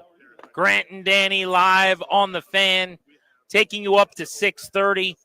You're going to hear from Kurt Warner, the Hall of Fame quarterback, coming up in about a half hour. Remember, we got tickets to see The Weeknd we're giving away at 4 o'clock. That's in 90 minutes from right now. But we are very pleased as we welcome you back in ahead of Super Bowl 59 for Media Row to talk to Lewis Riddick of ESPN. He's one of the great analysts covering the sport in the country at this point. And I got to say, one of the most adamant, loud backers of Jaden Daniels all season long. Yeah, man. What did the kids say? 10 toes down or something? I mean, you are in his corner in a big, big way. And you turned out to be very, very right. Yeah, no, you know what? That started way back, man. Like, during the regular season, just watching him play from afar. You don't know a whole lot about a guy at that point, but there's just certain things that attract you to the way a guy's play. And then you go down to LSU and you start asking people about Jaden Daniels, the person. And it just came back. I mean, all the reviews came back glowingly. And then I got to talk to him. And you think about the things that he went through as far as his transition from ASU to LSU, the commitment that he made not only to get better, but become a great teammate, become a great leader, get to know all the guys. And then when you watch him throw the football in person, look, man, I mean, the ball comes off of his hand like an absolute bullet. And you just knew he was going to be committed to being as great as he possibly can be. He's a team guy first. You saw how all the other guys, Brian Thomas, Malik Neighbors, how all these guys went at his pro day, they were there to serve him. It was all about him. And so I'm going, look, he not only does he have it as a captain, the way he throws the ball and the way he can run, come on, forget it. He's the dude. And that's not, look, I'm not trying to talk bad about Caleb Williams, and I wouldn't do that. But I got a different feeling around Jaden Daniels than I did around Caleb. And a lot of that had to do with just how the players responded to him. They wanted to be there for him. You know where else I saw that? The year before. Okay, when I'm going to Ohio State's pro day and you're looking at C.J. Stroud workout, all right, and Marvin Harrison Jr. is out there running routes for him, and he's coming out the next year. And a lot of scouts are sitting there going, damn, look at Marvin Harrison. Like, look how he's running these routes. And people are going, well, why is he even out here? Like, this is a guy who maybe could be the number 1 pick of the draft. What does that say about C.J. Stroud? That he would want to be there for him, right? And that's not to take anything away from Bryce Young, because everybody down in Alabama loved Bryce Young. But Marvin just had that factor. And that's a part of the whole process, man. When you're evaluating these quarterbacks, like, you can watch all the tape in the world. Don't ever believe that the eye in the sky doesn't lie, because it doesn't. What it doesn't do is give you the entire picture. You have to go see these guys. And when I saw Jaden, I was just like, bing, done. That's it. That was it right there. And now look, you got veterans, young players all going, I want to go to Washington. I want to play with this guy. You know, you think Myles Garrett right now, you think I would assume the Washington fans would be like, Myles, we'll take you. Oh, they're happy. You know what I'm saying? Yeah. You know what I mean? So, yeah, I said that. I'm sorry, I don't mean to cut you off. I want to say this, and I said this, a little while ago. I don't know if I said it on TV or somewhere else. Jaden's going to have the same effect on Washington that Patrick is having on Kansas City. When it's all said and done, that's what's going to happen. He's going to have that same thing. Josh Harris is going to sit there and go, how much money do you want? Just make sure you leave a little bit so we can pay everyone else, but what do you want? He's going to be that kind of guy. And that's, I know in a business where everyone's trying to make a headline statement, I'm not trying to make a headline statement. That's just what I think. Well, we use that in our headline. Though. Yeah, but use that. Yeah, go ahead. He's gonna have that kind of effect as long as, Dan keeps people around him. Look, Patrick has had the benefit of having Andy Reid the entire time. He's had a very stable offensive system, same defensive coordinator, same special teams coordinator, same GM. Can Washington keep that kind of consistency around Jaden Daniels? If you do, there they go. But you just touched on it here, Lewis. But and I'd love for you to go into that. What's the roadmap to get there? Because this has been sensational. This year was incredible. It's transcended all the right words. But now, okay, you're number one on the scouting report. Everybody's now geared to try to figure out how to stop you, slow you down, tougher schedules to come, etc. What's the roadmap for him to get there to be, as long as you got him, we're winning 12 games? Yeah, there's an individual component and then a team collective component. For Jaden, he has to understand what his blind spots were this year, what he needs to improve upon, and understand what are some of the things that he struggled with. What kind of pressure points are people going to want to push on next year in order to try and make him more comfortable? How are they going to try and slow it down for him? You understand? I mean, you guys know about his training and about how he uses virtual reality to kind of stay ahead of the game, how he watches it even faster. So during game day, it kind of looks slow to him. I mean, that's all next level stuff. Why don't more quarterbacks do that? That's a great question because maybe not everybody's committed to the game and committed to being great like he is. Tom Brady has a great quote, right? You don't always have to be the very best to be someone who's extremely successful. You have to be willing to do what most people aren't, which is be consistent. And Jaden has been consistent throughout his career in terms of his preparation, and he takes it in that next level with this kind of technology. I don't know why everybody wouldn't want to do that. I don't know why virtual reality wouldn't be something you would want to implement in whatever it is that you're doing. It just gives you a step ahead. So he's going to do that. But then Adam Peters has to make sure, just like Brett Veach has done in Kansas City, build that offensive line, keep him protected, don't have him getting hit, get some explosive playmakers at the running back position, keep the passing game continuing to evolve. Will Cliff stay around? Is he someone who Josh Harris just goes, hey, you know what I would do? I'd be like, Cliff, how much money do you want? So you don't go take a head coaching job. He seems like he has found his sweet spot. That relationship between he and Jaden, between Dan Quinn and Jaden, seems to be exactly what you're looking for. George Witt Jr., I mean, is he going to be someone who stays in the fold the same way Spagnuolo stayed in the fold down in Kansas City and didn't go anywhere? For whatever reason it is, people don't want to hire Spags and give him another crack at it. You keep all that stuff consistent, continue to restock the football team, it's going to be like it used to be when I played against Washington back in the days when they rolled everybody. It didn't matter who. Lewis Riddick of ESPN, before he became one of the top executives with the Eagles, started in Washington. Yeah. Cut his teeth as a scout. How about that? Did you guys know, at that time, Danny and I joke about this all the time as a show. Yeah. We could just go on the air for years with Dan Snyder and be like, hey, he's still the owner. They have no chance. We'll be back at 2 o'clock tomorrow. Did you guys know that, almost no matter what you did, that the ceiling was so much lower just because the process was never clean or good? Well, and maybe you can't think you like just that. knew that the process in and of itself, from the bottom level up, right, as you kind of ran it up the flagpole, so to speak, the process wasn't the problem. It's like when it got to the higher up, it could all get blown up. Yeah, So- you do all the work. You got the player. You got the And you're report, sitting there thinking, this is and how now we're it going to doesn't go. matter. And then all of a sudden something, he could come in at the very end and be like, nope, I'm going to pay that guy. Nope, I'm going to pay that guy. Or, and that is something that's very defeating. That can lead to a lot of bad decisions. Now, not everything happened that way. I think probably maybe more so what was the problem back in those days was the continuous churn of coaches and changing of philosophies where you're constantly having to go, well, this coach doesn't like this kind of player. Now we got to get these. So it was Marty Schottenheimer, and then it was Steve Spurrier, and then it was Joe Gibbs, and then it was Jim Zorn, and then it was Mike Shanahan. It's like, what the hell? What is all that? You'll never – in Kansas City, it's been Andy Reid. Right. And Andy Reid. In Pittsburgh, it's been Mike Tomlin. In Baltimore, it was Brian Billick and now it's John Harbaugh. And although those teams aren't like, killing it with the Super Bowls other than Kansas City, Washington would love to have the run that Baltimore's having. Yeah. No doubt. Love to have the run that Pittsburgh's having.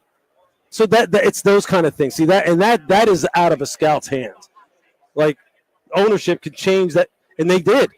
You remember the 2001 season in Washington? Finished the year 8-8, have a ton of cap space. 8-3 in the last 11. Yeah, right, exactly. So what I'm saying is, the team was set up for 2002 to kind of make a bit of a splash in free agency. Had all the draft picks, salary cap is in a good spot, and Marty's just fired. I remember the night I got the call from Marty Schottenheimer going, "I'm really sorry, Lewis, but I'm being let go. I'm sorry I didn't get to work with you more." I'm like, "What? I just got here in June. We just finished the season. You went 500 with Tony Banks at quarterback. How about that? With Tony we Banks, just finished. man. We just finished the season. It was like that's a recipe for freaking disaster. Yeah. And that's what you've had. Speaking of which, we should ask you before we let you go about the rest of the division. So there's now, I just love saying this, there's two teams that seem like they have their head on straight. Washington's one of them. Mhm. Then you've got the Cowboys, who are still going to be relevant because they've got a quarterback in Dak, and the Giants. So just a thought on those two teams. Thoughts on Brian Schottenheimer as the head coach for the Cowboys? It's hard to wrap my head around. And then the Giants, do they go quarterback early? Is that guy going to be there? Like, Yeah. what do those two teams need to do to play catch up? Cowboys. Brian Schottenheimer. Brian was in Washington with his dad that year in 2001. That's right. Look, I think what's interesting. Look, there's a lot of coaches who just never get the opportunity to really show you who they really could be from a leadership perspective, from a head coaching perspective, because they don't get the same kind of like sponsorship that some of these other guys. Like, look, this isn't a knock against my boy Adam Schefter, but he doesn't have Schefter talking about him. He doesn't have reporters from NFL Network talking about him. He doesn't have a powerful agency pushing him out there all the time, jamming him down the throat of every owner. So he doesn't get on the circuit, right? But that doesn't mean that there aren't guys out there. If you gave him a shot, he couldn't be a very competent to very, very good head coach. We'll see with Brian. So I'm not gonna make any judgment about what he is. And I really don't care what Jerry says about it, because you always know he's coming from a different angle, one that's very self-serving, right? So you don't really know what to believe there. So I don't know. I do know that this football team, they better be able to run the football better. They better be able to play more physical football up front on the defensive side, because Philly can maul them in that way. Washington's going to get that fixed. They'll be a better running football team. They'll get more offensive linemen. They'll get a home run back. So they better make sure they address some of their issues. I don't really know what Dallas. Jerry's such a wild card. Who the hell knows what it's going to look like in New York? Yeah, sitting 3, not being able to get one of the top 2 unless you move up.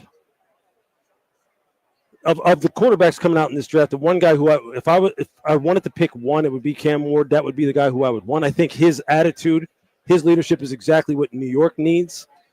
I don't think there's any question. Joe Shane needs to not only hit this pick, he needs to hit this pick in a historic way, because he made a historic blunder letting Saquon out of there and having that smug attitude like he did to let him out of there. And we all saw it. That We saw HBO it. clip, Yeah. that clip is legendary. Totally. The way John Mara is sitting there telling him, like almost like he didn't own the team, almost as if to say, like he was a fan going, man, I'd hate to see Saquon go somewhere and be good, and like I'd really hate to see that. And Joe just has this look on his face like, I'm the GM. Like, I know what I'm doing. That's why you hired me. And for it to happen the way it happened, and for Saquon to be doing what he's doing right now, the only thing that – can you imagine if he had broken the damn rushing record against the Giants? If they would have let him play? Oh, you're absolutely they are right. so lucky. You're And I'm absolutely spiteful right. enough, by the way, I'd have played his ass. I would have done it. You know, Oh, but my gosh. If he'd have broken that record against the Against Giants, them, John Mara would have it would have been like every person in this radio row would have been like, that's the lead right there. Shane might have been That's the fired. lead. if Oh that my happened. gosh. That's just unbelievable. That's unbelievable. And for everybody out there who hears this, who's Giants fans who say, oh, you're just bitter because they gave the top to Gettleman, I don't give a damn about that. I honestly, I don't. I have a great life. I'm good. I'm just calling it like I see it. That to me is one of those moments in history when John Mara is talking to his GM almost like he's like below the GM. Like, man, I'd really hate to have him go somewhere and do good.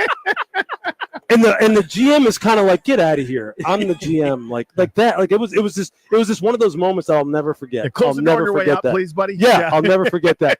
Oh, Hall of Famer Mark. how about that? How about that, dude? And greeting, You know what I mean? Lewis Riddick, all timer. Hey, this was fantastic. Thank you, Absolutely. Lewis. Thanks really a lot. appreciate Of it. It was course. a treat. Of course. Watch Lewis Riddick on all of ESPN's content.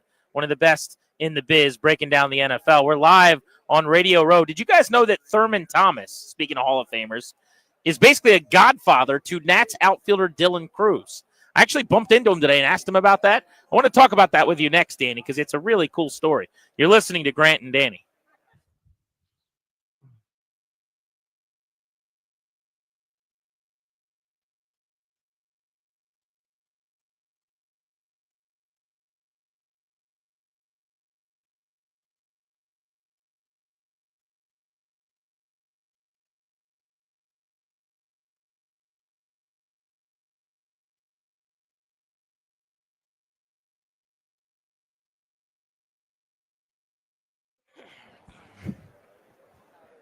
Super Bowl 59, your chance to hit the jackpot on FanDuel, America's #1 sportsbook.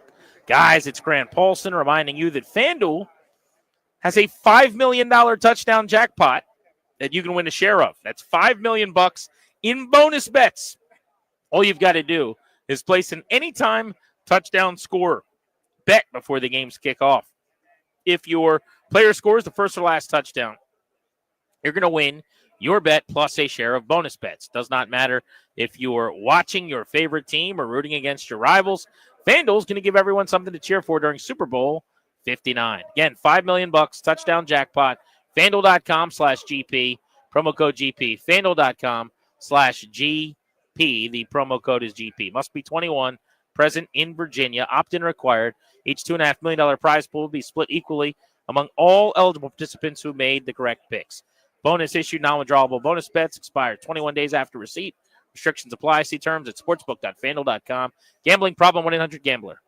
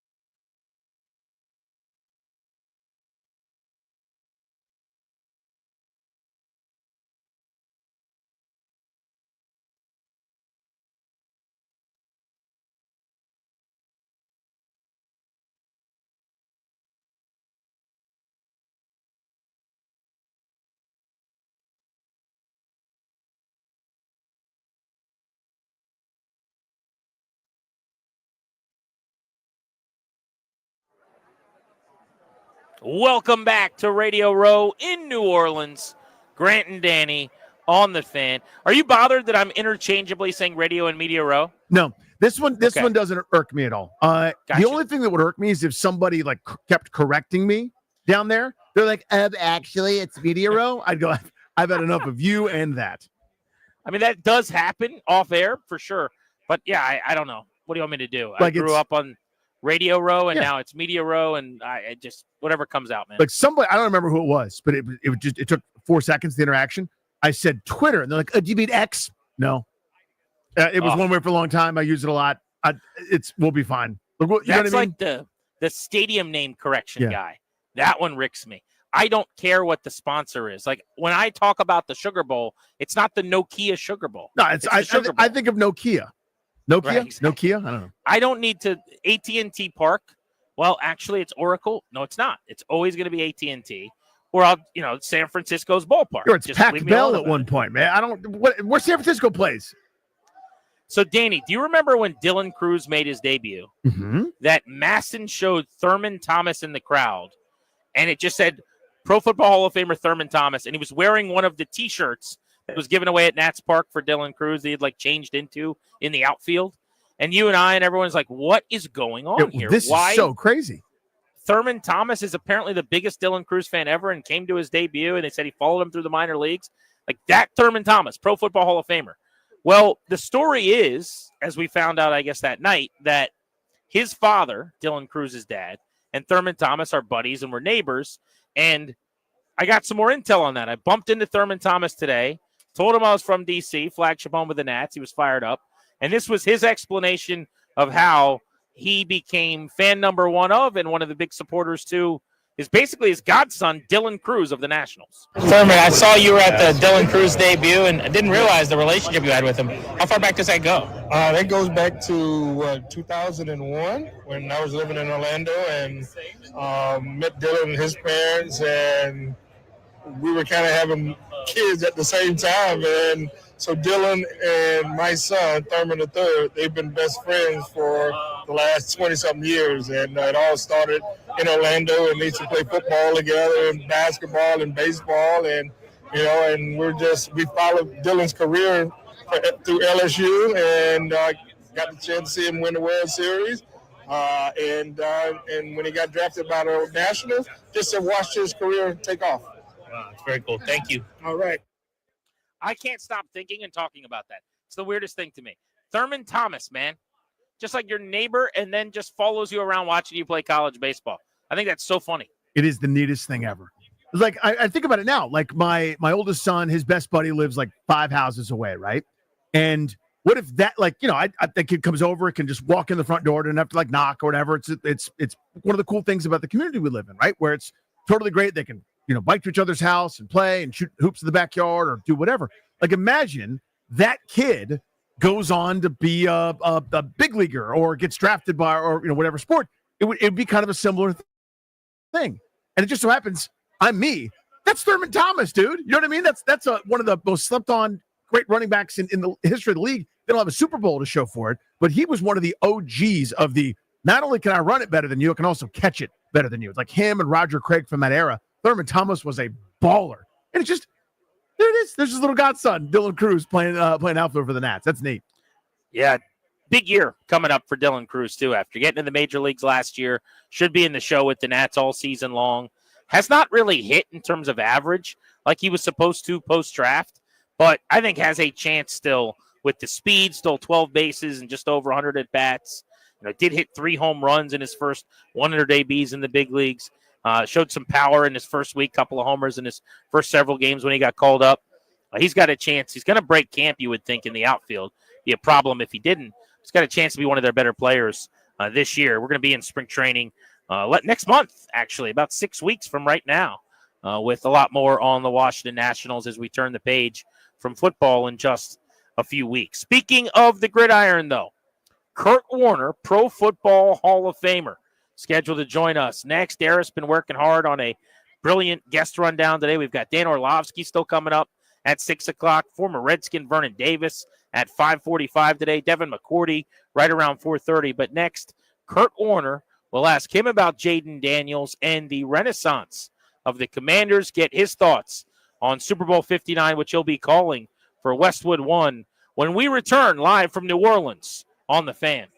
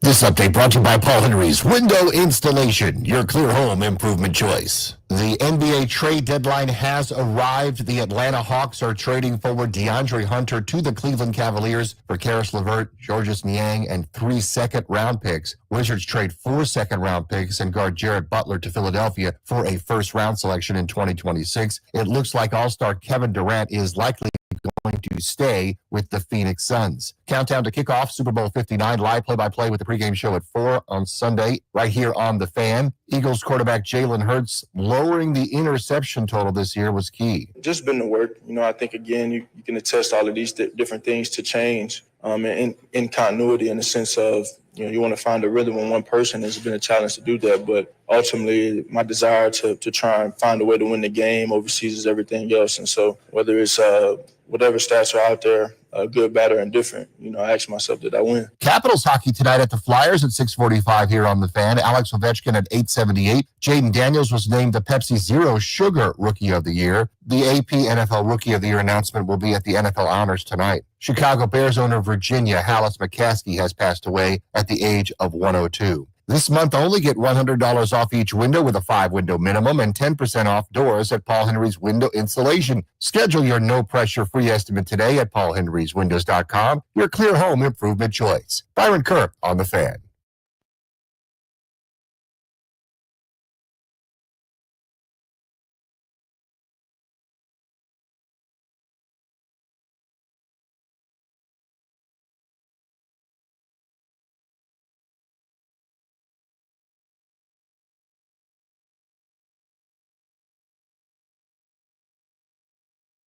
Hey guys, Grant and Danny welcoming you back live in New Orleans on The Fan. Much appreciate everybody making the show part of your day. As promised, we are joined right now by a Hall of Famer, a multi-time All-Pro and MVP, Kurt Warner, who will be on the call of Super Bowl Sunday for Westwood One.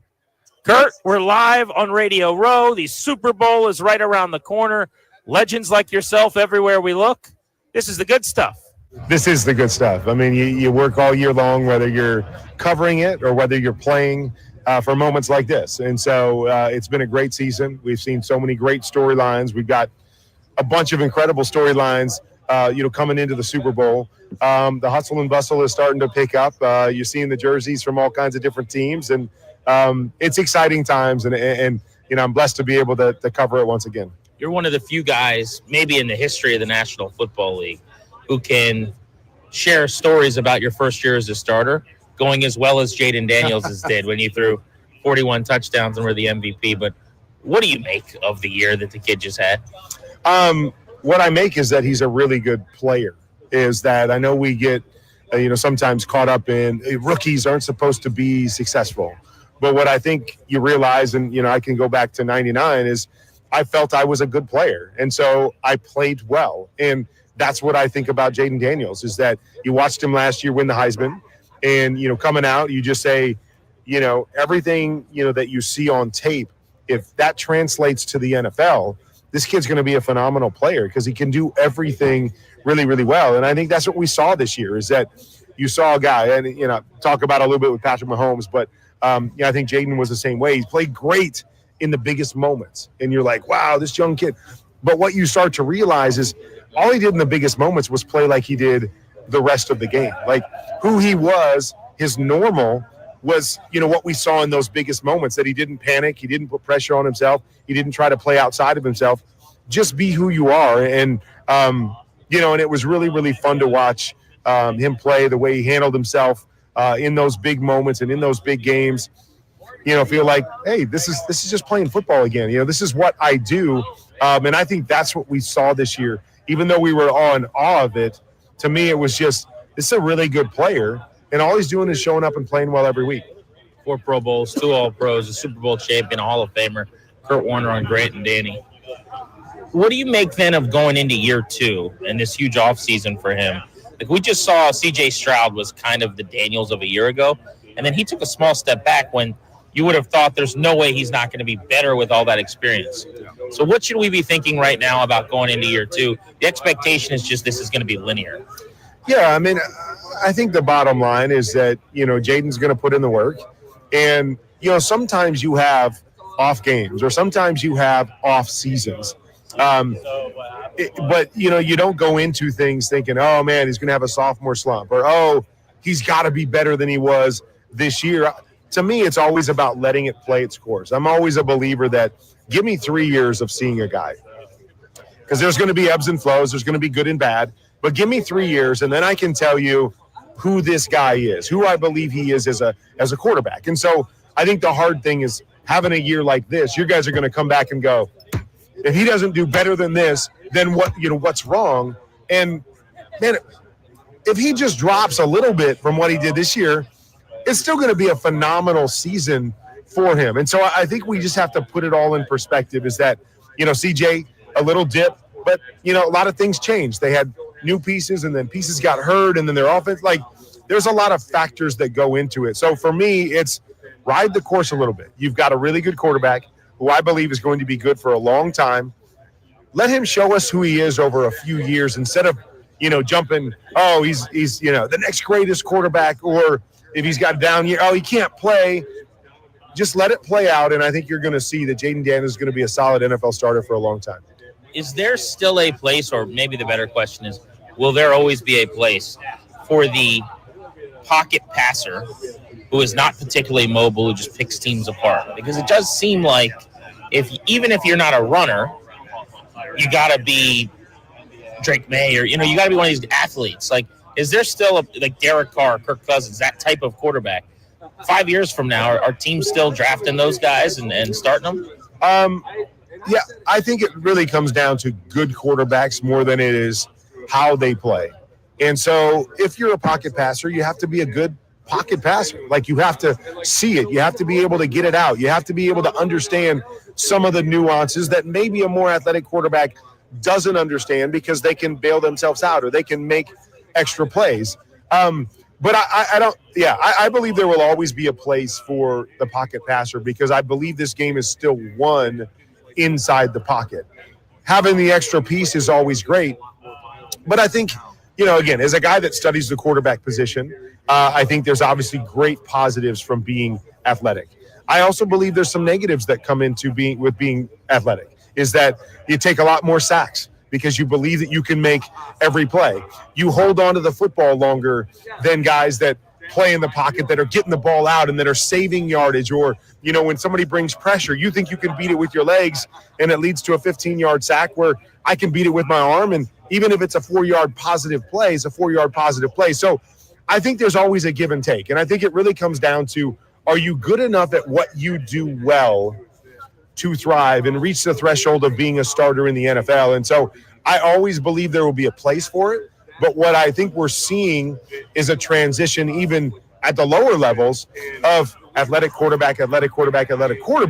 So I don't know if there are going to be a whole bunch of them, because we're not growing them the same way as before. So before it was like, oh, most of the guys are pocket passers, and you have a couple athletic guys that we draft in the mix. Now you have a bunch of athletic guys with just a few that are built as pocket passers. Still a place for them, in my opinion. They can still be really good, but they got to be really good at what they do, and they got to be really good at playing inside the pocket. So I know I'm asking a two-time MVP quarterback this question, but what is your current thought on the discourse around roughing the passer penalties and how much we protect quarterbacks, and kind of if someone's around, we're throwing it and just kind of hoping that it was bad?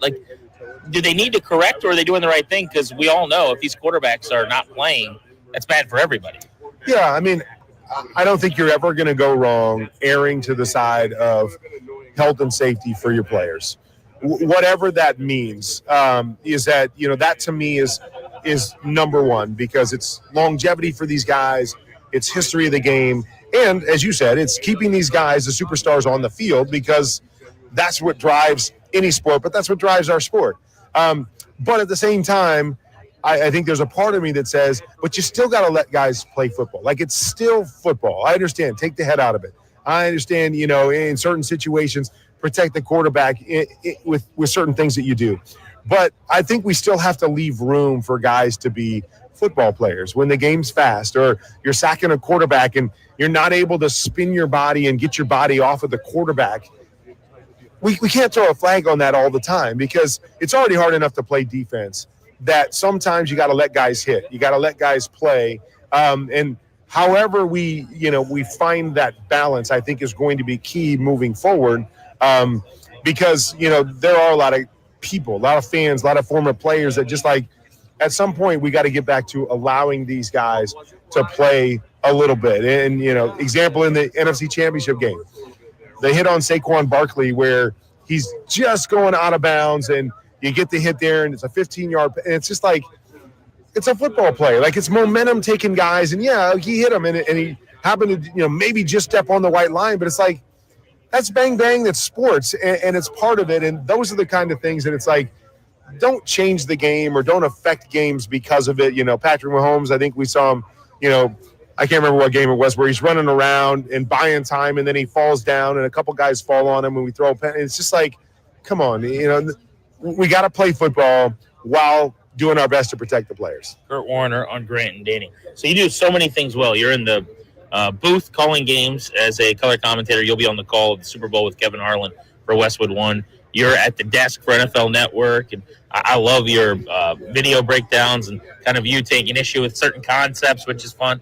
What do you like? What's your passion? Yeah. What's the thing you enjoy most right now? The thing about it is I love it all. Like I love the X's and O's. I'm passionate about the chess match of football, and so I love the desk stuff. I love what we do. I love that we have a 4-hour show so we can really dive into different teams and that stuff. I love calling games because it's the most like playing because you have to react in the moment and you got to be able to say something and you got to be able to take all that stuff that's in your head and make it understandable to the fans. So I love that. I love the breakdowns because it allows me to go a little bit deeper into it. I created my own teaching platform called QB Confidential. So QBconfidential.com, for players and coaches and even fans that want to dive even deeper into it, which is stuff that I love is, being able to teach concepts and the nuances and the details and why this detail is so important and makes such a big difference. And so I think that's one of the things that I love about kind of my platform is I get a chance to dabble in all these different things that I really enjoy. And they all have their different, positives that I get a chance to do something a little different here than I get to do there, but I get to do all of those things. So I'm fortunate that I love all of my jobs. And I love the fact that I get to kind of change it up and go different directions. And, we'll see where the future takes me, but I'm really enjoying what life has for me now. Well, you're good at all of them, and I appreciate the time. It was a treat. You got it. Thanks a lot.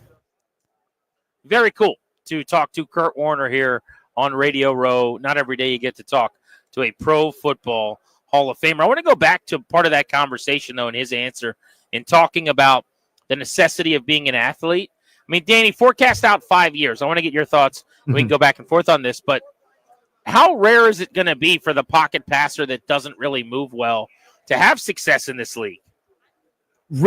That word rare is interesting. I mean, somebody can come along and be so good that nothing else matters, right? Where blitz that guy at your own risk because he'll set the protection Brady style. I mean, I think you'll always have to be able to move to some degree, right? People associate movement with the running quarterback, with rush yards, with, the wild plays behind the line of scrimmage, Fran Tarkenton style or Lamar Jackson in the modern era. But to me, movement isn't just sprinting out, right? Where the guys that struggle nowadays can't move and manipulate the pocket, can't, slide step because they have that sixth sense of where the rush may be coming from, or buy themselves an extra beat, just by sort of ducking under something and resetting the throw like Brady would do for so long. But I think the way defenses are moving, how fast these guys are. I mean, when I was growing up, obviously, about a decade older than you, defensive linemen didn't move like this. They were all smart cars, right? Linebackers were run stuffers. They were smaller defensive linemen. And a couple guys in the secondary could run. Well, now linebackers run 4.4s. Now defensive ends, are Aaron Donald that, could model in the offseason. You know what I mean? Like, or defensive tackles, rather. So everybody's more athletic. The bar has raised that much more. I think you've got to compensate for that just to some degree. And have to have some level of athleticism beyond what we're used to, what I was used to, maybe certainly growing up at the position. Yeah, it's a good point. I think for me, the idea of athleticism, mobility, as it pertains to being different than running, resonates because, I'm looking at the stats right now. for rushing yards by quarterbacks in the NFL this year. And I think the way I would tier it is Lamar Jackson and Jaden Daniels, who ran away with basically the most rushing yards in the league at the quarterback spot. Jackson at 915, Daniels at 891. They are your true running quarterbacks. They're the best of the running QBs. I would add Jalen Hurts of Philly and Kyler Murray of the Cardinals into the true running quarterback category. Probably only 4 deep, with Daniels again and Jackson being the best of them. Then I would put the next group of, say, Josh Allen and Anthony Richardson. Maybe he's more of a running quarterback, but yeah, I'd put it in that first group. Yeah. Yeah. And I'm just going by rushing yards, but he got hurt, which is why it's lower. But you're right. I think Richardson probably makes it 5 deep with running quarterbacks. But then you get like Allen, Caleb Williams, Bo Nix, Drake May, those types of guys who are over 400 rushing yards. I think those are more scrambling quarterbacks. And maybe Allen's on the fringe where you probably put him into the running category because of all the design stuff and the powers and the red zone and the goal line. I would have no problem with that. But Williams, Bo Nix, Drake May, all rookies, by the way, shouldn't be lost on you. You know, 4 of the top 9 rushing quarterbacks this year were rookies. What's that tell you about the way the trend line? Certainly, yeah, there is. Yeah, so you know, then it falls off big time. It's like Baker Mayfield, who ran for the first time ever this year, and then guys like Patrick Mahomes. He's not a runner, 300 yards. Brock Purdy, 320 yards. So there's like 7, 8 guys in the league that run a lot, and obviously Daniels and Lamar are kind of in their own class. And then as you sort of look at the next tier down, to your point, guys that can but don't all the time. I think you said it very well. With Mahomes, I put C.J. Stroud in that group. Certainly a capable athlete, right? But he's not here to scramble around, dude. You know, that's not his thing. He'll move and buy some time. He'll run to pick up those extra yards. I think of Mahomes, right? He's not majoring in running. But how many times on those 3rd and 10s as he's danced around, as he's bought some extra time, does he do that shuffle that breaks the heart of the opponent and all their fans as he kind of like points ahead and then kind of does that waddle over towards the sideline, get 9.5 yards, sticks the football out for the 10th. Yeah, it's got to be a weapon in your toolkit, even if you don't major in it, right? The threat of it, I think, is invaluable because I think of it as free yards in a lot of ways, right? It's so hard to defend the pass, especially in this modern era where no contact is allowed. Everything is either illegal contact, defensive holding, a flag, etc. Teams are so scared to overcommit a lot of times in terms of blitzing and pass rushers because it's kind of this double-edged sword. So being able to pick up some of those free yards and punish a team for playing you a certain way, I think is essential. You know what I mean? Yeah. Like to me, what football really is this live battering ram chess match where if you're going to take something, I've got to be able to get something in return, right? I need to have counters to everything that you're doing and want to do. And to me, part of that is being able to say, I got a quarterback that can pick up 6 on 3rd and 5 when everybody's covered because you have the right defense call. I think that's essential. My answer, though, to my question that I asked Warner and kind of what I asked you of 5 years from now, what's this going to look like? And are we still going to be in a situation where the trend is going more and more toward mobility and athleticism? Yes, I do think that's the case. But I think if you have center blocks for feet, you can still win if you're special, like Warner said. Yep. A guy like Tom Brady, when you know everything before it happens, you've seen it all on film, you know what the opponent's doing, what your guys are doing, where they're going to be, what their depths are. I think there will always be a place in the league for those super sharp, cerebral, intuitive, like that Cousins quarterback. I think you got to be really, really good at the hidden stuff that nobody gives you credit for or cares about. Avoiding the sacks like Warner talked about. Avoiding the negative plays, getting the ball out and burning it into the ground with incompletions. You know, those types of things. I certainly think that there's a spot for you, but you just don't have as much margin for error. It gets tougher. Grant and Danny on the Fan. Danny Rouillet alongside. I'm in New Orleans at Radio Row. Mark Schlereth, who won a Super Bowl with the Redskins, is going to be joining us coming up at 3:45. But next, I'm excited about this. If you watch the Amazon Prime Thursday Night Football games like I do, one of the options you get is their special Prime broadcasts. It's a little bit of a nerdy operation where you get the all-22 view, and they're predicting who's going to blitz and who isn't. They're using a lot of data with their next-gen stats. The guy behind a lot of that is Sam Schwartzstein from Stanford, and he's going to stop by the show next on Radio Row on Grant and Danny.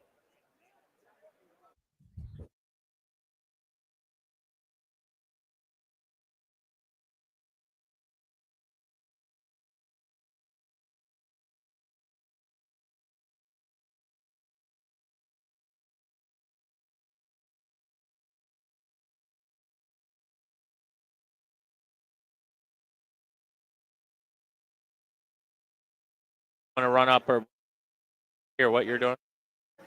What? Guys, what's up? It's GP. Super Bowl 59. Don't use Roman numerals. Just a 5 and a 9. That's all you have to do. Darius, for some reason, makes us use Roman numerals on all of our show documents. I don't really get it. I don't know what's going on. One game, two teams, endless possibilities. There's no better way to make every play more exciting than with the FanDuel Sportsbook.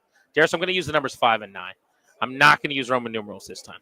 Whether you're predicting the first touchdown, who will take the MVP trophy for the coin toss, FanDuel makes it easy to place your bets and feel the thrill of every moment.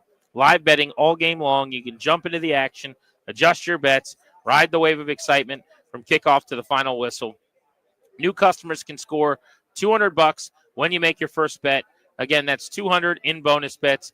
Download the app or head to FanDuel.com/GP. It's FanDuel.com/GP, promo code GP on FanDuel. Got to be 21. Present in Virginia. First online real money wager only. $5 deposit required. Bonus issue now withdrawable. Bonus bet expires in a week. Restrictions apply. Terms at sportsbook.fanduel.com. Gambling problem? Call 1-800-GAMBLER.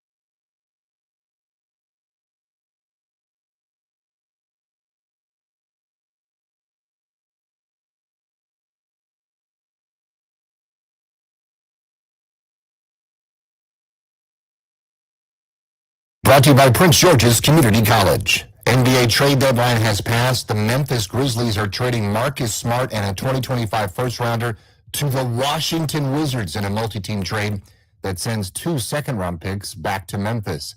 The Atlanta Hawks are trading forward DeAndre Hunter to the Cleveland Cavaliers for Karis LeVert, Georges Niang, and 3 second-round picks. Wizards trade 4 second-rounders and guard Jared Butler to the Sixers in exchange for a 26 first-rounder and guard Reggie Jackson. Jaden Daniels gets the Pepsi Zero Sugar Rookie of the Year honor.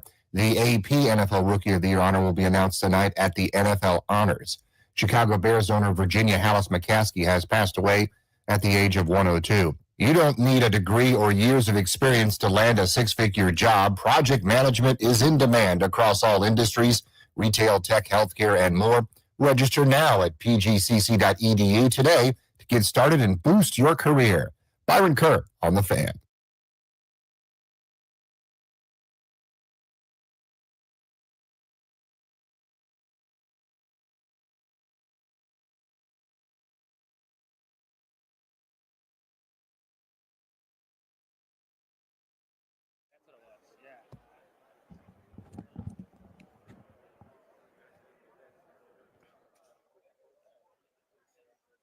Live in New Orleans on Radio Row. Grant and Danny on The Fan. Danny's in our DC studios. I'm out here kicking it on Media Row in New Orleans in the Big Easy ahead of the 59th Super Bowl. And I tell you, yesterday really got hopping. Today is just a madhouse. And this is absolutely outrageous. But I'm fired up. I'm going to nerd out a little bit here with you, Danny. Okay? Love it. This is one of my interviews this week. And I know you feel the same way that we're really, really excited about. So you're among friends here. I don't know. Are you okay with like nerd or like what do you like smart person? Look, Stanford is Nerd Nation. So if Okay. I can represent Nerd Nation, Right. like I know that's who I am. Well, you're amongst friends. I want you to know. But this is Sam Schwartzstein who's with us. So I don't know what you guys watch on Thursday Night Football with Amazon Prime, but I don't ever do the main broadcast. It might as well just be like MTV for me, right? I am on the Next Gen Stats Nerdcast, and you see Sam breaking things down. You'll see him throughout the broadcast. But the things that I just crave are, first of all, the ability to watch the all 22 from above, that crowd cam, or the sky cam, the predictive blitzes that you guys have, all of those things that are adding to the broadcast. So Stanford background, let's just go back to the beginning. How did you get into the game here where you said, I'm going to change the way people watch this stuff? Yeah, I feel very fortunate having played football at Stanford. Even before that, I grew up in Texas. And high school football in Texas is the king, and my school was the king at the time. Which one? South Lake Carroll. So we won 3 state championships while I was there. Lost my first game my senior year and got to play. I actually beat Nick Foles in the state championship. So he may be a Super Bowl champion, but he'll never be a Texas 5A state football Won a champion. state champ. Yeah, so, look, we all make choices in life. Danny, I think you do an impression of his high school football coach, don't you? Tell you something, man. You want ultimate victory. Look in the heart and the eyes of the man next to you. Settle up. Go hold hands. Bow your heads real quick. Deliver us a victory. The rest of them can go right to hell. Amen. Amen. Does that take back a little bit? Dadgum, it does. Not many Schwartzsteins in Texas, but I bought all the way in on that. There you go. We were part of spread offense. Then going to Stanford, having played there, we did things completely different. I got to learn football from some of the best minds, whether it's Jim Harbaugh, David Shaw, Greg Roman, Vic Fangio was our defensive coordinator and used to give us fits as a center. And I'm trying to predict Was who's he going to blitz. out of the league and back there, or like how did that happen? He was like on a rental. So there's been a Ravens or a Jim Harbaugh, John Harbaugh exchange program that's gone on for That's years. a good point. Greg Roman was there and Vic was there. He came with us and he actually never moved into a home. He lived in the team hotel because, this might just be a rental Right. that we get with him. So there was a lot of great innovation that took place there. And that kind of gave me that mindset. And having worked in Silicon Valley after that in school, I got an opportunity to go work at the XFL. And that's really the first time I got to, change football. And being a data guy, a nerd, as you would say, I know we're amongst family here. So that's where I got the opportunity to kind of really stretch my wings and show how analytics and data can help influence the game. And so getting to do football and technology, even insurance, I did pretty much everything under the sun at the XFL. To ultimately get to do Prime Vision. And Prime Vision with Next Gen Stats, we were just talking before we got on air, and it really is the broadcast football fans would love to have. You're watching the game from a quarterback's point of view we're using AI, utilizing the player tracking chips in the shoulder pads and in the football. People may not realize that there is a chip in the football. Why don't we use it to spot the damn ball then? That's a longer conversation. We'll get there. We'll Yes. get there. But we're able to use all this data to then train models, and we inject, whether it's my feedback into the model or Andrew Luck, he was my college roommate. He would inject feedback into the model. And still does. He's GM at Stanford now, but he still, I communicate with him on a daily basis about these things, about how can we help people watch the game from a quarterback's point of view. So you don't need 15 years of football experience like I had to be able to identify blitzers. Now as an audience, as you're learning to watch the game, you can see in real time whether it's defensive alerts, coverage ID model, pressure alert, defensive vulnerabilities. You're not watching the game very similar to how a quarterback would watch the game. So, Sam, as exact as that is, right? Like that's precision. That's the kind of advanced stuff that I've always kind of craved. It drives me crazy just as a pudgy zilch sitting on my couch going, well, here are these world-class athletes that move faster than regular people can comprehend. They can do so much. And then here's like a portly guy my age from 20 yards away, kind of jogging over, not in a straight line, and sort of goes, the ball was kind of here. And we sort of just live with that. Like I can't believe how this multi-billion-dollar enterprise with access to what you're talking about, it's not to the point that it's proprietary. It's on television. It's now being relayed to dork idiot zilches like myself, where I go, that guy's going to blitz because Sam circled it. Like that's where we are, and yet we still have this totally inexact, I don't know, sort of here-ish kind of thing. Just me kvetching. Your thoughts? Yes. I 100% understand the frustration, but how many times since the 90s have we heard the yellow line is not for administrative purposes, as I would put it in the XFL. So when I was doing the XFL, this was obviously every time you ask somebody, what rule would you change or what would you change about football? Almost every single person says, why do we use chains? Right. And there's that conversation. So I've been down this exact same route that everyone else has been, is how come we're not using a chip in the ball? And then the more I research it goes, well, it's not an exact science, and we can accept people being fallible and having humans go, okay, it's kind of there, it's kind of not there. But you then have to realize, how often is this coming up? These kinds of plays where we do need to have an exact measurement that's not off eyeballs. You need to have possession. You need to have all these different things going on. And when do we choose to use this technology? Let's say it existed. How often would we use it? How much would we sacrifice if we needed to have another chip in the ball or more technology in the football? For the performance of the football, we actually care more about the throws, but what if we put more weight in the football and it's not the same thing, and the center of gravity of the football is not the same? I ended up getting a patent on football design because I went through a very iterative process to change what the leather would be like. I think I want you to take this as a compliment. I think you are what I would want to be if I was super smart. Like, seriously, like all the stuff you're doing is stuff that like I want to do, but I don't know anything. I don't know how to do anything. Do you understand what I'm saying? Yeah, I think what I feel fortunate of is you have to fail a lot, right? And I think you have a lot I'm good at that. You have a big following on social media. You have your own show. I think you're doing fantastic for yourself. Well, I appreciate you. But you have to fail a lot. And actually, that's something that Andy Jassy, our CEO, told us at our talent seminar was, hey, if we're not failing, we're not trying hard enough. We're not pushing hard enough. And that's what I feel comfortable at Amazon and using at Prime Vision for Next Gen Stats is we're able to try a lot of things. You will never see the same show week to week because we're trying new things all the time, whether it was drive focus, defensive vulnerabilities. Some weeks we're going to have some features. We can now tune each week how we want defensive alerts to react based off our knowledge of each team. So it's going to be catered to the teams. Let me jump in on that. It's Sam Schwartzstein is with us. You see all of his work come to life Thursday nights, Amazon Prime's broadcast. What is the next frontier, or like where are we going? So right now, my experience is so enhanced just seeing the routes as they're being run, drawn on the field for me, seeing that guy's blitzing. Okay, let's watch him. Like, is there something either you're working on that we can know about, or like something that you're not maybe yet, and you go, you know what I think would be awesome as a guy who played for a long time would be if people could experience this. So I can't give you exacts. We just had an amazing meeting with our team of data scientists and engineers in London. We get everyone in the room and we kind of talk through the different ideas, coordinated by Alex Strand, who's our coordinating producer on Prime Vision. We try and think about what would be fun.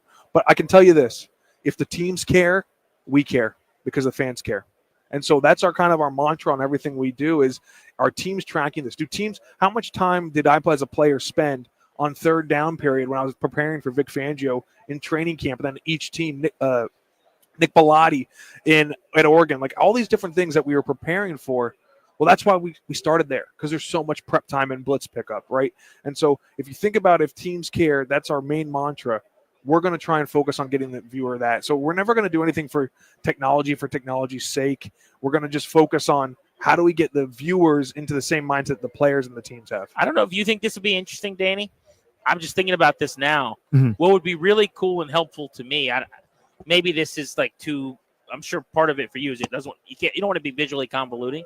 I'd love to see like the path of the pullers, or even just like conceptually, I don't know if this is predictive AI wise, but like who's got who up front before a snap. Because to me, when I go back on some of my favorite accounts and see like, how did that play work? The outside stuff is easier, but like inside, I've got to watch it 4 or 5 times. I just think that'd be an interesting way to watch something. Danny, thoughts? So I smell what you're cooking there. I mean, to me, the how, so like a play actually worked, sprung, or didn't work, where it was blown up, where it failed, right? Because it's, again, the guys that live and breathe this thing, a great color guy on TV can go, watch right here, the defensive tackle burst through the line. It's like in real time, that's hard to find, but like understanding and sort of seeing those things after the fact, like the pulling guard didn't get to this spot where he was supposed to, that caused the play to fail, or work, or otherwise. I'm into that. Yeah, the how. Yeah. Yeah, I think you guys bring up a great point, and something that you'll notice from our broadcast is we have very, very big AI models that can solve some problems, but I'm never going on there and telling you, here's how we did it. It's so great. You're just seeing a red orb, right? Or you're just seeing what was that? A red orb. What That's does what we that call mean? it. That's defensive alert. Oh, That's the circle. The circle. Okay. It's technically not an orb. We just like the Right. word orb. Orb would mean that we encompass the player. Got It's a topic of conversation in Yeah. the Amazon office. But the orb, or we're just popping off the bug what the coverage is, man or zone. So I think what you're bringing up is a visualization about how do we know when a player did something good or a player's in the right spot? How do we know that in real time? And I think those are great solutions. And I think something I go back to from our XFL days is what do fans love most about football? It's strategy and innovation. And how do I help you get better into that strategy? Or when we see a brand new innovation, how do we show that off? And how do we show off that, hey, a coach did something that an AI model has not seen before? What about, and Sam Schwartzstein is with us here talking technology, football, Amazon Prime broadcast. As we move forward now into kind of the next era, I mean, one of the big things that's becoming prevalent is VR. Jaden Daniels in D.C. uses these goggles, and he's on 2-speed playing the game before the game. Cliff Kingsbury uploads all of basically the plays and the defensive looks. You said you mastered in VR.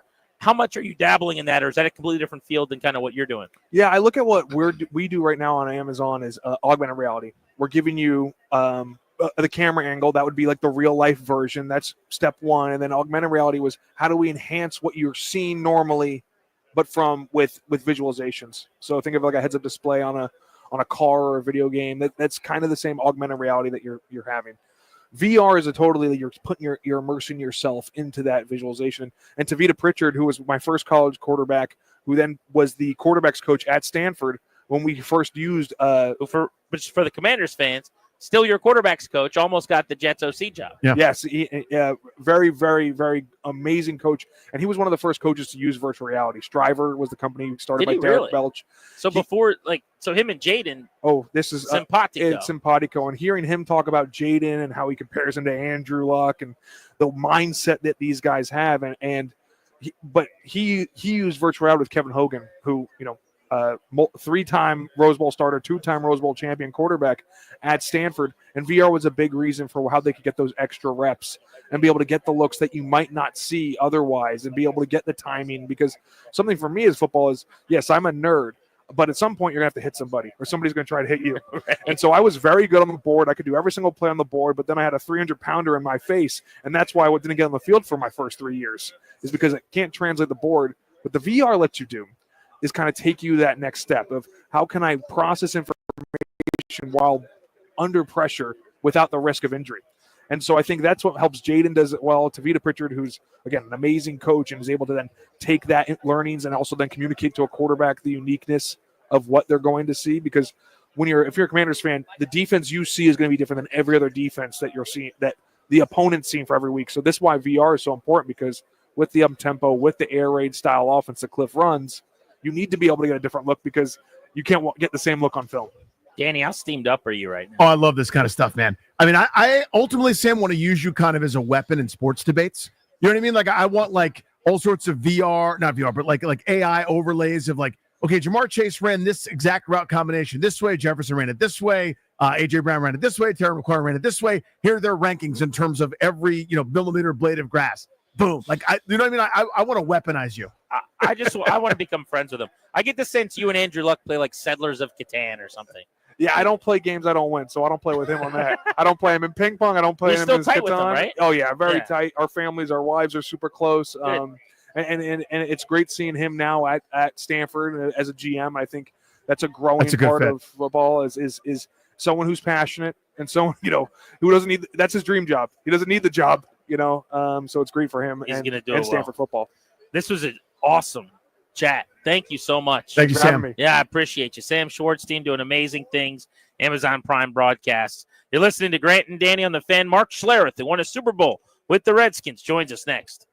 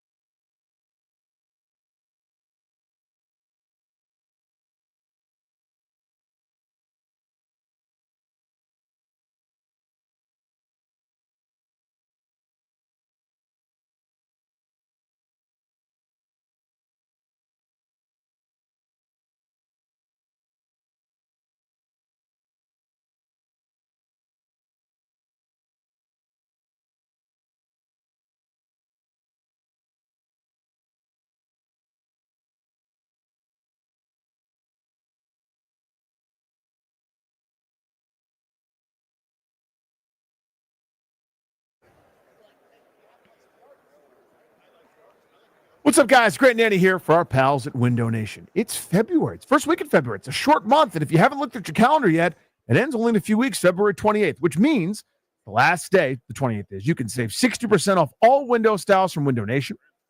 Plus, you can get zero interest with no payments for 2 years. Buy now through the end of February. That's less than 28 days to save big on some of the best windows you could buy. Less than 28 days to get windows that'll protect your home and family for decades. Danny called me a couple days ago. He was looking out his window in his front lawn, and he said, these windows are just the best. And I said, dude, they're really, really good. It's 2 a.m. Can I go to sleep? He's like, I just wanted to tell you how great my windows Just want to let you know, yeah. Window Nation windows will do that. You're just going to be calling strangers at night. I love Window Nation. They've taken care of me in 2 homes. They've taken care of Danny in 2 homes. We talk about them because we love our experiences with them. One of our buddies, Dave Burkhardt, comes out to our house, does the measurements. He's the man. They take really good care of you. Don't miss your chance to save 60% off all windows and pay nothing for 2 years. Only from Window Nation. Schedule your free in-home consultation today at 866-90-NATION. That's 866-90-NATION or windownation.com.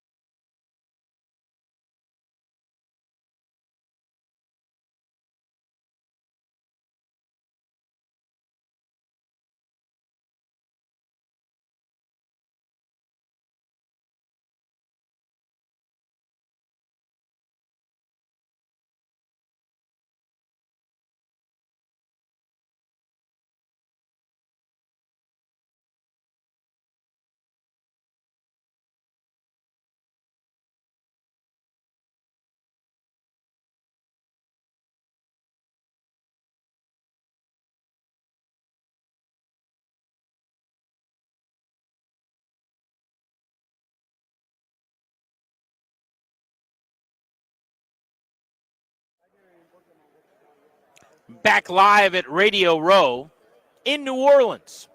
Grant and Danny on the Fan. Danny's back in our DC studios. Darius was kind enough to just go track me down a diet soda to put on ice because I got to tell you, these days are fun, but they are long. And on Thursday, the 7:45 a.m. Convention Center arrival, wandering around looking for people to interview. I'm all for it. It's my favorite thing in the world. I love being here. It's the You're on best. some fumes, aren't you? Your boy needs a diet soda Yeah. just about at 350 or so every single day. Well, you'll notice here if you're on the stream, that's a cup of coffee, and this is an iced coffee with a protein mix in it. So the point is, I am on fumes as well, but for very different reasons with the new little guy at home. I'm going to squeeze a few minutes out of Brian Baldinger. He's about to hop on another station, but we were just talking about Jaden Daniels, and we'd be remiss if we went to Radio Row and we didn't get to chop it up with our guy Baldy for a couple of minutes, who's making the rounds. How you been, sir? Good to see you. I'm doing good, man. I mean, I really actually love doing this. I get a chance to talk to different cities, different markets, talk football, have some fun, cut it up. You know, it's part of we're in the entertainment business. We're here to entertain. So I'm about all of it. Danny's back in our studio, so you'll hear from him here in a moment. But we were just talking about Jaden Daniels, Cliff Kingsbury, that marriage. Kingsbury's got himself a pretty good situation.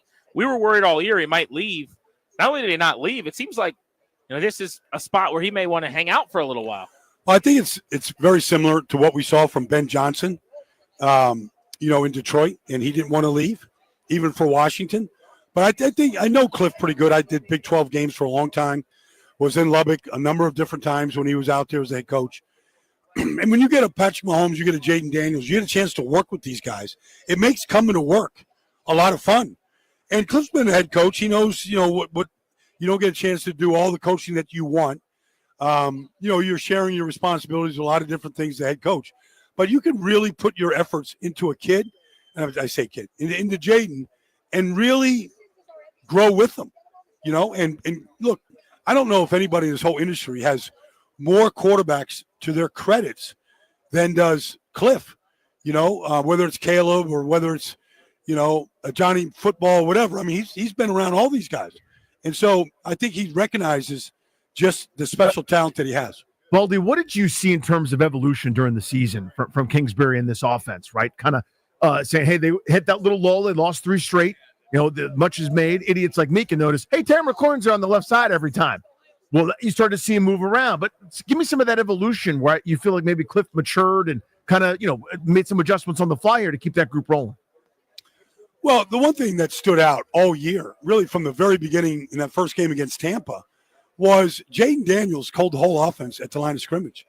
Like, he was able to get guys lined up. He called it in shotgun. The run game was strong. We saw, Jeremy McNichols has been on 8 different teams in this league. He had never scored a touchdown until he came to Washington. They took whatever it took, in order to, create the balance that he wanted, to put the quarterback in situation. When they lost the 3 games, he got hurt against Carolina.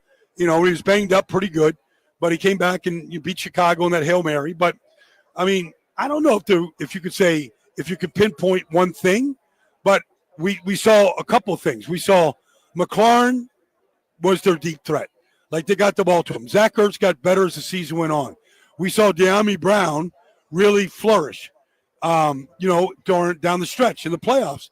So I felt like the ball got spread around to more guys as the season went on. I don't need to introduce you to Mark Schlereth. Brian Baldinger and Schlereth probably know each other very well from their days of banging heads and then playing in the media. But Danny's back in our studio, Mark. Okay. You've been on with us many times. I'm Grant Paulson. You're on in D.C., so welcome aboard. We're gushing over the 2024 Commanders at this point. There was a fan renaissance this year in D.C., and you know all about the market as a champion with the Redskins. And there's no question about it. Great market. And they've always been, in my time and before my time, this crown jewel. And obviously that hasn't been the case. It hasn't been the case in a long time. And to see that instantly turn over and instantly come back to that crown jewel aspect of what they were as a franchise, to watch Dan Quinn do what Dan Quinn does, to watch Jaden Daniels just go off on. It's just so cool. Mark, I know it from a different standpoint. When I was playing in Dallas and you go to RFK, I lost an NFC Championship game Yeah. at RFK, and I heard that stupid song, Mark, "Hail to the Redskins." Yeah, sure. Like it still rings in my head some Yeah, nights. absolutely. Like that was my shot to get to a Super Bowl, man. Right, yeah. Like like the Hogs and Theismann and King Joe and that stadium rocking RFK sloppy field. I mean, the whole 9 The yards. stadium shook, Mark. Right? Yeah, We yeah. couldn't even fit the whole team in a locker room. Yeah. They're like changing in the hallways. I mean, I saw it from a different standpoint. So, yes, to see some semblance of those days coming back, it's good for the league. Yeah. It's good for the division. It's good for Washington. It really is. And it's great, when you see like all the issue, and we always talk about culture and we always talk about doing the things. And Dan Quinn always talks about, hey man, I've got non-negotiables, right? There's things we are going to do. And he is one of those guys that's connected, that's totally relational as any coach in this league. But at the same time, he put his foot down. And I always talk about, hey, you got to have that fear, as in biblical fear, awesome respect. Mm-hmm. But you damn well better have fear. Like, hey man, he'll cut my ass if I don't do what he's asking me to do. And he has that kind of respect. And then Jaden Daniels, man, is like, that kid is, I always say, just because you play a pro sport doesn't make you a professional. That kid's a professional freaking football player. Like, that kid is the first guy in the building. He's on that virtual reality thing 3 hours a day. He's not playing video games, man. He's playing football. Like, he's going through, and they ratchet it up. I had it on. Yeah. When I called the game, I had it on. No, they can speed it up, Mark. Yeah, no, they speed it up to yeah. like 1.5 times, 2 times. So they're spitting out because Cliff Kingsbury calls the plays in there. So you put it on, you hear the play call, right? It's motion. We're gonna 3-by-1. Now we're gonna motion do it 2-by-2, and we're running. And you go through it, man. And I put it on, man. I was completing passes. Like, I think I could play quarterback. I was awesome on that virtual reality. You should have seen me. I know we only have about a minute or two left, but I want to get a quick thought from you guys on the division.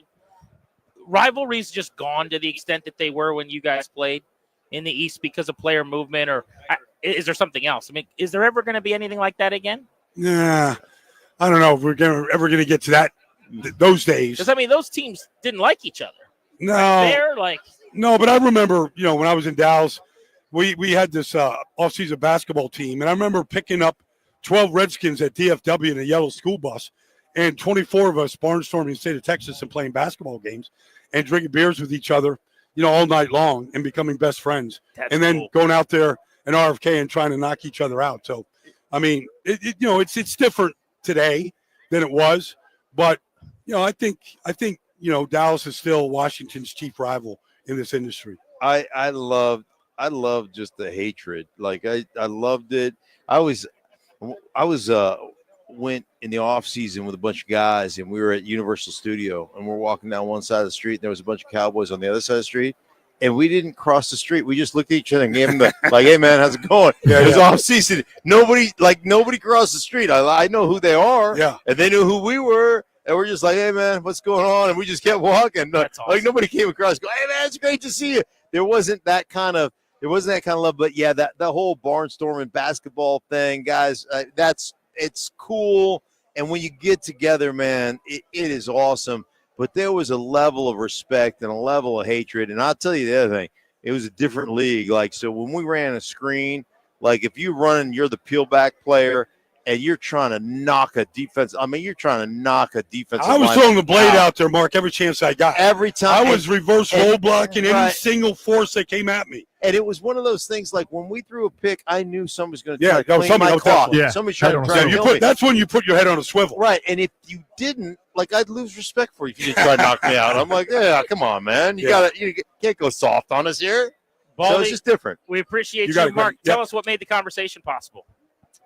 You're talking about the stunt. I get so involved. Well, you were locked in. I Right. love it. I'm No. just watching you guys Hey, talk man, I ball. just want to tell you about the Quick Stunt app. Your guys Great do app, that? all sports, all the time. You want to create content. You want to give your take, post your video, or you want to create your own radio show, your own TV show on the Stunt app. You can do that. All sports, they monitor it really well. So it's all about the sports, and you can create that. You can monetize it. It's an awesome opportunity. So it's the Stunt app. Check it out.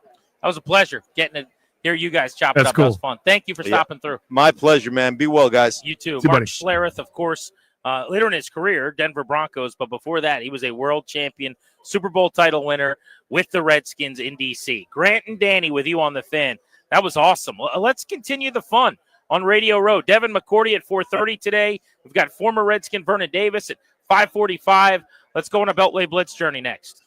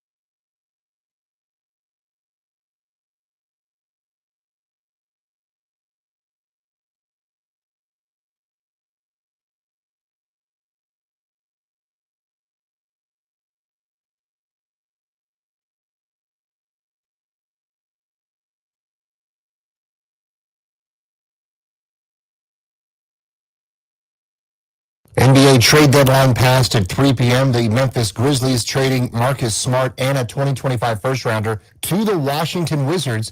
The Hawks are trading forward DeAndre Hunter to the Cavaliers for Karis LeVert, Georges Niang, and 3 second-round picks. Milwaukee trading Patrick Baldwin Jr. in cash to San Antonio. Wizards also trade 4 second-rounders and guard Jared Butler to Philly in exchange for a 26 first-rounder and guard Reggie Jackson.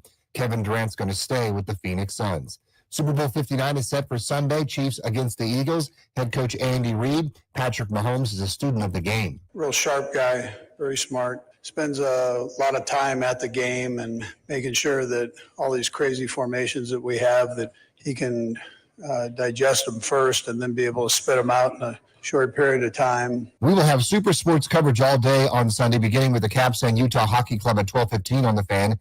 And then the extended pregame show begins at 4 here on the Fan. Tonight, Capitals and the Flyers on 106.7 the Fan, 6:45 right here. Alex Ovechkin now at 8.78, 16 away from Wayne Gretzky. Jaden Daniels won the Pepsi Zero Sugar Rookie of the Year Award. The AP NFL Rookie of the Year Award will be announced tonight at the NFL Honors. Wizards did, in fact, beat Brooklyn 119-102 last night, third straight win. Maryland against Ohio State tonight at 6:30, live play-by-play on Team 980. Free agent outfielder Tommy Pham, 1 year, $4 million with the Pittsburgh Pirates.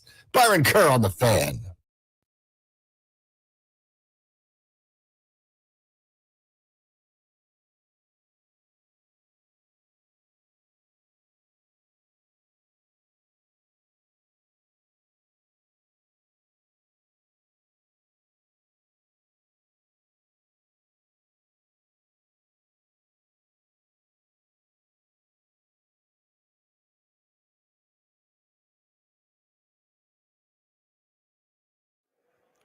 Caller number 10 at 800-636-1067. Congrats. You're winning a pair of tickets to the weekend.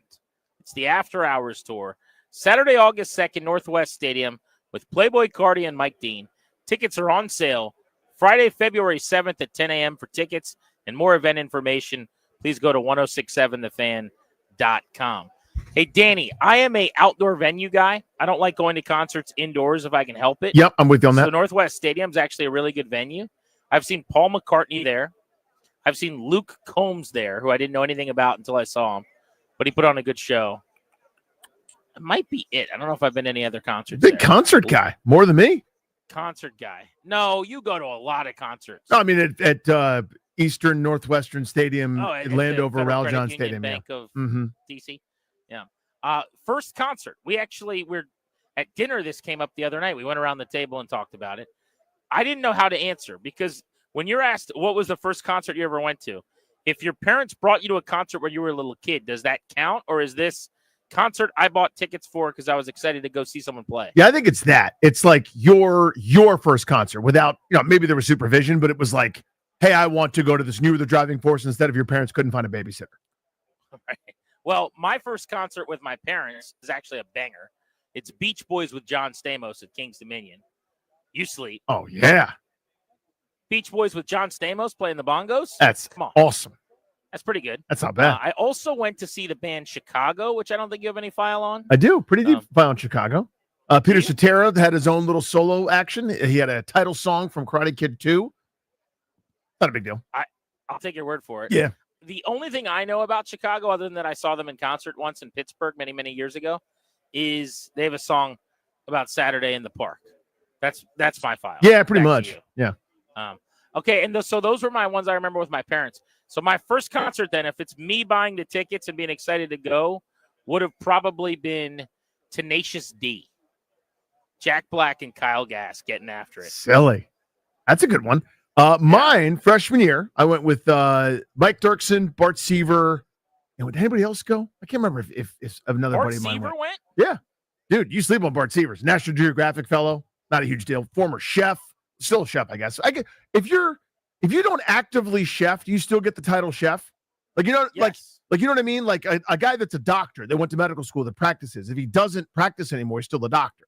Like Bart owned multiple restaurants in the DC area over the years, and he kind of graduated to this like seafood sustainability role as a National Geographic fellow. But he's still a chef, right? Why Because did he you say chefed. it fellow? What is that? Is that a title? Yeah, it's an official title. It's a title. Are you being serious? 100%. What is a National Geographic fellow, and why are you acting like I know what that is? Well, I'm not. I couldn't tell you all the rights and roles and responsibilities. I know that he gets paid as like a guy that's like, we want you on the front lines to go explore and learn and research and advocate. And it's like you're part of these like you and me can't be fellows. You know what I'm saying? Like if you're really accomplished in an academically oriented global sustainability, helping humankind kind of field, you can be a fellow. You're not like respectfully, you're not a fellow. Geographic Society offers multiple fellowship programs. There it is. Does this mean that he went to a program with them? He was so badass in kind of his space that they were like, I think this is how it went. I think they were like, hey man, we love what you're doing. You want to do it for us. You know what I mean? Like he's the guy, like, for example, let's say you went to Whole Foods, okay? And you're like, I want to eat healthy today. I would like to buy a fish. I want to eat some fish for dinner and I want to be healthy. And you look at it and they go, well, this is farm raised, this is farm stocked, this is wild caught, this is certain kind of stock caught. No one knows what we're supposed to do. No one has any idea. There's no good messaging. There's no way to know, like, I wanted some fish and I want to do the right thing, but I don't know which one I'm supposed to buy. He's the guy that tells you which one you're supposed to buy. He's the one that's fixing it. Like big seafood sustainability guy. Fellows will provide material for a blog on the National Geographic website. There it is. On a frequent and ongoing basis throughout their grant term. Fellows will have the opportunity to develop additional content for use by National Geographic and the U.S. Department of State. He's an author. He's written several books. He's just, again, way better than us. Sounds like a fellow to me. He's a fellow. Anyway. It's time for your Beltway Blitz on Grant and Danny. Let's run through some teams you care about. While we've been footballing Busy at little Radio bees. Row, dude, the Wizards just keep making trades. And by the way, I actually think they've been moving and shaking in a pretty good way today. They gave up 4 second-round picks, which is the most NBA thing I've ever heard, and Jared Butler to the 76ers for a first-round pick. Now, this is a worst pick of basically pick swaps between the Clippers, the Thunder, and I think another team in 2026. So I don't know that that's going to be a particularly good first-round pick, but to me it seems like they're just getting as many first-rounders, regardless of where they are, as possible, because then you could package 2, 3, 4 of them into a much better first-round pick, quantity for quality. They also then sent, this was this afternoon, a second-round pick to Memphis for Marcus Smart and a first-round pick, meaning the Grizzlies just really wanted to get out of Marcus Smart's contract, attach the first-round pick with a clothespin to his collar, and send him to Washington for a number 2. But how about my guy Will Dawkins and my guy Michael Winger to have pulled off 2 trades for 2 first-round picks today? What you basically have is a big waste bin, or you've got land for your landfill. You guys want out of the Reggie Jackson deal, Philadelphia. We'll take on that bad contract. I think they've already waived him. You guys want out of the Marcus Smart business. No problem. We'll take your garbage as long as we get a little sweetener for it. Those first-round picks that you mentioned. I thought there might actually be another move or two. I didn't hear any buzz around Jordan Poole. I thought maybe there would be. Didn't seem to be any energy towards doing that. That's something I would have tried to do to spin him to a contender. But, whether there's lack of interest or maybe they want to keep him for a little bit longer, I don't know. But, yeah, they pretty much took everything that's not bolted down. There were a couple other bench guys, including Marvin Bagley, I think, that moved in that Memphis deal. But they are, as you said, acquiring assets. You do that for 2 reasons. 1, to either make the picks, the first-round picks. 2, to have ammunition to move around the board in the first round. Or 3, to be the team that's in a place where the disgruntled superstar in a year or 2 can come up and you go, we can actually make that move. We'll go get the name that player in his prime to pair him hopefully with one of these young kids, be it Cooper Flagg or Ace Bailey or Dylan Harper or whoever is up at the top of the board. So this is what you should be doing when you're losing already. Lose with a purpose. They are doing that. They're losing with a purpose, not just winning 33 games to try to make a couple old school people happy. This is how it's done. Kudos to the front office. Let's go to your hockey team on the ice tonight in Philly, taking on the Flyers. Little homemade Beltway Blitz, Grant and Danny style. Alex Ovechkin has scored a goal in 3 consecutive games. At Ottawa, a 3-point night with a couple of apples. Then in Winnipeg, this was a overtime loss He scored a goal, had a point, was a -1. And then the Caps got back on the good foot, snapped a 2-game skid, and having lost 3 out of 4 with a 6-goal outburst, a 3-goal win against Florida at home. Going back a couple of nights ago, he scored a goal and was a +2. So Alex Ovechkin tonight, Danny, in Philly at the Wachovia Center, right there smack dab across from Lincoln Financial Field, home of the Eagles. We're getting ready for the Super Bowl, all in the same parking lot with Citizens Bank Park. Weird, I was man. just there a few days ago. The Caps tonight, 35-11-7 at the Flyers. Ovi looking for a 4th straight game with a goal. Yeah, it's a bummer to see Philadelphia so low in the standings. You know what I mean? Like, you hate to see it for that great sports town and all those fans who deserve so much better. Wait, I'm being told worse. I hope they lose every game, including tonight, and they lose forever. Those guys can all go to hell. Hell is the word I was looking for there. Hell. That seems mean. Yeah, sure is. I feel like there's a nicer way to tell them to kick rocks. But by the way, 6 goals, 6 different players scored against Florida. That was, I thought, an important game for the Caps, to be honest. They'd lost a couple straight, as I mentioned. Mm-hmm. You know, they'd lost like That's 3 the out quality of their opponent, last. yeah. And then you're playing one of the better teams in the conference that is a legitimate Stanley Cup contender. And I think it's a measuring stick game. And to come out and finally explode, they had not been scoring, to get that many guys off of the Schneid scoring goals that hadn't in a while, on the stat sheet, and to double up Florida, I thought was a huge deal. Yeah, it matters. So it's all about responses. What do you do with prosperity, right? We talked about this with the football team for so many years. You win a couple of games. What do you do with the newfound attention and adulation? A lot of times it's a big step back. Well, what do you do with adversity? This is a 82-game grind, right? It is. Like, you're going to have bad nights. You'll have tough endings of road trips. The food didn't sit right with you. You didn't get enough sleep. You got bad travel logistics. The plane couldn't take off. The de-icing, whatever. Stuff happens. There are going to be lulls. How do you respond to those things? Really good teams like this one respond like they did the other night. I'm with you. Not all regular season games are created equal. After a couple overtime losses against quality opponents, that was good to see them play as good a game as they've played in a couple weeks. Let's round out the blitz on the gridiron. Danny, how about the Grant and Danny radio program? The interview everybody's been talking about all over the country. Jayden Daniels, a full-length sit-down feature interview. He was reduced to tears by the quality of the questions. His parents wrote us letters after the interview saying thank you for the amazing opportunity for my son to share his story with America. As far as we're concerned, you can submit that 43.9 seconds.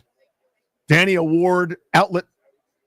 You could respectfully, Barrett Sports Media had us the 11th afternoon drive radio show in the country.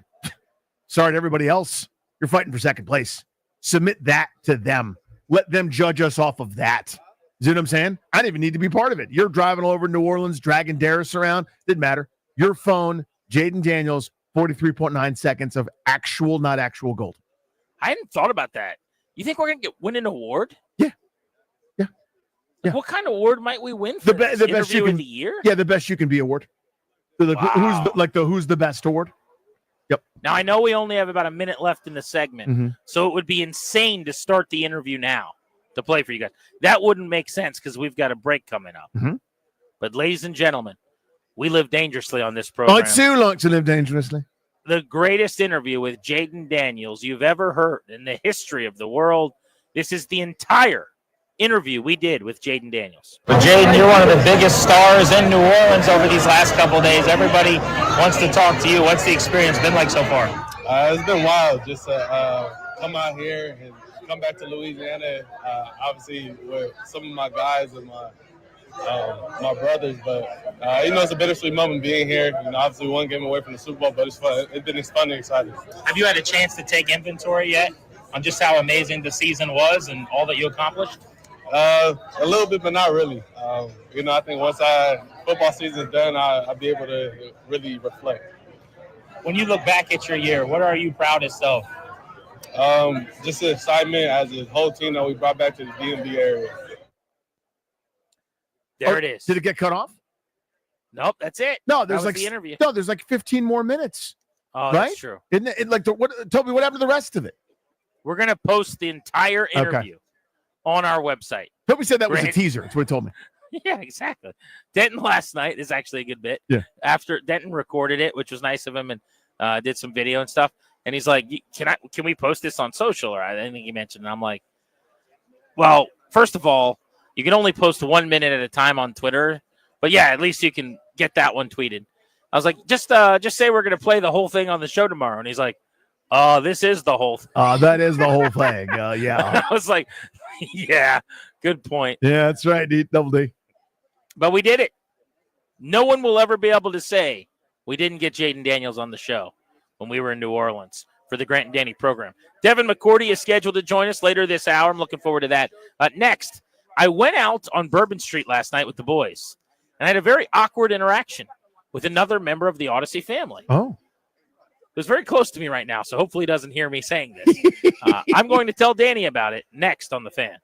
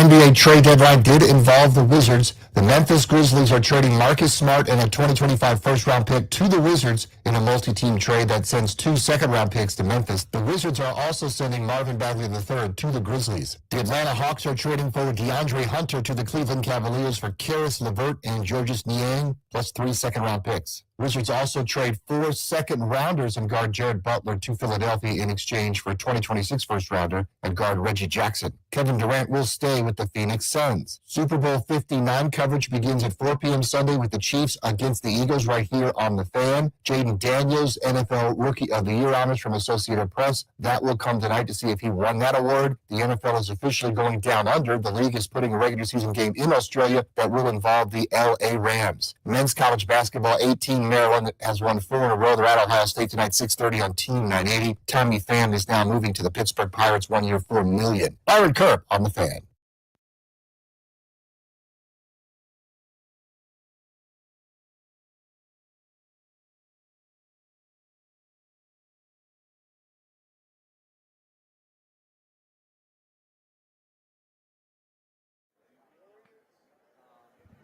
If you're wondering, wait a second, this isn't the double play time. Well, you're right, but every day and every time is a good day and a good time for the double play. Driven to you by your local Washington area Honda dealer. Stop in for a great deal on the rugged and capable Honda Pilot. Contact your local Washington area Honda dealers today. We do have Devin McCourty joining us in our final segment of the hour, coming up a little over 10 minutes from right now. He is everywhere in the media at this point, won Super Bowl championships with the New England Patriots, part of their dynasty. We get to ask him about the Chiefs trying to go where New England never went, which is a little bit awkward. A three-peat. By the way, Danny, I was just reminded of something before we came back. Darius and I, a couple nights ago, went out to dinner, and I got a pork chop, and Darius got a pork chop. And Darius ate about a third of the pork chop. Left it on the plate, handed it back to the waiter, and I just wanted you to know that that happened. Okay. Darius, what went wrong there? What's wrong, buddy? So this is exaggeration from one Grant Paulson. I would say if we're doing fractions, I would say I got through 3/4 of it. Okay. The truth is in the middle. I'm going to say you ate about 67% of the pork chop. No. Yeah. No. We're 8% less. very exaggerating. But Darius, what happened? A lot happened? of meat on that bone, Danny. I just can't eat like I used to. Oh, I can't completely, be a complete absolute pig slob like I've done at one point in my life. So yeah, the portion was a bit much for me, I would say. So yeah, I wasn't able to finish the final fourth of the 3/4. Danny, you would have scoffed at this portion, just so you know. Okay. I mean, it was, you know what it was how much meat is normally on a pork chop. Right, it's just a pork chop. Right. Exactly. Well, here's the thing, Darius. Little known fact. One of the first times Grant and I had dinner, we were in New York, and he ate maybe a quarter of his barbecue at the place we went. And that was a running bit for a while. That Grant Paulson sure can't finish his food. It's something that we did for a while. And did I only eat a quarter of the barbecue? Yeah. Well, in fairness, you'd eaten before, but that's a good point. The bit had already left the station. You know what I mean? Like we're already mid-bit. We're not going to Look, actually, you know what's funny is give him the benefit of the doubt because he actually had a meal not too far beforehand. He wasn't really that hungry. That's not as funny. It's way funnier to be like, Grant Paulson probably left a bunch of food on the plate, and then we'd all laugh and have a great old time. Yeah, so he's just trying to pass that off on me. That's all. I do remember that. I'm going to reposition myself to tell this quick story to Danny Right. because we're right across the way from our friends from WIP in Philadelphia. Okay. But I do want to tell you about a little interaction last night. So we were out on Bourbon Street, right? Mm-hmm.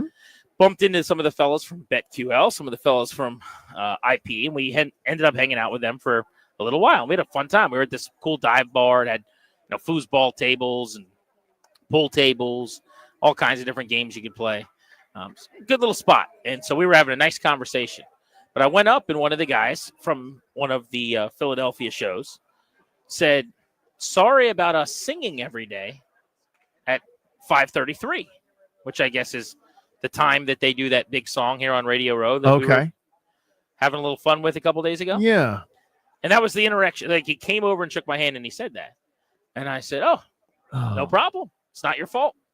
It is. It kind of, actually right? is 100% his fault, Yeah. for the record. But I was just trying to be a friendly guy. And I was like, it's not your fault at all, man. And he like doubled down. He's like, I'm sorry. Like, very seriously, like legitimately, as if something had happened to someone that I loved. He goes, I'm sorry. This was our first interaction ever. And I said, it's not your fault. I was like, serious. And I touched his shoulder. So we start talking shop, and we're talking Phillies. We're talking Nationals. He's asking me if Dylan Cruz is overrated. He thinks he's overrated. We're going round the horn. We had a great discourse, right? 20 minutes goes by, round of drinks. Everybody's having a good time. So then we circle back. This has been now a half hour later. Mm-hmm. He goes, why do you hate 533? I didn't know what that meant. Yeah, what is that? I said, what is 533? He goes, when we sing at 533, why do you hate that so much? Again, I thought we covered this. And I just kind of looked at him. I was like, I really hate when people sing during rejoins, man. I think it's a really bad bit. Just like that. Oh, man. It was so awkward. And he's just like. So okay. Word must have gotten back to him that we hated it. Oh, it gets better. He goes, okay. And there's just kind of this awkwardness. He's like, yeah, we played the couple minutes of you guys talking about us on the show yesterday. And I was like, really? He's like, yeah. I said, I love a little cross-station synergy. Yeah. I guess we are persona non grata up there now. Just a big old happy family. Yeah. Like, it's not like we were telling a story about them in a glowing light where it's just like, us and Philly, old pals. And it's a fun rivalry. We play softball against each other, but at the end of the game, it's all fun. You know what I mean? We have a couple of pints. No, now it's a thing. Oh, crap. Just joning so much. But you know what? I don't regret anything we said. I think everything we said was fair and honest. We were the Fair and Balanced Network. But good dudes. The one I talked to 2 of the 3 of them a bunch last night. I did not meet the 3rd member of the crew, but all very nice. And I'm sure the 3rd member of the crew is just as nice. Yeah. But it was just so awkward. Like initially coming up, I was clearly known as that guy. And he comes up and he shakes my hand and he's like, why do you hate it when we sing so much?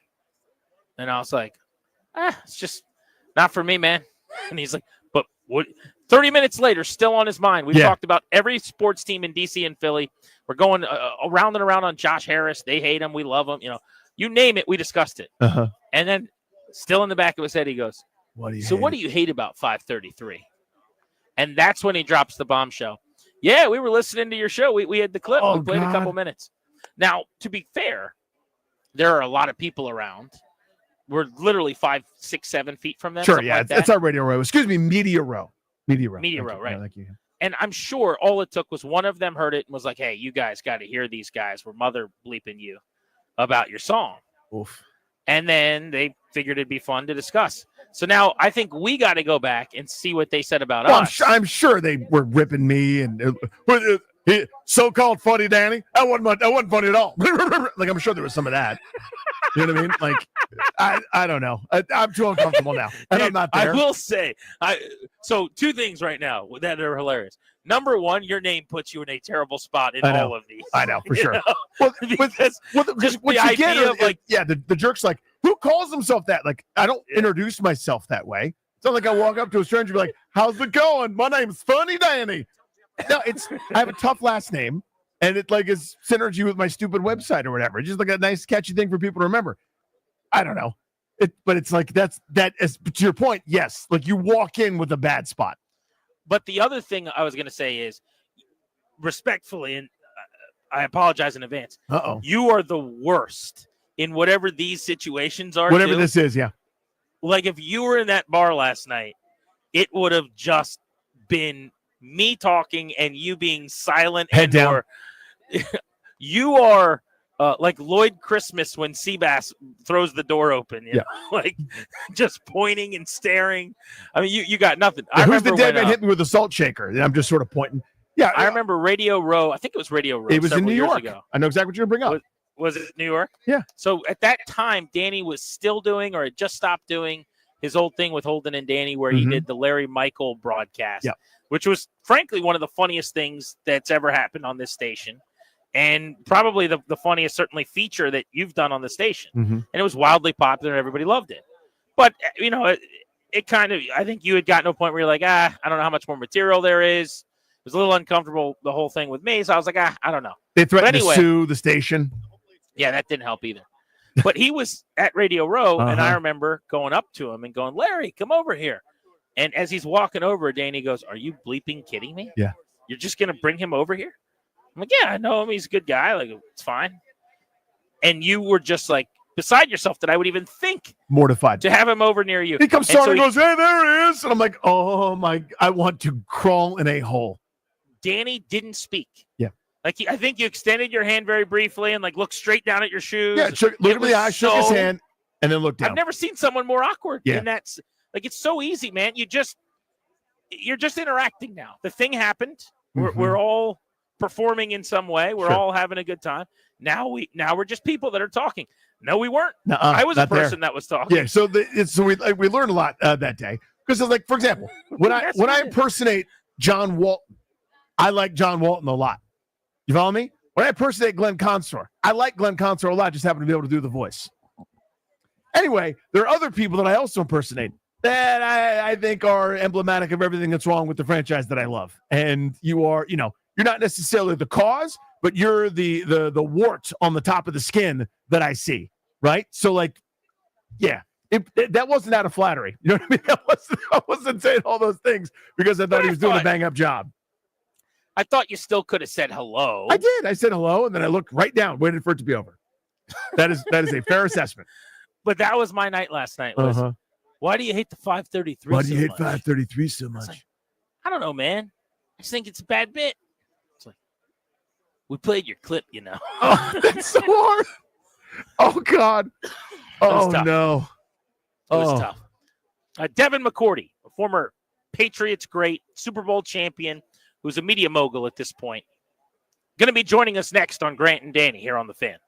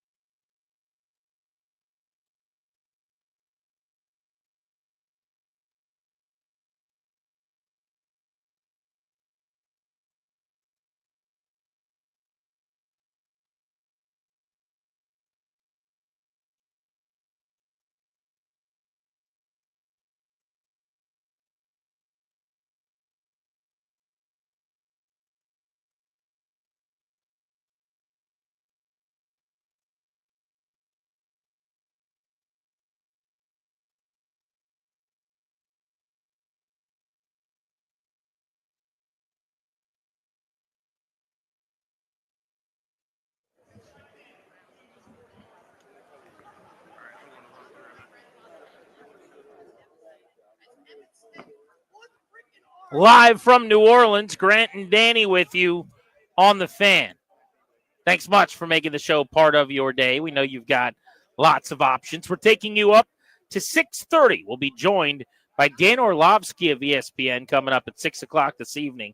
We'll get his thoughts on the incredible rookie season of Jaden Daniels. I want to dive into how he improves in year two, areas of his game where he can make a leap, and how he can avoid the pitfalls of regression or any kind of a step backwards. C.J. Stroud, everybody thought was locked and loaded for what was going to be a monster second season, and obviously he took a small step back. So we'll talk to Orlovsky about that coming up at 6 this evening on the Fan. Vernon Davis, former Redskins star, is going to be with us as well. We're going to be tracking down Devin McCourty of the New England Patriots, the last dynasty of sorts in the NFL before the Chiefs, coming up in just a few minutes here on Grant and Danny. Kansas City, Danny's trying to do something that's never happened before. They are trying to win a third consecutive Super Bowl. New England got close. We were talking yesterday to Moose Johnston. Yeah, they had 3 and 4. They went back-to-back and then got to an NFC title game and lost in a game in which they just had a terrible first 7 minutes. We're down 21-0, and then played really well after. And then the next year they won the Super Bowl again. So you're talking about maybe 3-peat, 4-peat for them if San Francisco didn't knock them out of the NFC title game. But I think about this with the Patriots guys like McCourty out here on Radio Row. I wonder if they're, even if they're not admitting it, maybe rooting against Kansas City just because they weren't able to do what the Chiefs are on the verge of doing. Yeah, natural thing, right? I mean, there's no right way to hold a record. Some people begrudge it. They get mad, and at somebody that won't actively say, yes, I want my record to be broken. I don't do that. It's yours. It's right up at the top, that's a cool thing. You can be the answer to a trivia question. You can be instrumental in that process. Or you can say, you know what, I did what I did. It was pretty great. Nothing changes that. Nothing diminishes it. I don't begrudge anybody's attitude towards it, especially somebody that was part of that level of dominance like McCourty or like Moose Johnston. It is just stunning to think that a team could win 3 in a row. Now that we've seen Washington's run, and you see that they have to go on the road to Tampa, toss-up game. Then you're going on the road to Detroit, heavy underdog. The win was unbelievable. You can make the case, arguably, the most impressive, important win for the team in 3 decades.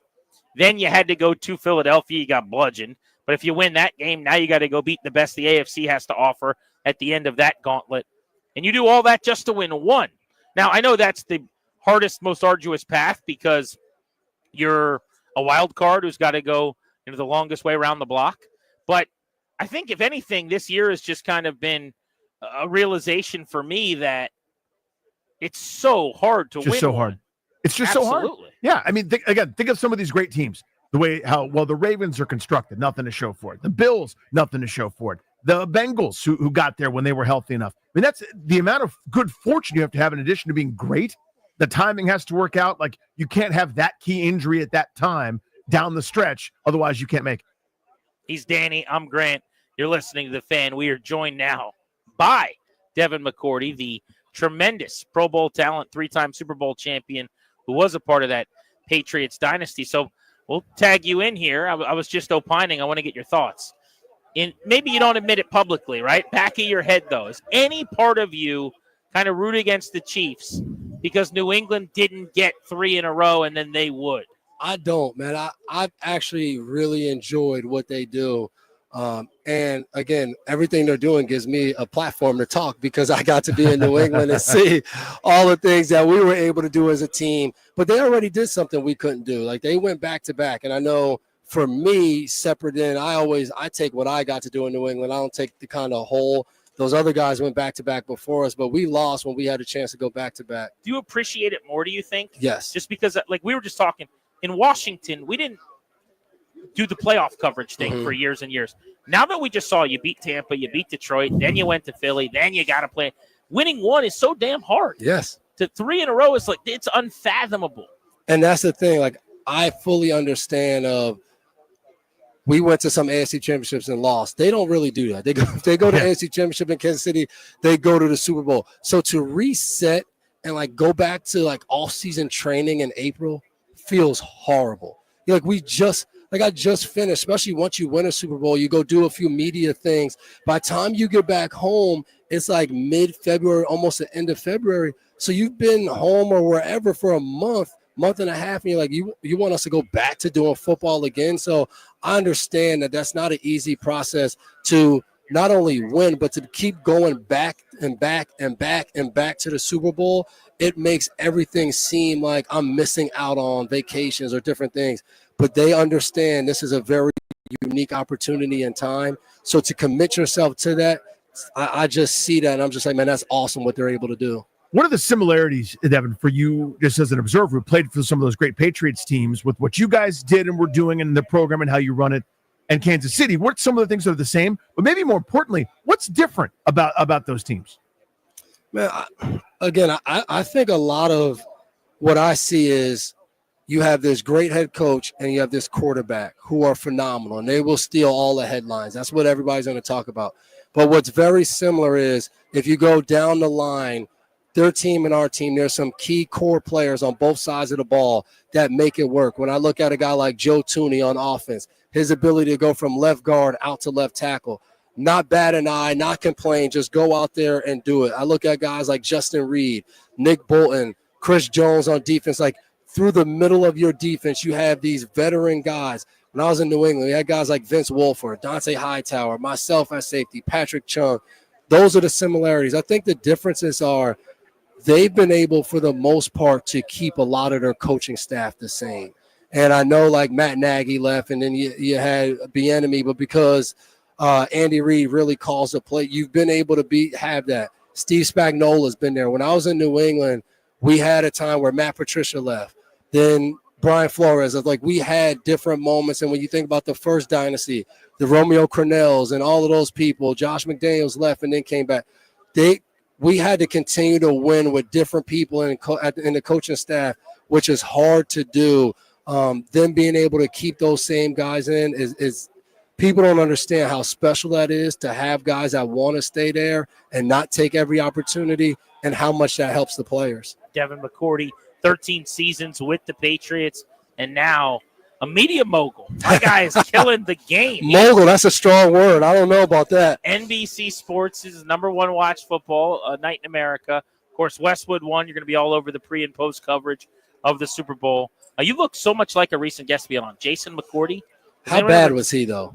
Honestly, it wasn't as good as you. You don't want to really have him on around this time of year because this is about winning championship. He went to the playoffs. He went to the playoffs twice in his career. One time he went to the Super Bowl. I know he won it. Good for him. But, like, this is about guys who are, like, winners This at is heart. a Super Bowl champion time. Yeah. So, like, back when Washington was bad, bring him on. Right. Times have changed. Yeah, we don't need guys like we him. had him on during Washington's 3-game losing streak.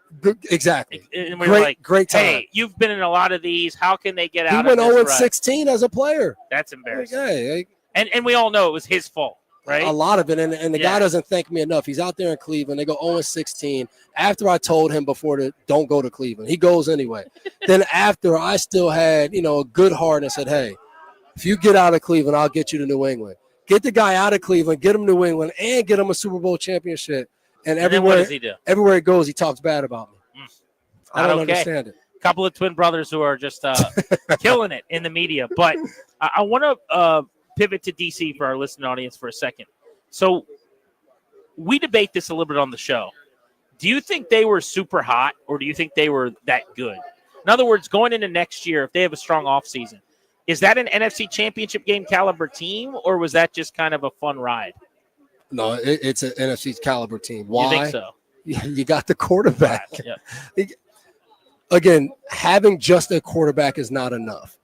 Not having a quarterback will give you no shot. And now when you have a quarterback, you can now say, hey, we can add right here a little bit. All right, we can do something over here a little bit. Hey, how do we make our run defense better? We can prioritize that. When you don't have a quarterback, all your other needs, they just seem so far away because you're like, we don't have a damn quarterback. Until we get that, we have no shot. And I think all I kept hearing about was Dan Quinn came in, and before they got going on anything, he was big on building the culture. And when you build a culture, it's built on now having a certain level and a standard to what you're doing and winning. And I think that's now what they are going to be built on, winning. This standard is to be met day in and day out. Will it guarantee you back in the NFC Championship? No, it doesn't guarantee that. Other teams are going to get better too. But I think for the foreseeable future, as long as Jaden Daniels is healthy, if I'm a Commanders fan, I expect to be in this conversation every year with a chance to go to the Super Bowl. That's pretty fun. It's different. Yeah. So we Music could have through our ears. Yeah, we could ask your brother, like, hypothetically, what would it be like to win? But we can ask you, Yeah, he what doesn't is it know. like? Yeah. Exactly. If you won, what would you have done? Yeah. That kind of thing. How would you have celebrated? Absolutely. Did you guys ever do like go to each other's classes bit? Like, you are the twins that I think, even when we played a game, if I'm being honest, in the studio of like, which McCourty is this after we had your brother on? It's so hard. Like, can you tell the difference? We don't think we look alike.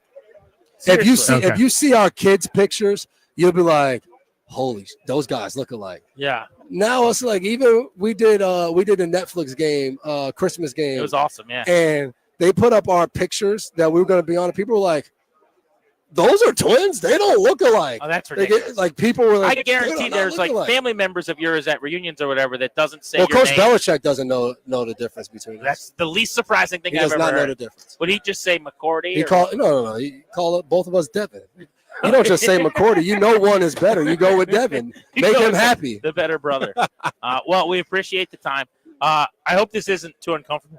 You're very handsome. Oh, thank you. Yeah, look at this guy. I agree Darius. with that. I agree with that assessment. Yeah. Yeah, you can't really see on the camera, but like you get the award for just like when you look at me, there's like a melting. You didn't thing tell that's Jason this though, right? No, he wasn't in person. Okay. Oh, Yeah, and also, I don't know if he's as handsome as you. He's not. I'll be honest. He's not. Even though He's he not. looks just like you. My wife tells me that all the time. Yeah. She would have never picked him. My wife's gonna be salty when I talk about how handsome you are later. Yeah. Thank you. We appreciate you stopping No, I through. appreciate y'all having me. Seriously, love watching. This has y'all been your the best endeavors. one so far. Oh well, Yeah. you've told everyone that, but we No. appreciate you. Luckily, I haven't only been to one. Like I'm telling the truth. Well, thank you, buddy. It's good catching up. There's Devin McCourty. Listen to him on Westwood One this weekend. Redskins great Vernon Davis at 5:45. We're taking you up to 6:30 on the Fan.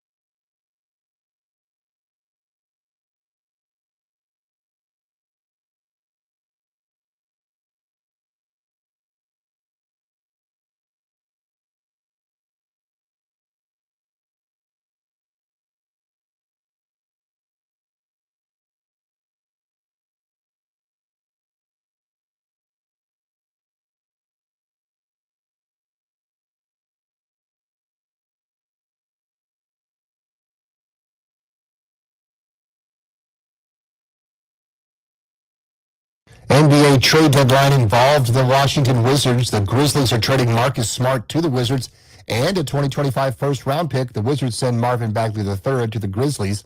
The Hawks are trading forward DeAndre Hunter to the Cleveland Cavaliers for Karis LeVert, Georges Niang, and 3 second-round picks. Also, the Wizards trade 4 second-rounders and guard Jared Butler to Philly in exchange for a 26 first-rounder and guard Reggie Jackson. Super Bowl 59, Sunday, 4 p.m., live play-by-play with the pregame show beginning on the Fan between Eagles and the Chiefs. Quarterback Jalen Hurts says Kellen Moore is a good offensive coordinator. Yeah, he's been another person that I've been able to take in and take a lot from. I think that's always been my MO, just pursuing this gradual improvement over my career. And I've been fortunate to have a ton of different people be involved in that, and it's, everyone desires that continuity. Tonight, Capitals are the Flyers, 6:45 here on the Fan. Alex Ovechkin currently at 878 goals, 16 away from Wayne Gretzky. Jaden Daniels won the Pepsi Zero Sugar Rookie of the Year. The AP NFL Rookie of the Year honor will be announced tonight. The NFL is going to play a game in Australia in 2026, and the home team will be the LA Rams. Carolina Panthers wide receiver Adam Thielen has told the team website that he will return for his 12th season. Maryland basketball on the road at Ohio State tonight. You can hear the game at 6:30 on Team 980. Free agent outfielder Tommy Pham, a one-year deal, $4 million with the Pittsburgh Pirates. Byron Kerp on the Fan.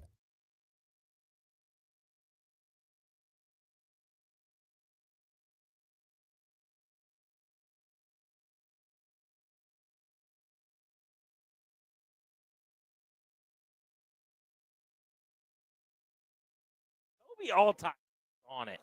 This guy, huh? This guy gets 1 week behind the board. That's right. And he's trying to take my job. What is going on? He's silly. Don't let CK hear I this. wouldn't want to be you. Toby is silly. But you're silly, too. I'm kidding. Come on. Toby Altizer's back in D.C. with Ryan Clary. Corporate Ryan Clary. Very corporate. Who else is back in D.C.? Ben the Red is here today. Ben the Red. Ben the Ladies Red and is here. gentlemen, let's hear it for Ben Ben the Red. Very good. Darius is out here with me in New Orleans. We got Denton Day hanging out. Grant Paulson, Danny Rouillet on the Fan. Danny, would you like to play a game? Yesterday's game went so well, I thought we should play another game. Damn it. Yeah, fine. You love playing games. I don't. I'm terrible on the spot, man. Where you're like, name one actor, and I'm like, oh, and I can't, and you like make fun of me, and that's terrible. Here's the name of the game. All right, here we go. Darius, can I get some more snare in my headphones? Give me a little more juice. Thank you. I need some bass in my headphones. We have Adam Epstein here, believe it or not, Danny. Oh, hey, There he man. is. I know that guy. AWOD. All right. He'll be participating in the game with us. This is our guy, AWOD. I had fun with you last night out on Bourbon Street. Thank you.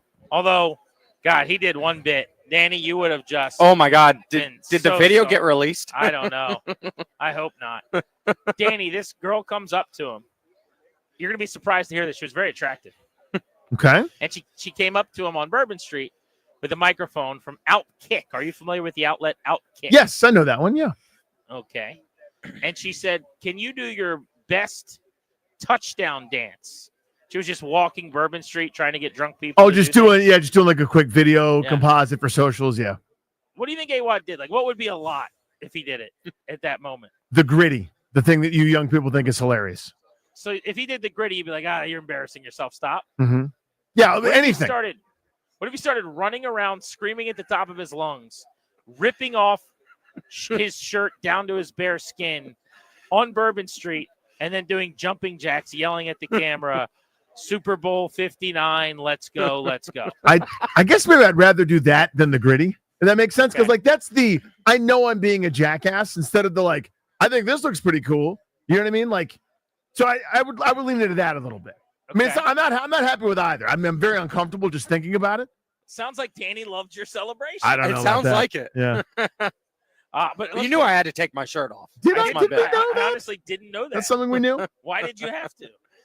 I'd already, but by the time I found him last night, he had a bunch of beads around his neck, and he's like, I earned these. Yeah. He's like, I lifted up my shirt. I'm like, you don't have to do Yeah, I that. play a lot of pickleball, man. I earned this body. Right. Skin up. This is the game, okay? You can play along on the radio very easily, don't Okay. worry. But if you are watching on the 106.7 The Fan YouTube, it's going to be very easy to play because he's going to model it off for you. Don't show the tag. That's the whole name of the game there. Oh, I think it's hidden. Okay. Yeah, I can't The see name of the game is AWOD just bought a hoodie from the big Super Bowl activation here, the Fan Fest. Oof. How much did he spend on? By the way, what do you think? He said, I wanted to be nice. He's like, what do you think of this hoodie, GP? And I'm like, way to go, man. You got a hoodie. Yeah, congrats on mean, you've been warmer when you wear it. Here's the thing. I feel like AWOD catches too much stuff. You know I agree. what I mean? Like I don't want to bring him on to just beat him up. Minding his business and like EB's running him down and like everybody's joning so hard. The other producers of the junks running him down. I was so bad. That said, I hate that sweatshirt. Like respectfully, I root for you. I like you. You're my guy. I like going on with you. But that thing's tough. It looks like you know that we love you, right? Yeah. So this is not meant, AWOD, to be a beat up you session. You guys can't see it, but anybody that's got kids knows this. So when a kid comes home and at school they're like, Mom, Dad, look, we did like a tie-dye project or we did like a paint project and we brought it. It looks like that, but with a Super Bowl word on it. It's brutal. It's tough, dude. There's also colors include like hot pink, red, blue, tennis ball green. I mean, it's just so colorful. So anyway, it's a beautiful hoodie. We love it. We would wish we had it. It's the best right? hoodie ever. What did AWOD spend on this hoodie at FanFest just about 15 minutes ago? Sure, it'll be discounted heavily. I'm going to say that's an $89 sweatshirt. 89 is a good guess. Remember, you can't go over or you lose. Toby, how much do you think AWOD spent on this sweatshirt? Let's go with $98. $98. Now, I will remind everyone, this was at, what was it, the big store at the NFL shop. At the FanFest? At the FanFest, where they have different sections. They have a Nike section. And so this was the starter section. Starter jackets are apparently back. Oh, that's By the way, so I awesome. love starter jackets. Did they have starter jackets? Oh, my God. Yeah, the starter jackets were so should have cool. bought one of those. Dude, we need to get starter jackets again. Those, let me just tell you, $335. We don't need starter jackets anymore, apparently. They were so cool. But, yeah. All right. Ryan, you have a little more ammunition to work with, I'd say, than everybody else after you heard the starter jacket nugget.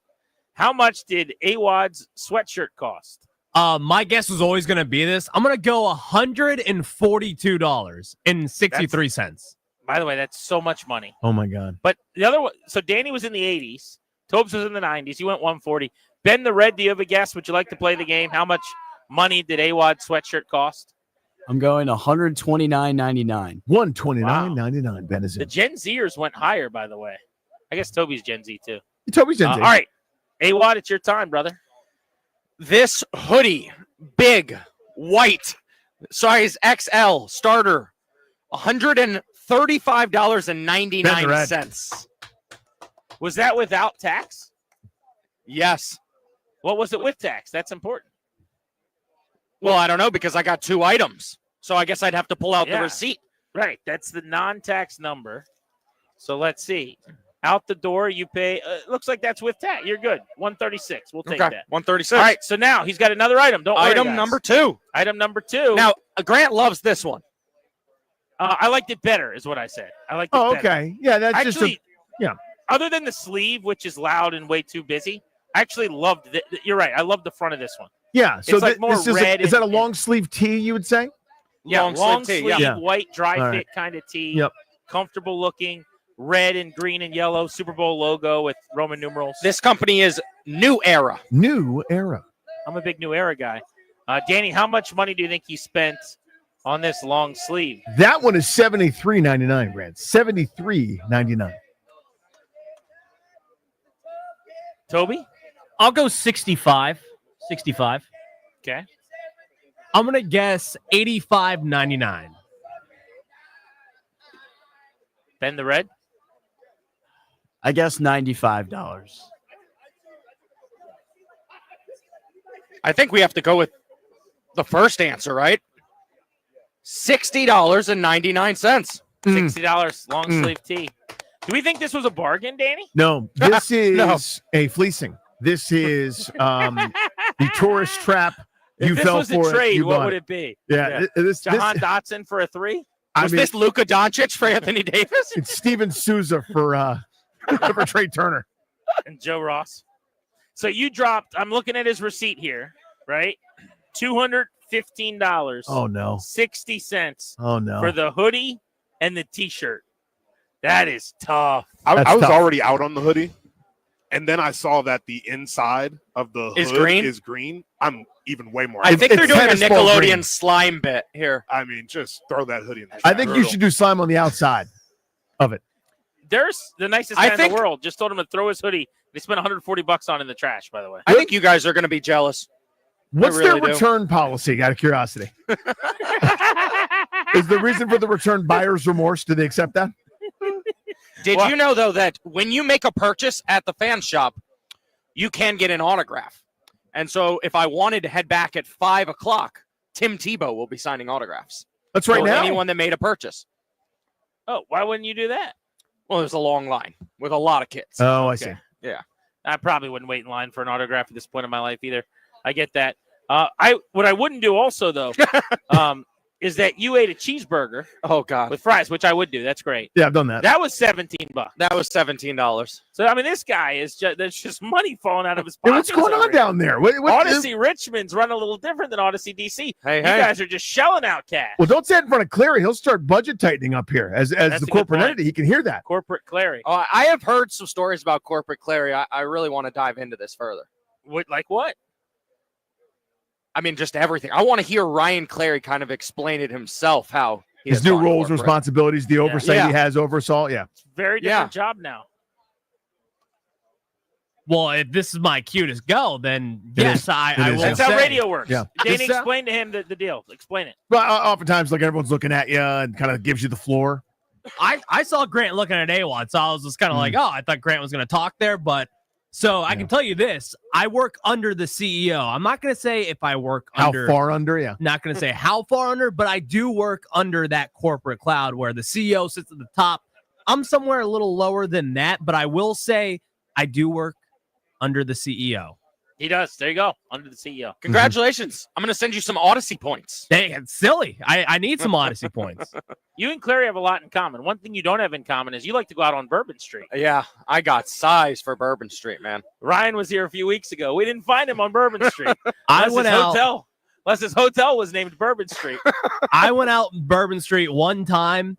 I was probably the most hungover I've ever been in my life. And I will never look at a hurricane again. I will never look at those bars again. I Danny, was this so was the hungover. time. Yep. If you're keeping score at home, when we were all going out on Bourbon Street, and we're like, "Do you want to go?" And he's like, "No, I'm going back to hotel for bed." And then he claimed the next morning, "Oh, I got up halfway through the night and went out." He went out after. Yeah. Is Then what- Clary doing lying liar bits? It's very possible.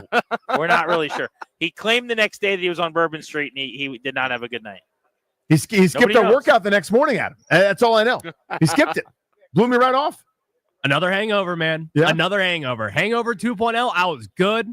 I'm good on Bourbon Street. Give me Colony Grill in Arlington, and I'll be just fine. Hey, Danny, Yep. I want to make sure you're okay with this. I know that you were, because I think I know you pretty well. So do you know who Paige Van Zandt is? Maybe that name. I've heard that name, but like if you I feel put, like you do. She's like Yeah. a very attractive. She was like a UFC she did fighter years UFC. ago. Okay, yeah. And then I think like that went badly, so she went to another like lesser UFC thing. Okay. And then that didn't go very well. And then she went to like a bare knuckle boxing thing. Okay. And then she got beat up there. And then I think like so, basically she's in some faction of fighting right at this point. She's very attractive. I don't know if I mentioned that. And now I think she's on OnlyFans. But the point of the dude's story is that I was offered to have her on the show today. Uh-huh. Like, do you want Paige Van Zandt to come by your show? And like, she's like a hot commodity with all these like horny radio guys that just want to sit there and like talk to her or whatever. And I said, no, thank you. And they're like, you don't want Paige Van Zandt? What's the matter? Like, you're a fat guy. You should. Yeah, talk to you're her." a disgusting slob monster. You'll never get to talk to anybody. Aren't you a weird radio guy? Don't you want to talk to her? And she's wearing a very low cut shirt and everything. And I'm like, I was like, I just don't think that's interesting to my audience in any way. Yeah, are we the weird ones, by the way? I'm like, to I me, think so. I would have sat right next to you. I mean, Jay Schroeder trying to check it down, the hardest pass of all time. Well, Awad, No. you said to me, Awad sat down next to me. He's like, how are they getting Paige Van Zandt? And he was like, the table next to us. I was like, they offered her to me. I They're said, no. desperate He's to like, have her go places. That's how. I mean, Yeah. I don't know. Are we Well, wrong? here's about the that? play that you should have done is schedule her for 6:30 p.m. Eastern time. And so You guys get the video and the photos, but the audience doesn't hear it because they don't care. Right, but what's the benefit to us getting the video and the photos? Silly photos with a silly chick. I mean, what else? She is a smoke show. She couldn't be more perfectly tan. She's got these beautiful tattoos on her arm. I mean, Coke bottle type body. I'm obsessed. Dude, I'm very comfortable, Adam. The HR is right here. Clary can hear you. Guy, we have a corporate person in our studio right now. Also, he just started typing. Our show is above this. Do you understand? We don't. That's not the kind of thing we think about. Okay. Yeah, opposite my thumb. Yeah. Settle down. What? Settle down. Don't start portraying confidences now. I mean, now we're going to just air out our dirty laundry at 5:20 drive time in the nation's capital. But I'm looking at pictures now of Paige Van Zandt, just via Google, not via the extra links that you were talking about. Aside, if she sat down, would that have been interesting to you? Or? I have nothing. I'm not familiar with anything she's ever done. Our audience would want to hear from her. I think, honestly, I know we're weird, like you and I are weirdos about stuff like that. I think there's a significant portion. I don't think it's the majority, but I think a portion of our audience would get a kick out of that. I wouldn't. I would feel like the biggest fraud. I don't know who she is or what she does or why I should care or what's interesting at all. And I never like that. You know what I mean? Like when I you know this about me. When I'm not into it, because I feel like a giant fraud, I'll be like, tell me about the transition from MMA fighting to OnlyFans. What's that like? I've never seen you do anything. And when I feel like a fraud, I don't have a great time. You know what I mean? And I would feel so fraudulent. Tell me about the transition. So, well, there's a before and then an after. Tell me about that transition for you. What's that like? Like, no, I can't. I do think that the 106.7 The Fan YouTube, like Clary as now the guy that runs the YouTube, probably Rick I didn't get Paige Van Zandt on. Yeah. Right? Because there's probably value in that in our little industry, and maybe I need to think that way more. But I was just like, we've turned down a bunch of really good football guests too, like legitimate NFL players and stuff. At my point, someone came by today with a decent starting tackle in the AFC, and I was like, I got to be honest. Like, is there a tie to the Commanders? I can't think of one. Like, so it's to me, it's not just about like, oh, there's someone we can talk to. It's like, unless they're a star, it's got to be super interesting. That's kind of how I view it. Well, but what if it was awkward and your audience is just on the edge of their seat watching you try to entertain this beautiful woman? Grant Polson's trying to riz her up. I mean, I wouldn't be trying to riz her up. But you'd be trying to entertain her, put on a good show. I think that would be cool I to would watch. Be asking her questions about her career, if that's of which I have none. I'm not interested in her career. Actually, I kind of know where you're going with this because many years ago, we Danny and I were on Radio Row. This has probably been almost a decade ago. Yeah, and Christine Leahy, Christine Leahy, who was like Colin Cowherd's sidekick, who was just stunning. Was like we were huge fans of hers for years. Her broadcasting and journalism and all that stuff. And so like we had been big proponents of her work for a long time. And so we were on Radio Row and she was there and we went up and asked if we could have her on. And her boss was like, yeah, but you can't ask her about anything sports or any teams or any Think about that, by the way. athletes or like, and we're like, we watch her every day with Colin Cowherd. Like she'll probably be on. He's like, don't ask her about football, basketball, baseball, hockey, soccer, tennis. Don't ask her about Olympic Games, World Cup. Right, if it involves a ball, a racket, or anything, you cannot ask her. Okay. I'm like, okay. And we're like, well, we'd love to have her. So we had her on. And then Danny was so uncomfortable the whole time that it did turn into great radio. Yeah. For that reason. But Danny's not here. So if Danny was here, the Paige Van Zandt thing would appeal to me a little more. Yeah. Because then I could do shtick with Danny and her. And, Danny would be fighting for his life, just, trying to keep his eyes on her eyes and everything. That I might make be eye better. contact. I'm very good at that. Yes. But in the meantime, with him back in the studio, I don't know if it was worth it. You wouldn't be uncomfortable in the situation. I would not.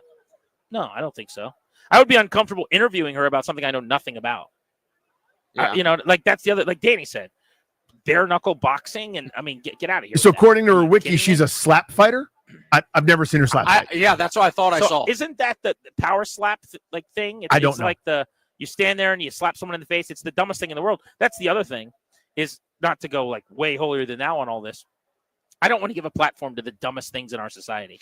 So like to me, two people standing there slapping each other until one caves in and falls over unconsciously is absolutely asinine. like go away immediately, and everyone apologized for trying to make that a thing. I mean, I agree. I hate it too. So I just can't. Yeah, Whatever that is. Going through again, here's the overview. Paige Van Zandt is an American mixed martial artist. I don't watch it. Bare knuckle boxer. Never seen it. Professional wrestler. Not into it. Professional boxer. Don't watch boxing. It's dead. Slap fighter. Don't approve of it. Author. I haven't read in years. Model. That's neat. And OnlyFans content creator. Never seen it. Would never pay the money. Weird. So why do you subscribe to OnlyFans again then? Honestly, wouldn't know how. Like the thing that people are like, oh, you're only like they would make fun of me. Like, you know how cheap I am? I would never pay. I would never pay a cent for any of that kind of content. Never. I could never be one of the dudes that's like, can you send me a picture? Ugh. Like, I'm so uncomfortable thinking about it. You know what I mean? That's mortifying to me that some guy's like sending a message to a girl that is not interested in him. Well, a lot of them now aren't even human beings. That's my They're not point. even real people. I refuse They're to do AI that. bots. Yes. I saw this in some interview that was done recently where basically now like those messages are received by AI bots AI that turn chatbots. around and send photos Yeah, back. I'm not going to And, like, sponsor these your AI bots summer have these- home just because they I'm have all long horned up. conversations over months with these people. Yes. That is just Not doing that at all. That is tough. I'm going to try to go get us Kyle Hamilton of the Ravens and Kyle Van Noy of the Ravens. They are standing nearby. I want to talk to Kyle Hamilton about the Commanders almost drafting him and whether or not they were seriously going to take him and why they didn't and how I'm sad about it.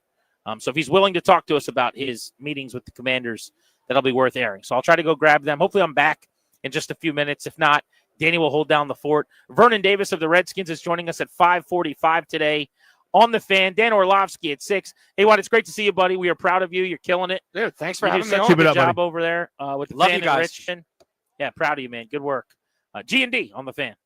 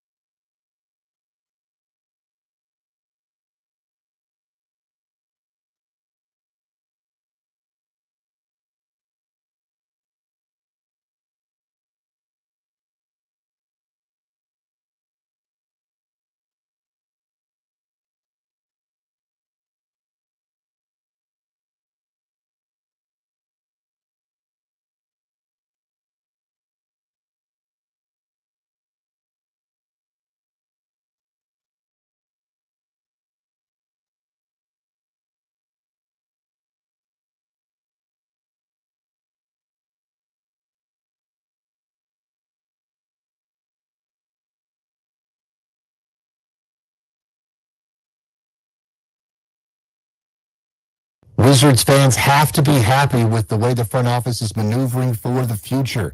The Memphis Grizzlies are trading Marcus Smart and a 25 first-round pick to the Washington Wizards. It's a multi-team trade and involves 2 second-round picks. The Wizards are sending Marvin Bagley III to the Grizzlies. The Atlanta Hawks are trading forward DeAndre Hunter to the Cleveland Cavaliers for Karis LeVert, Georges Niang, 3 second-round picks, and 2 swaps. Also, the Wizards trade 4 of their second-rounders and guard Jared Butler to Philadelphia in exchange for a 2026 first-rounder, plus veteran guard Reggie Jackson. Super Bowl 59 is counting down for Sunday. Don't forget, you can listen to the entire game, plus the extended pregame show, starting at 4 right here on The Fan. We've got great coverage for you all day, including Utah Hockey Club against the Caps at 12:15. The Caps are in action tonight against the Flyers on the road at 6:45. Jaden Daniels will find out he's the NFL Rookie of the Year tonight at the NFL Honors. I'm Byron Kerr on The Fan.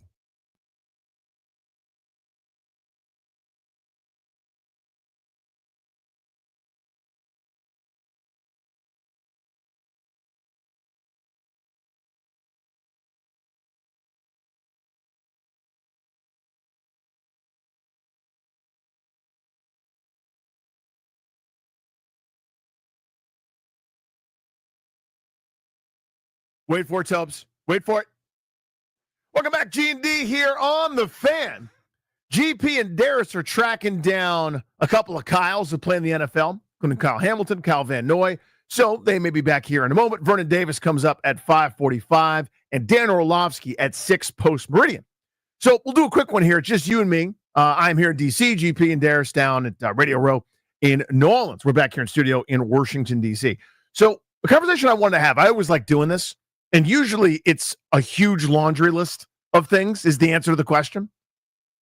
What does Washington need to be here in the not too distant future? They were a game away. Now, in that game, I think they were exposed. Kind of that charmed ride came to an end. Doesn't diminish what they accomplished, because what they accomplished was incredible. It was fun. It was a blast. I was there too. And experienced all that joy the same way everyone else did. But if you replayed this year again, would they won 12 games? Would they have gone on the road and won both playoff games the way that they did without much of a running game, playing ball control without, again, running the football? Maybe they do, because Jaden Daniels is that special, and what was going on with this group was great. But to me, there's a lack of sustainability with the amount of one-year deals and some of the roster turnover that they've got. I think we would all agree, even if you're the most diehard advocate, they probably need a talent infusion at a couple spots. And good thing you've got a general manager who sees the same thing that you guys do, sees the same thing that we all do. And they've got a good staff together to be able to say, we got away with this. Let's not get away with anything next year. Again, you can't get away for multiple years in a row without being able to run the ball at all with this style of offense. And that's what was happening. Brian Robinson, whether he was hurt or not the same, or it was a blocking issue or everything in between, defenses knew what was coming. I have no idea. And the answer is probably yes to all of them. But you would need to be better in that regard. Then you start thinking about what happened with defense and how they got exposed in so many different areas, right? So the question, and we'll kind of address this now. I'll go through a couple bullet points I've got before we bow out here to get Vernon Davis on in a handful of minutes, is what does Washington need to play in this game? Not the distant future. Usually that answer in years past started with quarterback. We got that. Let's move on to the next thing. How about some offensive continuity? You got that. Move on to the next thing. To me, there's a few bullet points that I would kind of hit on here. How you get there is the beauty of sports and decision-making and being a general manager and having to make those kinds of calls. So you look at pass defense. Everybody in this market, everybody nationally, loves to tell you about rush defense. You got to stop the run. You got to be physical. Run. Then what do they say about the run defense? They'll point to Saquon Barkley torching Washington on that pitch play, the first play from scrimmage, as the reason or whatever that Washington lost. They'll look at some of the run defensive issues, which got them to the NFC title game, by the way, as the thing.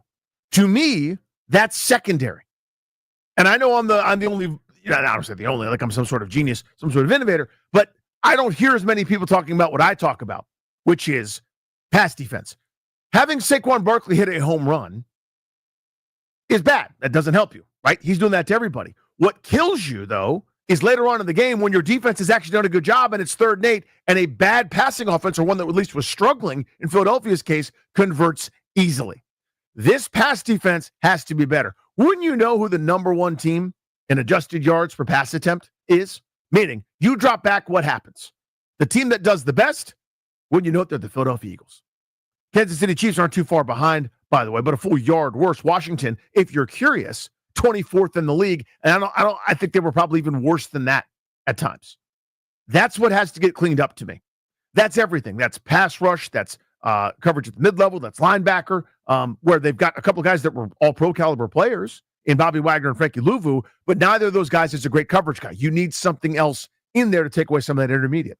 Safety's got to be more dynamic. Again, I like Quan Martin. I like what Jeremy Chin did as kind of a downhill Swiss Army knife thumping safety, but you got to be better there. Corner is a major weakness. I don't know if Marshawn Lattimore is the answer. They need to know, because that's going to indicate or dictate what they do this offseason in terms of improving that unit or not. Pass rush has to be there. And it can't just be Dante Fowler gets hot for a couple weeks against Cleveland, Carolina, Arizona, and some other drag. It's got to be winning time moment, 3rd and 8 NFC title game. I need a wildebeest. I need a dude that cannot be stopped. I need that disruptive force. They got to upgrade there.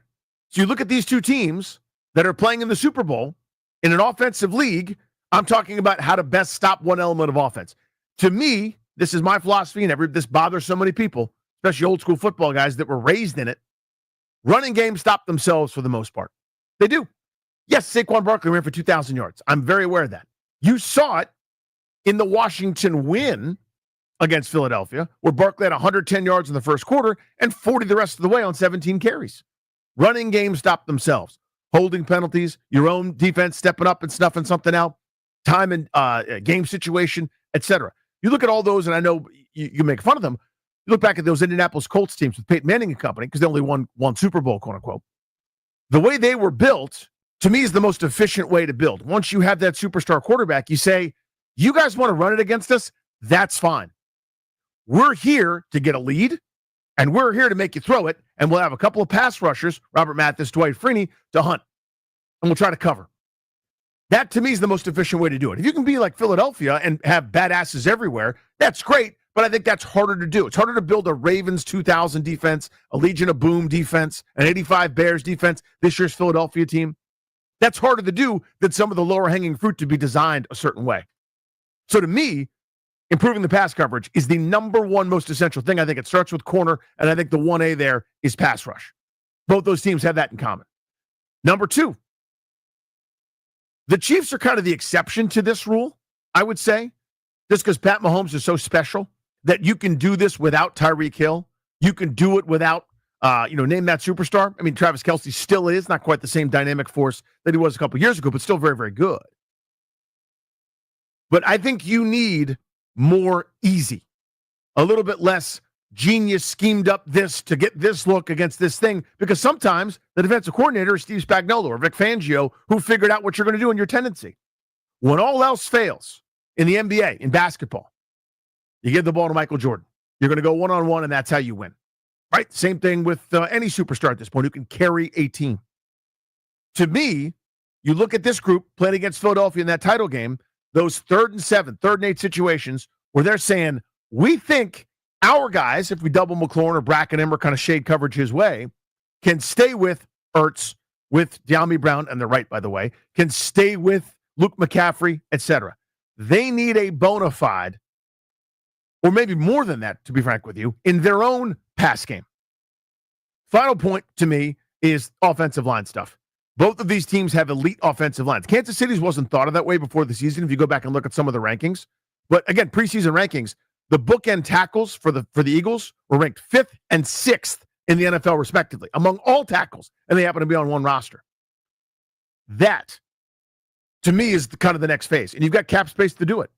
Eventually, when you got to give Jaden Daniels all the money, and I can't wait to do that, once you've done that, you have to prioritize and make some sacrifices and a couple of shrewd roster moves. Right now, you don't have to make as many sacrifices. Break the bank in terms of resources to go right there. Those are my thoughts on how Washington can be back here with a little bit of with some roster tweakage.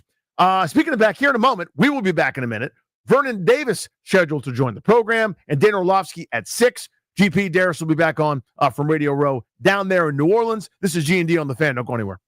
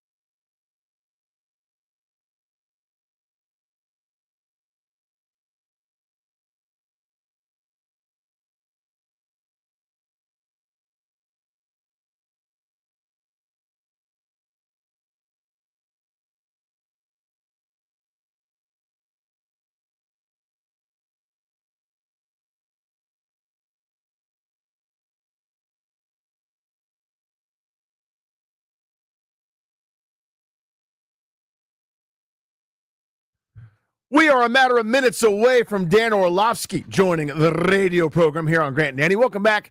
Danny Huhay hanging out with you in Susu Studio live in Washington, D.C. Grant and Darius are down on Radio Row, catching up with a couple of NFL players right now this moment. Speaking of catching up, earlier, former then Redskins player Vernon Davis joined the program. Asked him first to start off expectations versus what actually happened, exceeding those expectations. And how cool was that for Washington? Let me tell you, I thought those guys would maybe win 6-7 games, but they did something that amazed the world. What they were able to do this year, both offensively, defensively, and with their special teams, few and far between. Magic Johnson coming in, changing the organization, finding a way to piece this thing together, and they did it. They figured it out. They put the little details into the organization, and they were able to find success in ways that no one ever expected.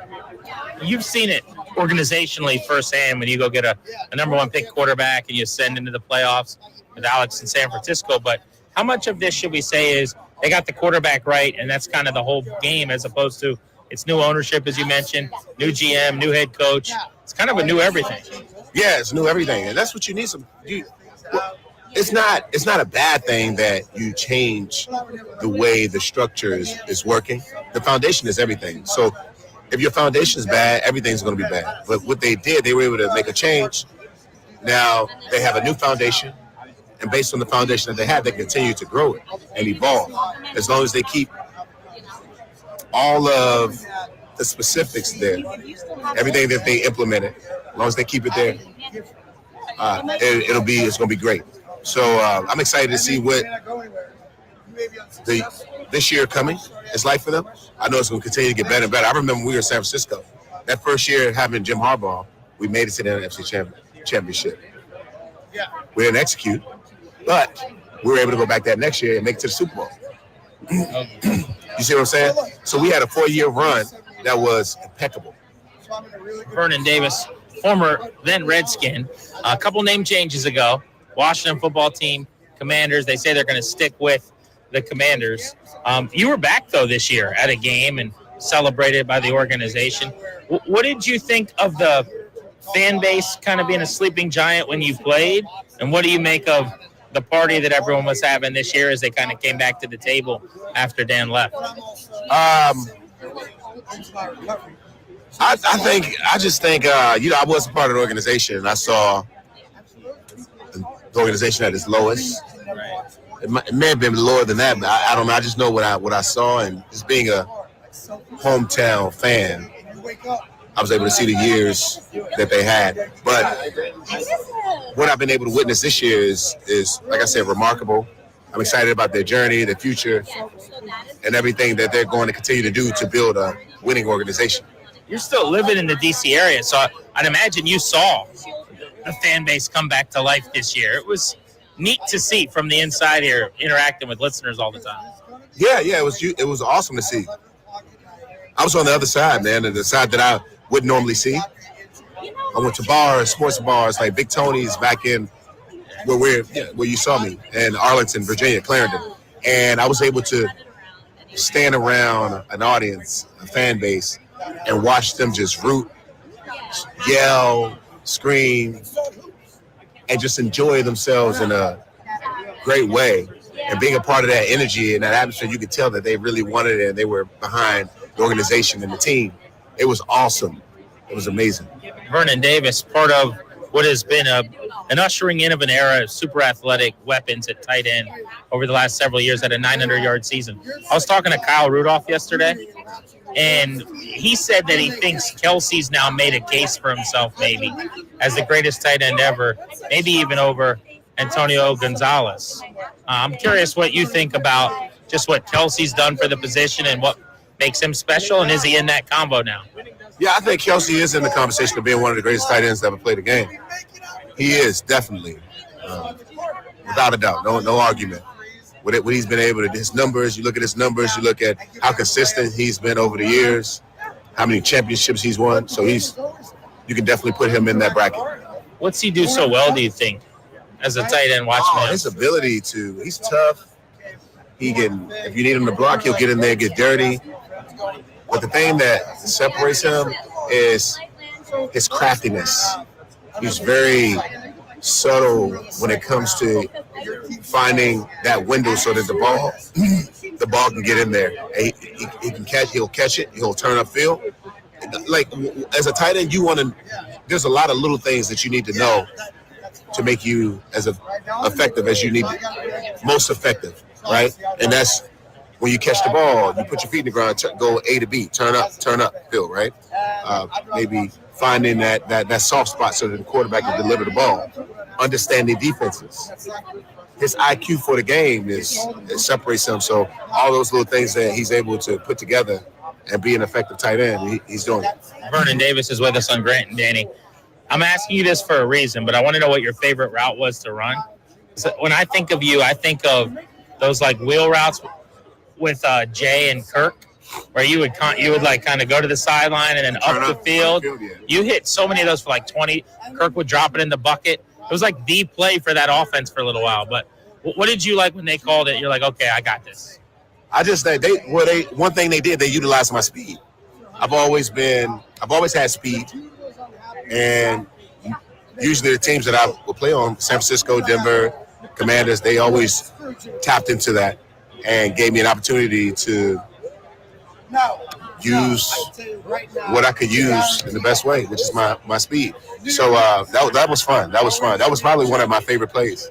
Post-career, what are you up to? I know you've done some acting. You could be on any network you want. Like, what have you enjoyed doing? What are your passions right now? Well, I really enjoy doing these activations with Smirnoff today.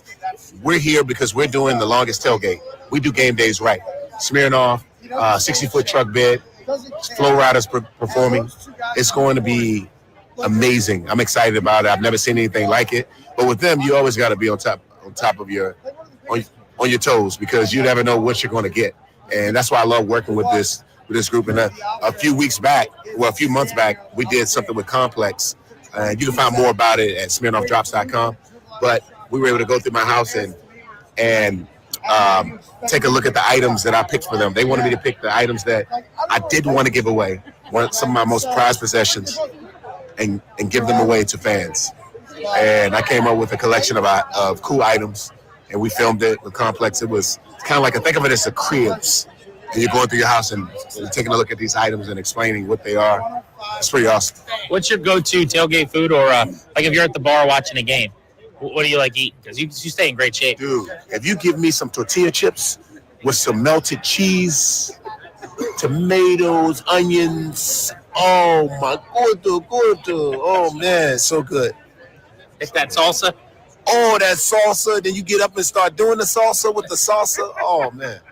Great seeing you, Vernon. You too. Good to see you as well. Respectfully to Vernon Davis, I don't believe he eats any of those things. You look like me when you eat those things. Vernon Davis, his muscles have muscles. Like his biceps have triceps. You follow what I'm saying? Like there is no saturated fat in that man's being. Thanks to him. Always really fun to catch up with Vernon Davis. Speaking of catching up, about 6 minutes from now, Dan Orlovsky swings by the radio program. His thoughts on Jaden Daniels, Washington, the outlook, the Super Bowl, everything under the sun. Stay with us.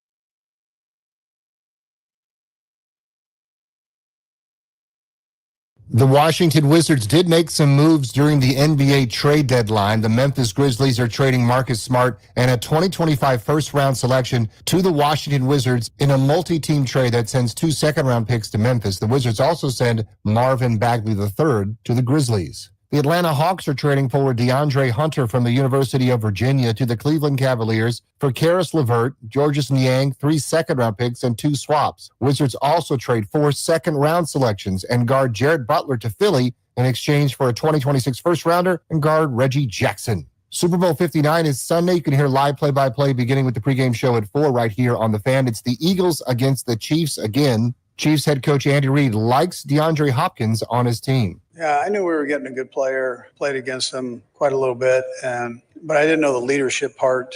He's been tremendous that way. Just he hasn't complained that we're spreading the ball around or utilizing other guys along with him. He's willing to share in that way. Capitals against the Flyers at 6:45 right here on The Fan. Alex Ovechkin at 878, 16 away from Wayne Gretzky. Jaden Daniels is expected to win the AP NFL Rookie of the Year award tonight at the NFL Honors. The NFL is going to play a game in Australia in 2026, and LA Rams will be the home team. Men's college basketball also in a half an hour. Number 18 Maryland against Ohio State, 6:30 on Team 980. Byron Kerr on The Fan.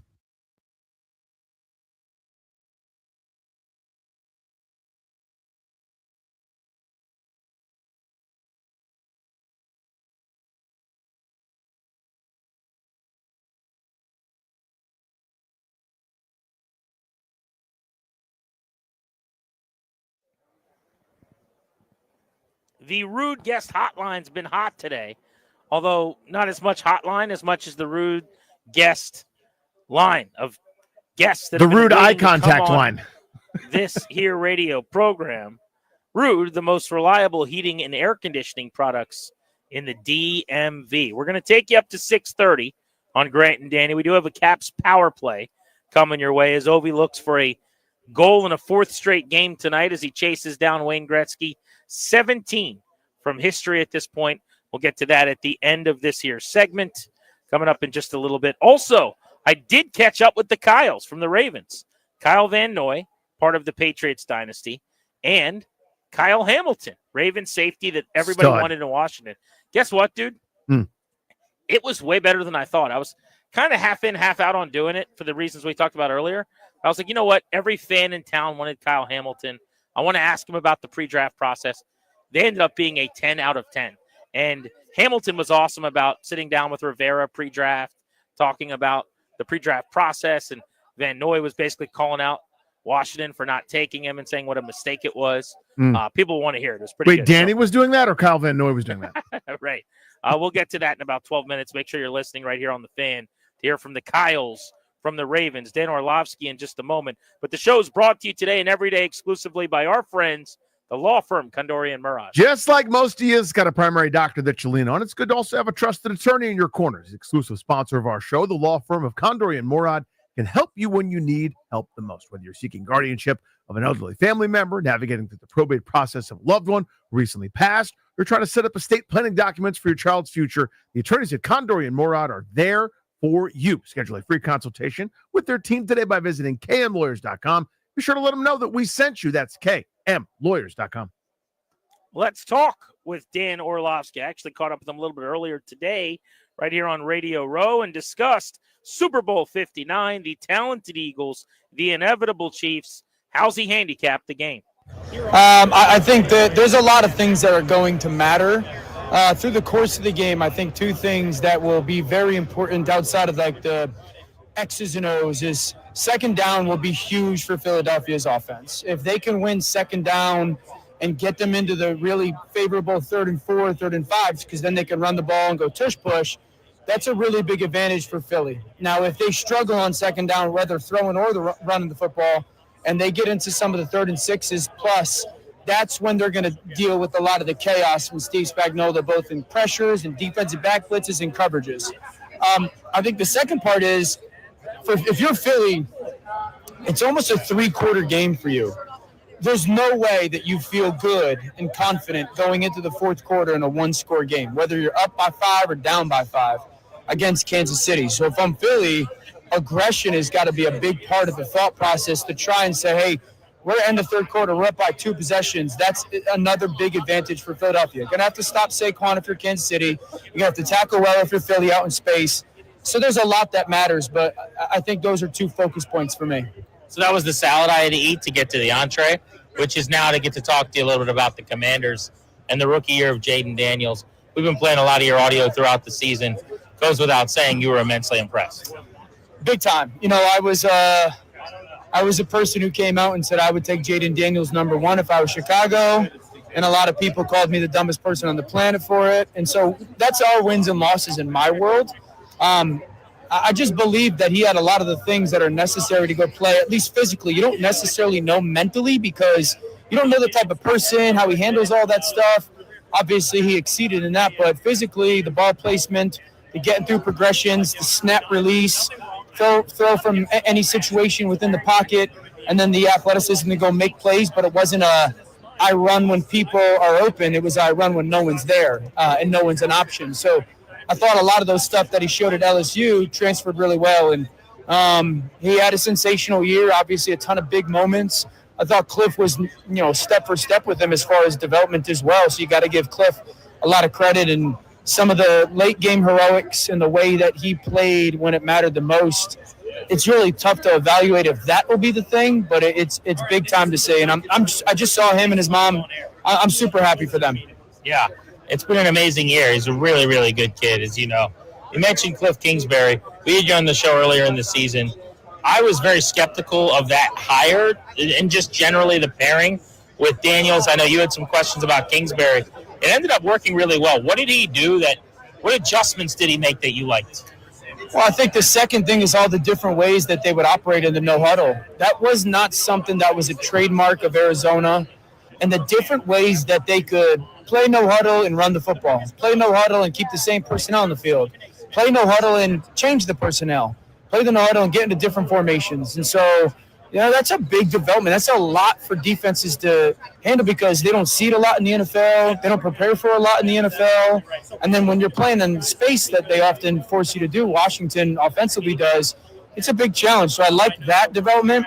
I also like the fact that, he really got into some different pass concepts or NFL pass concepts that I was pretty critical of in Arizona that you did not see form. And I think that the simplified protections that they used really helped them play fast. It forced defenses to have to play a little bit simplified as well. So I give a lot of credit for Cliff to kind of attack some of the stuff that maybe held them back a little bit in Arizona. Dan Orlovsky of ESPN on Grant and Danny. Are there any additions you'd like to see either schematically, maybe it's Jaden's game, or just areas where you'd say the foundation was incredible, but now everyone's coming for you next year? Here's something you got to think about. Yeah, I think, definitely enhancements in personnel. They definitely need more playmakers on the perimeter. Terry's a special player, but so that's not a schematic thing. I do believe that they'll have to develop more protection use because teams are smart in this league and they'll figure it out. So more diversity within the protections that they'll use. Their counter run game was fantastic. I think a little bit more of a downhill run game will be viable as well. A lot of their run game was having pullers. Again, teams will figure that stuff out or counter that stuff as well.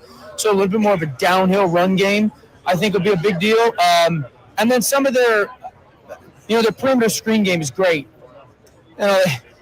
Philadelphia blew it up. Great defenses will blow it up. So, can they develop a little bit more of that quick passing game that supplements that? Doesn't replace it, but supplements that. Dan Orlovsky on G&D on the Fan. You mentioned the outside personnel in the passing game. I'm kind of curious where they go with this. They get to the NFC Championship game. Daniels was an elevator. It's Zacchaeus who caught 10 balls in Philly last year. Noah Brown they bring in at the last minute. De'Ami Brown, who may or may not be back. Would you make it a real priority to go get a dude? Yes. Whether that's T. Higgins, you would. No, absolutely. Look at all the teams in the NFC. Okay, if we just take the NFC teams and we go, who are the really, really good teams? Well, Philadelphia, they got 2 dudes. And then we go to the, other divisions. Minnesota, 2 dudes. Detroit, 2 dudes. Green Bay's got like 4 of them. Chicago seems to have at least 1, if not 2 dudes. the Seattle Seahawks, 2 dudes. Does it have to be outside wide receiver? Could it be like a tight end that stretches the field, a home run hitting running back? Or are you saying like? I like their running backs. I like B-Rob and I like Eckler. So running back for me, I still think they're in a good place. I'm not telling you got to go get Jamar Chase, but I do believe, and I thought Zach was really good this year as well. So I think another guy that I'm not telling you it's comparable of a Terry, but you know, in that conversation, yeah, that's just the way the conference is. So I think that's a really big deal for them this offseason is getting that kind of guy. We're trying to figure out, should the expectation now be that they're in the mix at the end of the year in the NFC, or was this just kind of a crazy run? And how do you view them going into next year? Yeah, I think that you're probably – you don't want to do what the Giants kind of did 2 years ago when they went on that run. You're like, oh, Washington, what they accomplished this year was awesome. They won 5 games on the last play of the game, essentially. That's not normal in the NFL. Like, if they won 3 of those games, that still wouldn't be that normal. But they wouldn't have gone to the NFC title game. They may not have been in the playoffs. So, like, they, as an organization, a team, have to really attack it of the mindset, maybe, like, almost thinking, you know, we've got to take the big jump next year as far as we got to add in our personnel. Their defense is going to have to get better. If they want to play the style that Dan wants to play, they got to get probably another cover guy or 2, an elite edge rusher. So I think they're going to be in the conversation very much so because the quarterback's such a good player and it seems like the building's in a really good place. But to sit there and go, yeah, you know, if you make 1 or 2 moves, you're going to go to the Super Bowl, you're kidding yourself. You got to really be conscious of how those games were won late. Play GM for me for a second. What would be your level of interest if you had to give up a couple ones and something else for Myles Garrett? Yeah, a couple ones I get really dangerous about and conscious about. Myles Garrett is absolutely sensational. He's been in Cleveland for a long time and been sensational. And, you know, he hasn't, gone to the Super Bowl. So I still believe that if you're the Washington Commanders and you say, hey, we're going to take 3 high draft picks and we're going to give them to Cleveland for Myles Garrett, well, that means their offense isn't going to be added to, more than likely, unless there's a T. Higgins or a Godwin, and that's a dice roll. And then defensively, like, again, where are the cover people coming from if Dan wants to play that style? So I get cautious of doing with that many high-end picks because I still think building a roster through the draft and hitting your draft picks is the best way to be very good in this league consistently. Awesome having you. Thank you. Thanks, bud. That's Dan Orlovsky of ESPN. Covered a lot of ground there, but in talking about Jaden Daniels and the Commanders, he basically said what everyone we've talked to all week have said. Yeah.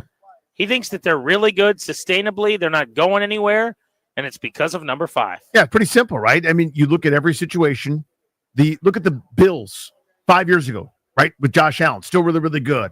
But almost a totally different cast of characters. They had to reinvent themselves. I'm going before the year, they're really going to miss Stephon Diggs.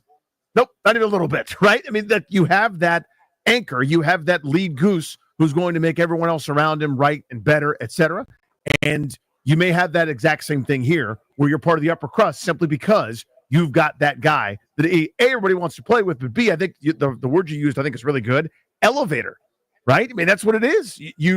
They did it with Noah Brown and De'Ami Brown and Olamide Zaccheaus and Jamison Crowder, guys that anybody at any time could have said yes to that didn't.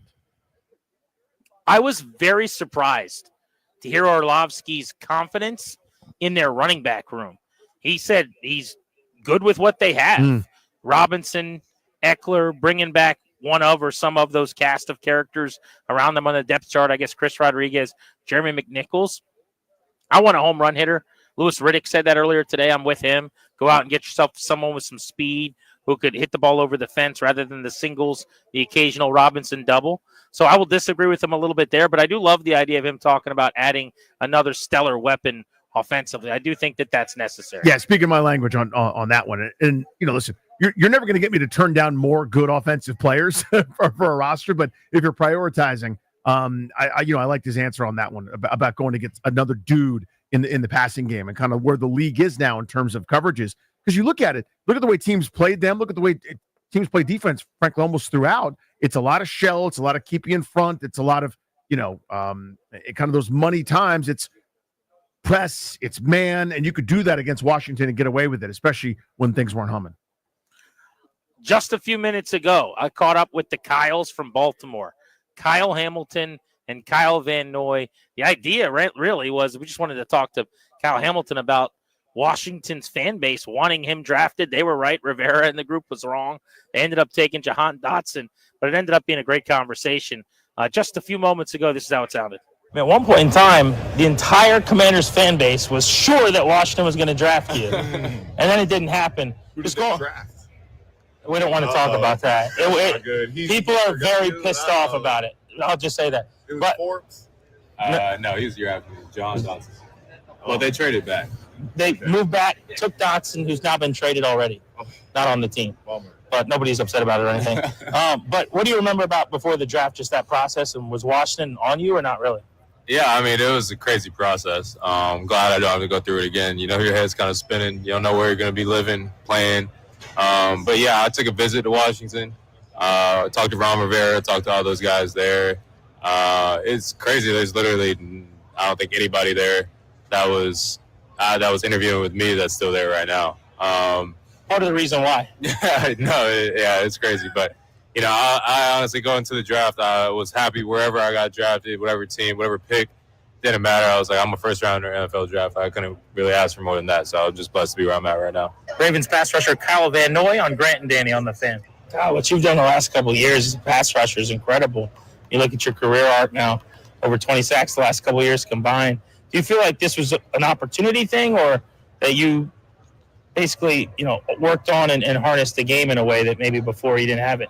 Well, for me, I think it's a little bit of everything, right? Timing's everything. What you're asked to do, I was asked to play multiple positions, so I wasn't able to focus on something. Then when I made the switch that, hey, I'm just going to pass rush. I'm tired of covering these fast-ass running backs. I'm good off that. I'm just going to focus on pass rush, and it's been awesome. I did it in high school. I did it in college, and then when I first got to the NFL, they're like, hey, play off the ball, and, it worked out good, but pass rushing has been awesome. It's been kind of like, I don't want to say a resurgence in my career because I'd be disrespectful for kind of what I've done in my career, but it's been just giving me a whole new life and a whole new meaning to keep playing because it's still fresh and it's still new.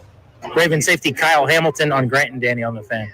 Did you have any feel? I mean, social media probably makes it easier for how much of a hunger there was in DC for you. You were kind of like the guy everyone was pulling for. There's a lot of that pre-draft. I really try to stay off social media as much as I can, especially around big times like the season and delete Twitter and all that stuff. But the fans are going to be fans, so I was just whatever to me. The deleting of the social media thing seems like a good move when you're like struggling or whatever. All pros, like Pro Bowls. I would think you want to be on social media. People are being nice.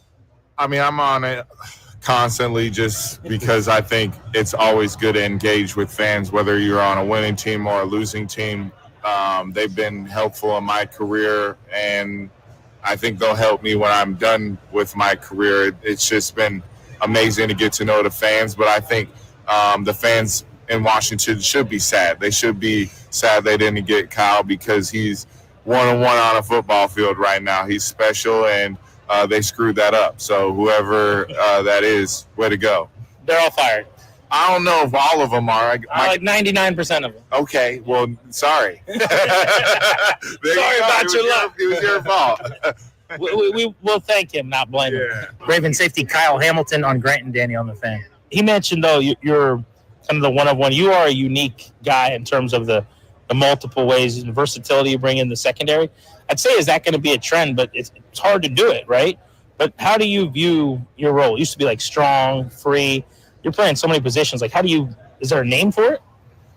I don't know. I feel like just safety. I feel like safety nowadays kind of comes with it's kind of a loaded position in terms of just what you're asked to do. That's why I feel like, guys like Minka Fitzpatrick, Derwin James, guys like that, more of those kind of guys who do a lot, cover, play in the post, go blitz.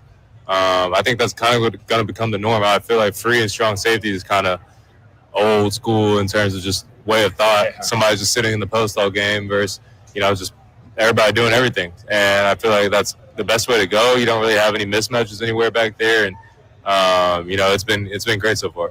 Lastly, you guys did play Washington about midway through the year. Just curious to get your thoughts on what you saw from Jaden Daniels and the Commanders. They ended up going on a run to the NFC title game. You start with Kyle Van Noy, but could you tell they were pretty good when you played them? Yeah, I'm very impressed with Jaden Daniels. I think I'm starting to call him basically the Steph Curry of football. I know that's early to say, but it's because he chews on his mouthpiece the whole game. And you're like, what the hell? Like, he doesn't get rattled or anything. He's just chewing his mouthpiece like a young kid out there having a blast. And I always tell this to people when I talk about Jaden Daniels. His poise has been so impressive to watch. The way he makes the right decision almost every time is impressive, especially with a O-line that you guys had. It wasn't necessarily the best O-line, but to do what he did, make fast decision, make the right decision, basically 98% of the time was very impressive for a rookie quarterback. Yeah, I mean, I was just on talking to somebody on a podcast earlier, and I said the same thing that top four guys, Lamar, Mahomes, Josh Allen, Joe Burrow. I think Jaden, you can agree with me or not on this. I feel like Jaden has the same demeanor walking onto a football field as those guys. Just like you can't rattle him, like kind of got a swagger about him. And I feel like you got to have that at his position, especially because you got guys like him trying to hit you all day long. And, you're going to get hit. You're going to have bad plays. You're going to have great plays. And just having that cool there wasn't one play this year where I said that he just was nervous or kind of sporadic or anything like that. It was like you're playing against a 6-year vet, and I think he's got a great future ahead of him. Thank you guys so much. Appreciate it. Thank you. How about that at the end of the interview, them talking about Jaden Daniels, Kyle Van Noy of the Ravens, double-digit sacks this year, Steph Curry of football. Kyle Hamilton says, Mahomes, Lamar, Burrow, and Allen are the best four quarterbacks in the league. He's got the same demeanor as those guys. There wasn't one play when he was nervous. I mean, that has been basically what guys are saying all week long. They all think this dude is already a top 5-7 quarterback in the league. Well, it's the one word. It's not like everyone got together in football and said, all right, we're going to have one word for branding for Jaden Daniels. We agree on poise. Great. Every person that speaks about him that has watched, competed against, played with, discussed, etc., that's the theme. That's the word that comes back every time is poise, which has a huge, it's a big giant umbrella of a lot of things going underneath, where the unflappable thing that Hamilton was talking about, or everything under the sun in terms of you can't rattle him, you can't mess with him, no moment's too big. You saw that in those fourth quarter moments, those overtime moments, those 4th and 11, no problem, I got it moments. It's 4th down, they're blitzing, doesn't matter, I'll wait the extra beat to let Terry McLaurin run free for a touchdown moment, throwing between 3 different guys, the Jamison Crowder touchdown against Philadelphia. All these incredible things that, happen to some players seem to happen to him all the time because the moment isn't too big for him. You know what I mean? Like in that word for a rookie, for anybody, poise. Like Sam Darnold's been in the league a long time. He wasn't very poised last couple weeks of the season, right? The playoff loss and the shellacking to the Rams. Wasn't much poise there. There was a meltdown. It was panic time. He was terrible. That wasn't the case with Daniels. Amazing. It's time for a Capitals power play ahead of their road game in Philly.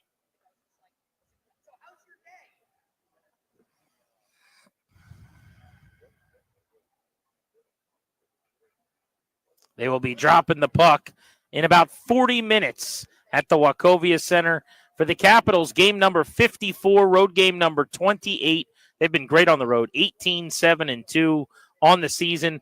Alex Ovechkin, team high 25 goals. He has scored in 3 straight. This Philadelphia team gives up a lot of goals, GP. 29th in the old National Hockey League, you're giving them up. So this should be one of those, good opportunities, you would say, for one Alexander Ovechkin to close in on a previously unbreakable or thought to be unbreakable record. There's your Caps Powerball. There you go, big voice guy. You do you, baby. You don't need me, big voice guy. That's right. You got this thing. Tomorrow's show is going to be packed as well. This has been a tremendous broadcast today. Good work to Darius and the crew for putting it all together. Lewis Riddick, Thurman Thomas, Kurt Warner, Mark Schlereth, Brian Baldinger, Devin McCourty, Vernon Davis, Dan Orlovsky, Kyle Hamilton, Kyle Van Noy. What a broadcast. Tomorrow, we're going to be loaded again and very, very excited to talk to Hugh Douglas from Philly, preview the Eagles side of the Eagles-Chiefs Super Bowl matchup. Torrey Smith, buddy of mine from the Fredericksburg area, will be on the show as well. Caught up with former top pick Ryan Leaf on, what was the difference between him having all of his struggles and Jaden Daniels seemingly have none off the field. We'll also talk to Kevin Harlan, Gerald McCoy, among others, tomorrow as well. So you want to be listening starting at 2 o'clock. Thanks to Toby and Ryan and Ben back in studio for Darius and Denton and our crew out here in New Orleans. Grant Paulson saying so long for Grant and Danny on the Fan.